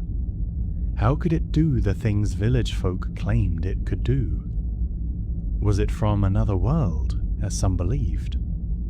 Despite Jacob's protests to keep him safe, Wilhelm gathered his saddlebag, mounted his horse, and promised to return with more stories to add to their already impressive collection of cautionary tales. Jacob grumbled that Wilhelm would end up becoming a cautionary tale. He accused his little brother of trying to escape his academic responsibilities. Wilhelm argued it was the opposite. It was his academic responsibility that compelled him. And when Wilhelm still wouldn't listen to reason, Jacob reminded him of their promise as children. Though they were very different, they had done everything together. Wilhelm had said, "We will not leave each other," and Jacob had said, "Never, so long as we live." Wilhelm accused Jacob of being over-dramatic, like a character in a fairy tale. They would always be close, and one little adventure wouldn't change that. Besides, he assured his older brother that a short separation would be good for the heart. He added that these stories from the fog had captured his curiosity, and that it wasn't a matter of want, but of need. He simply needed to know more. The tales seemed different, yet similar, and linked by a mysterious black fog. Wilhelm couldn't understand why Jacob didn't share his enthusiasm for what was possibly the very source of inspiration itself. "The source of tragedy," Jacob grumbled, accusing his brother of letting his imagination get the better of him. Wilhelm laughed and told his brother to quit worrying about him, and that he'd be back in less than a month with more stories for their collection. But a month passed, and Wilhelm didn't return. And when months turned into a year, Jacob grew weak and morose with the thought of never seeing his younger brother again. Just when he was about to give up hope, an old man approached him outside his home with Wilhelm's horse and saddlebag. The old man explained that he had found the abandoned horse wandering aimlessly through the Black Forest. Jacob paid the old man a few gold coins for his troubles. Then, with great urgency, he pulled out the notebook and reviewed the tales Wilhelm had collected. Each tale had pages of notes on people and places, and here and there he found random theories about what this mysterious black fog could be. According to village folk, determined to see his brother again, Jacob mounted his black horse and began towards the place where Wilhelm had transcribed his first story. And as he journeyed into the dusk, he imagined Wilhelm sitting on the horse behind him, recounting the tale of the boy and the rabbits. There was once a boy who was often ridiculed by his stepfather for spending all of his time with rabbits he had raised with his father, his real father. The rabbits were all the boy had left of his father, who had one day fallen sick and walked into the woods and never returned. The rabbits reminded the boy of happier days. One day, while the boy played with his rabbits in a wooden enclosure, the stepfather shouted for him. He yelled like the end of the world and accused the boy of being a sloth, swearing those rabbits were wasting all his time. The stepfather had spent the whole day harvesting wheat, while the boy played with those rabbits. Those damn rabbits. Drunk with liquor and rage, the stepfather stormed into the enclosure and yelled with a voice like thunder. The boy screamed for him to stop scaring the rabbits. At this, the cruel stepfather laughed maliciously, raised his scythe, and cut through the rabbits like chaff. Covered in blood and gore, the stepfather returned to the field as the boy tried, without success, to put all the bits and parts back together, hoping to maybe save one of his rabbits. But it was hopeless, and he soon collapsed with a shuddering cry. In the midst of his grief, a strange, silky black fog seeped across the ground and into the enclosure. and the evil one, looking like a gentle old man, entered, asking the boy what had happened. The boy explained what had happened, and the evil one said he could help him if he so wished. All he had to do was ask. With trembling lips, the boy begged for his rabbits back, begged for justice, and begged for his stepfather to get his just deserts. The evil one grinned and handed him a small leather pouch. He told the boy to pile up all the rabbit lumps and spread the pouch's contents over the bloodiest parts. Then the evil one walked out of the small enclosure, telling the boy he would never have to worry about losing his rabbits again. The boy then placed the parts in a pile and emptied the strange white powder over the bloodiest flesh and fur. Suddenly, shrieks sounded from the severed heads of the rabbits as hundreds of insects and worms emerged from the ground as if they had been summoned. The insects and worms moved through the mound of flesh and infused the pieces of rabbit with a kind of supernatural energy. Then, the insects and worms disappeared beneath the fur and flesh, and the severed heads shrieked louder and louder. The boy staggered backward, clasping his ears with his hands, staring at the horror with mingled shock and disbelief. It wasn't long before a massive, rabbit-like creature rose from the bubbling muck.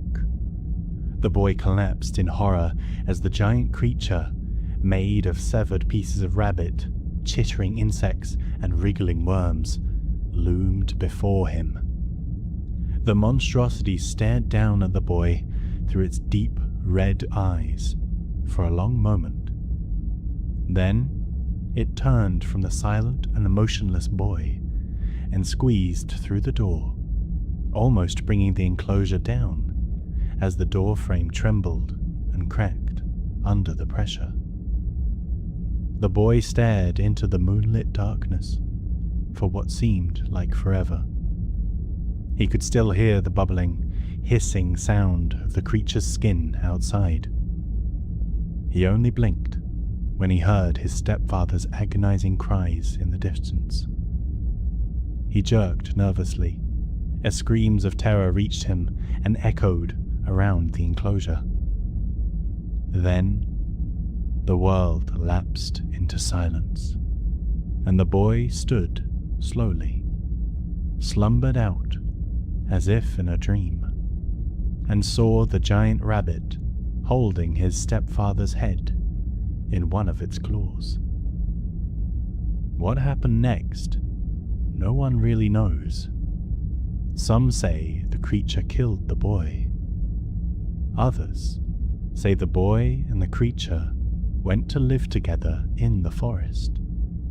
And still, others say they walked into a black fog and were never seen again. Jacob dismounted his horse and inspected the enclosure where the rabbits had been slaughtered. He inspected the cracked doorframe and then returned outside and searched the ground. To his disbelief, he soon found a massive footprint of the creature his brother described as the Ravage. Jacob studied the massive footprint for a long while and figured it was at least 10 times the size of his foot. Then, feeling a sudden chill, he turned to face the forest's edge, looking for signs of the black fog. But he saw nothing, and, sighing deeply, whispered, "Wilhelm, what a strange tale you've entangled us in." Then he mounted his horse and began his journey to the village where Wilhelm had discovered his second story. The Creeping Fog. The black fog clung to Jacob as he rode into the village. Thick tendrils of fog swirled and eddied around him, forming cryptic shapes that reminded him of heroes and villains from his collected tales. Jacob shooed away flies and squinted through the haze, searching for any signs of life, but not finding any. He coughed and cleared his throat, and was beside himself with the smell of putrid flesh and blood.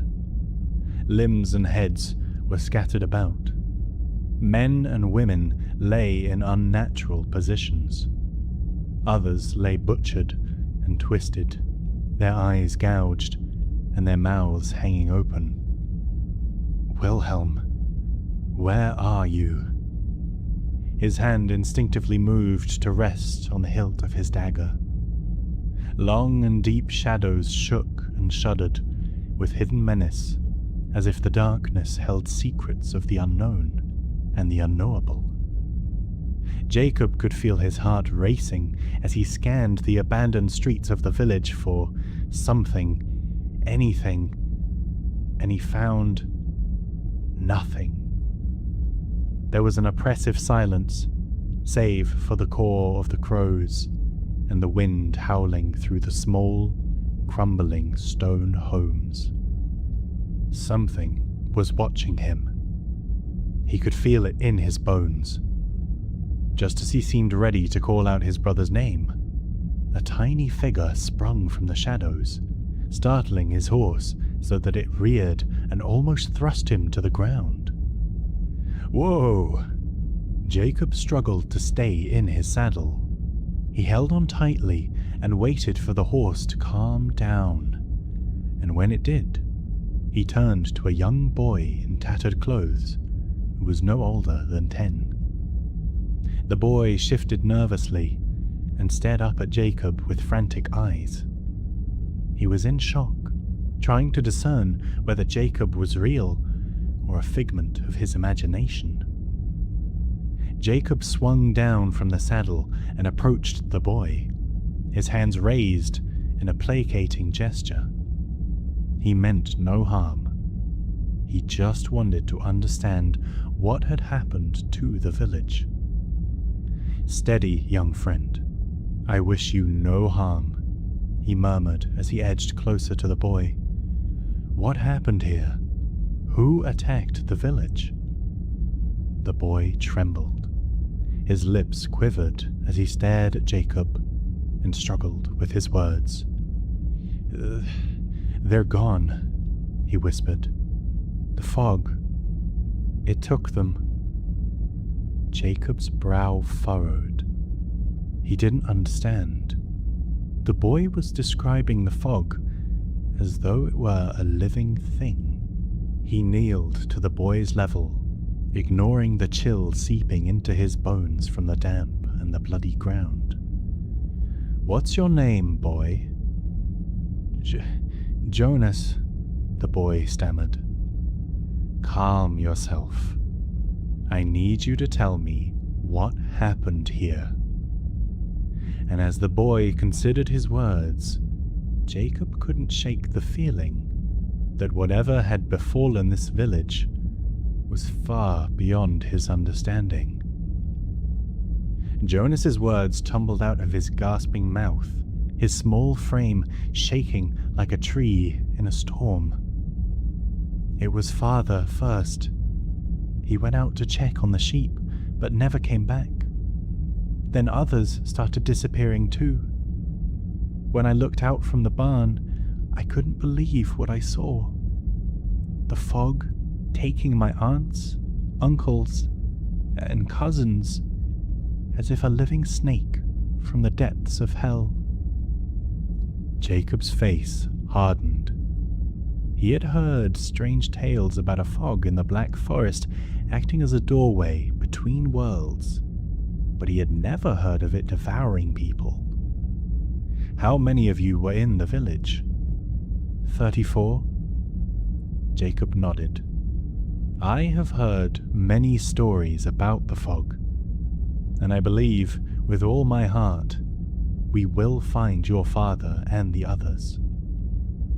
The boy's eyes widened with hope. Suddenly, the air around them shifted. The fog began to churn and roil like a pot of boiling molasses. Jacob's hand instinctively went to his dagger. Words caught in his throat, Jonas raised a hand and pointed a trembling finger towards something in the approaching fog. Grotesque forms that defied description emerged from the molasses like nightmares given form. Motionless, Jacob stared at the fog as creatures from all the cautionary tales he and his brother had collected began to take shape. He closed his eyes and muttered silent words of hope. Jacob opened his eyes and reached for the dagger at his belt. He stopped breathing, his eyes widening as he absorbed the advancing darkness. Then, from the encroaching fog, a tendril shot towards Jonas, curling around his ankle like a deadly snake. Suddenly, the boy released a blood-curdling scream, and Jacob lunged forward, but it was too late, and Jonas was instantly yanked away and dragged into the deadly fog as his terrified cries faded into the murk. Cautiously, Jacob went after him, pushing forward into the darkness. It wasn't long before he came upon a monstrous almond tree he half remembered from a fairy tale. It had rotting human limbs as branches, and on those branches dangled 34 heads caught in agonizing screams. Jacob continued through the fog after the boy, swinging his dagger in wild arcs, slicing through the vicious tendrils that reached for him, his movements growing increasingly desperate with each passing second. "Boy, where are you? Speak!" As if in answer, a tendril wrapped itself around Jacob's wrist. Instantly, he yanked his arm away with a scream. Then he heard something. Something familiar. A voice.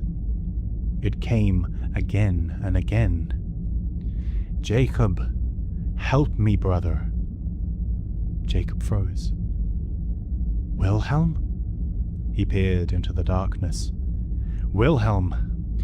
Wilhelm!" Jacob yelled. "Where are you?" No answer came, only the sound of his ragged breathing, and the inhuman howls of creatures moving through the fog came to him.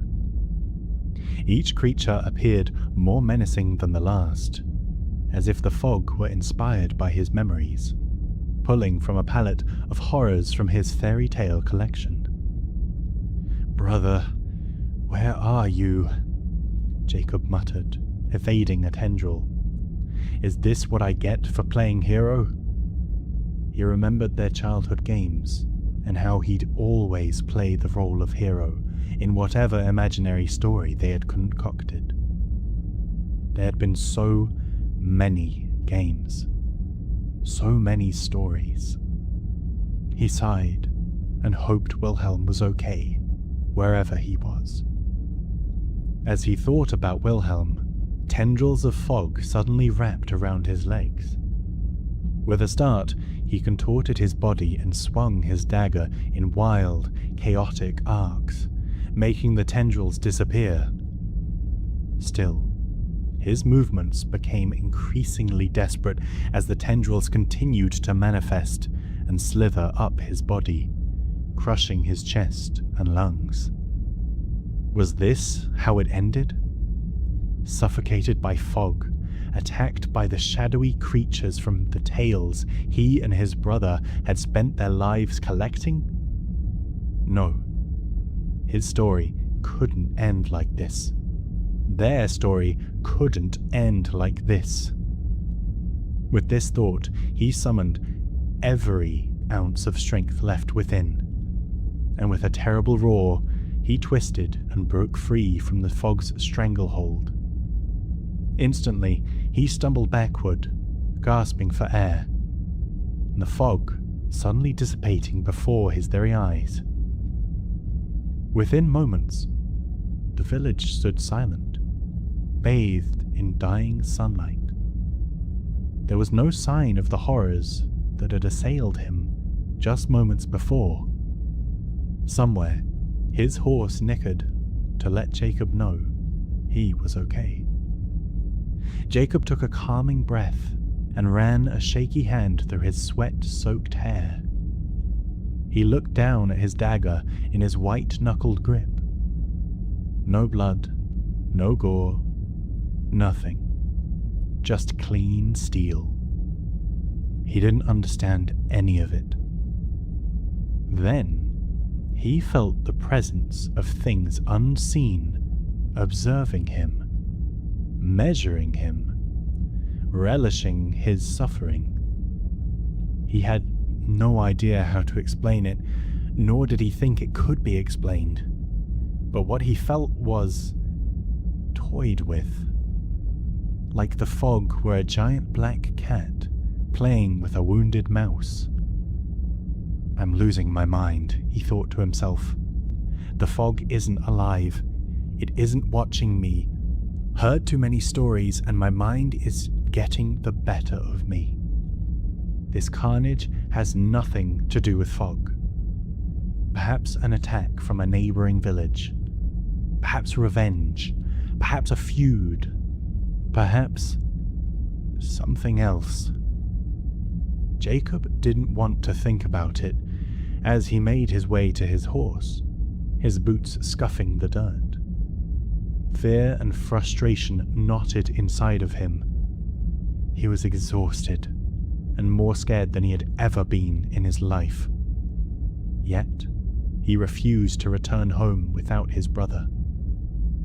And so, Jacob pushed the fear out of his mind and remembered the good nights, the nights when his father would keep them up, wide-eyed, with wonder, with stories by the crackling fire.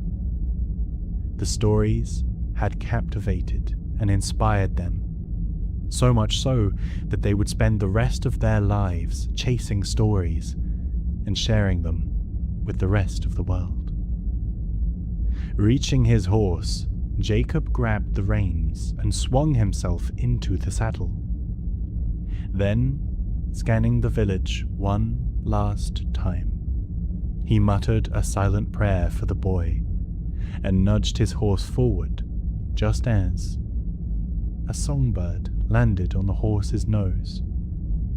The bird glanced at him for a long moment before taking flight, guiding him toward the outskirts of the village, where the road ahead vanished into a dense, shadowy tree line. Hold on, Wilhelm, he thought. I'm coming for you, brother.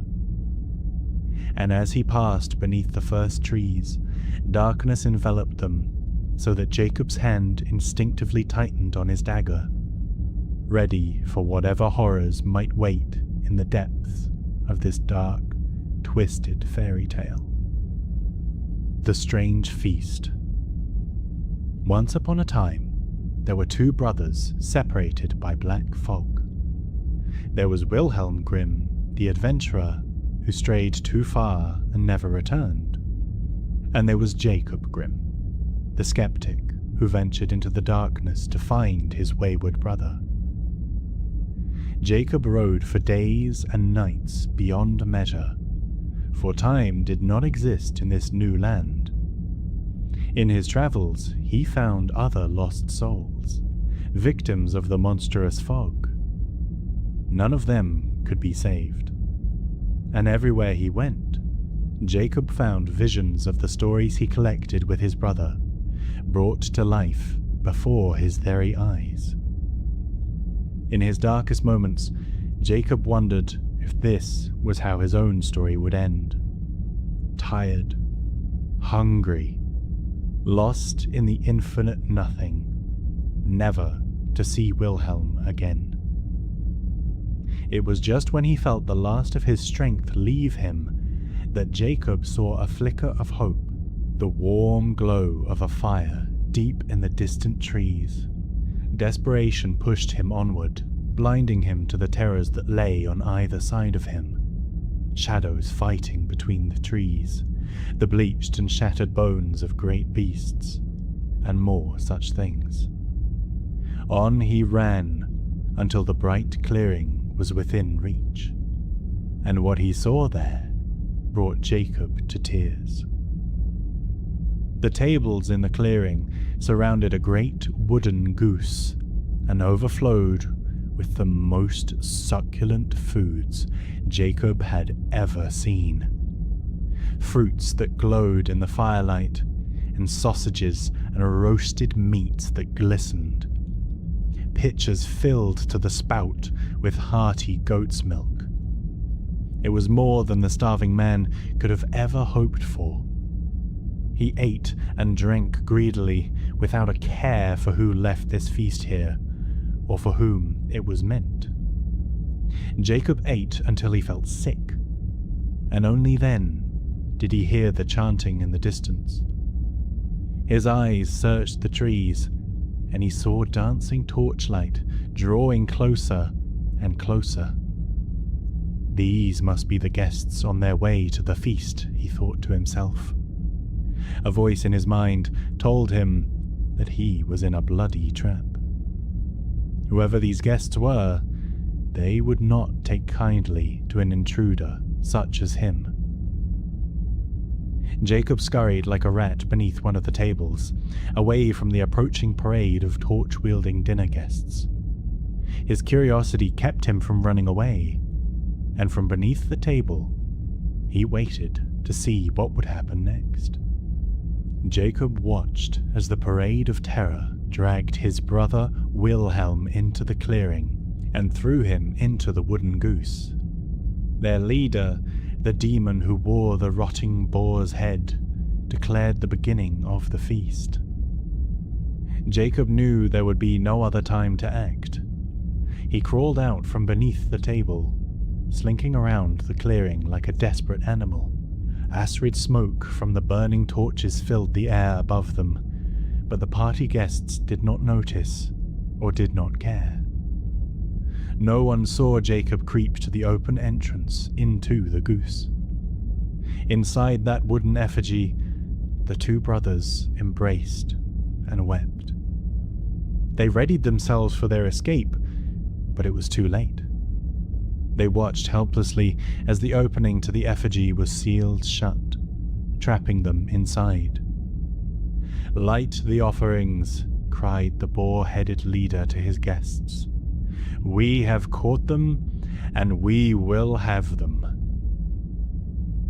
So, now that we're all caught up on our pair of storytellers, and their imminent demise at the hands of the partygoers, let's try and figure out just what all of this means.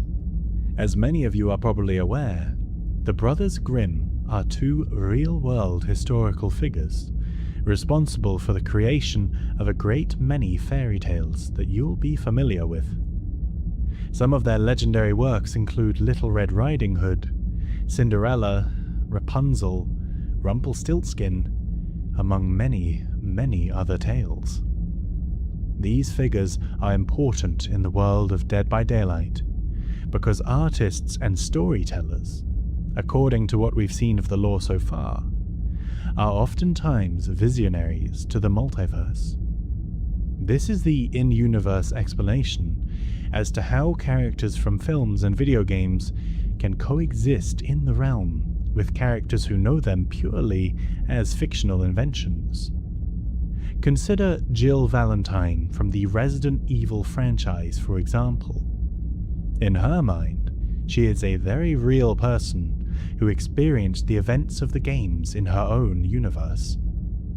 However, fellow survivor and local gamer girl Feng Min has an outfit directly cosplaying Jill, showing that Feng is from a universe similar to ours, where Jill Valentine is, in fact, not a real person, but a video game character. The implication here is that those in charge of creating Resident Evil were subconsciously getting their inspirations from the metaphysical connections to other multiverses. In regards to the brothers Grimm, them being involved in this story heavily implies that a great many of their stories were inspired by Dead by Daylight related events, and that many of them were, in fact, realities from other universes seeping in. We see this happen in the journal story that Jacob finds, describing a tragic story of an innocent young boy making an unintentionally sinister bargain with the Evil One, who we can surmise is, in fact, the Entity. This is but one of many tales of dark fog and ancient evils that the brothers have collected. As we see in this story, Jacob and Wilhelm are unique in the sense that they do not appear to be forced to participate in the trials, as most other individuals in the fog are. Jacob willingly enters and spends an unknown amount of eternal time traveling the various decrepit sub-realms within the entity's dimension, hungry and tired and alone, but never giving up in the search for his brother. As the fates would have it, the brothers would finally reunite within the belly of the beast itself, becoming trapped and prepared to be cannibalized by the attendees of the banquet. While we don't ultimately know the fates of the two brothers, this story shows us that the Black Banquet is something reoccurring within the realm that takes place at least partially outside of the entity's will.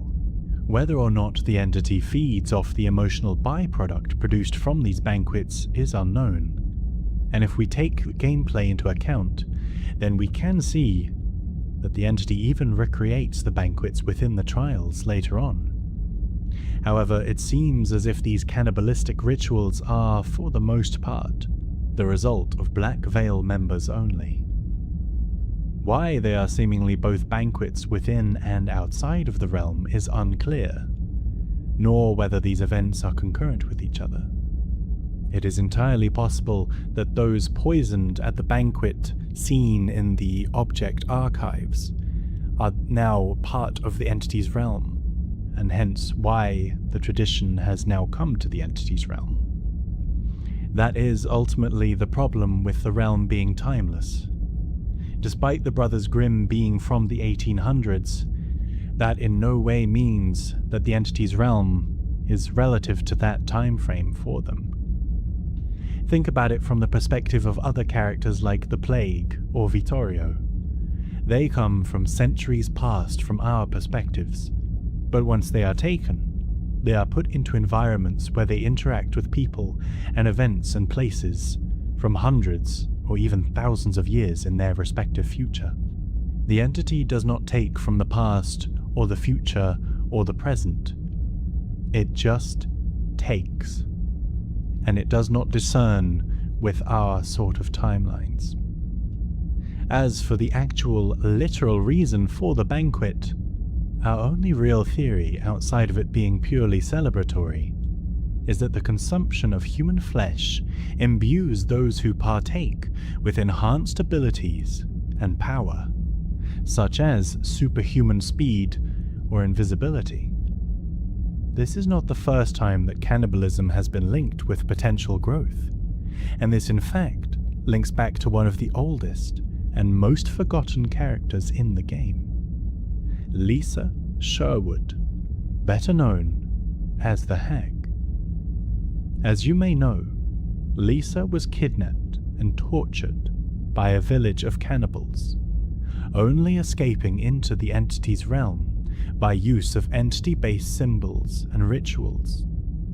The entity, in turn, transformed her into a disfigured, semi-petrified swamp creature that desires to consume the flesh of others.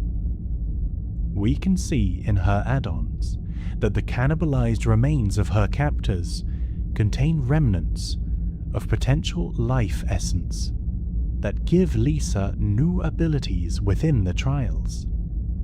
The Hag is unique in that her add-ons are some of the most game-changing out of all the killers, and change the way that her power works entirely. These body parts are so powerful that they allow her to be the only killer in the entire game to this day with access to certain abilities, like, for example, the consumption of the Disfigured Ear add-on, allowing her to inflict the rare and unique status effect, deafness, on survivors. No other killer can do this, and the only other time the status effect can be encountered in the entire game is while using loud items such as the firecrackers or the flash grenades as a survivor. This shows that the Black Veil utilizes this gruesome feast not only as a way to celebrate those who accomplish great things within the cult, but as a way to, quite literally, gift the most loyal of followers with enhanced powers. When we see the mysterious poisoner mention that they are too busy accruing power, this is not just in a metaphorical group sense, but also in a quite literal sense too.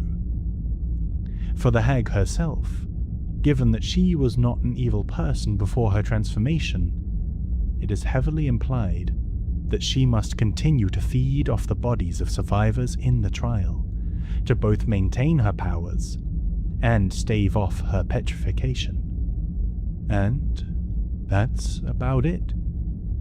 We know so much, and yet so little about the lore for this event, and we can only assume that if it is to return in the following years, that only then will we be able to peel back further layers to this grotesque and disturbing mystery, and maybe discover the fates of our dear brothers Grimm.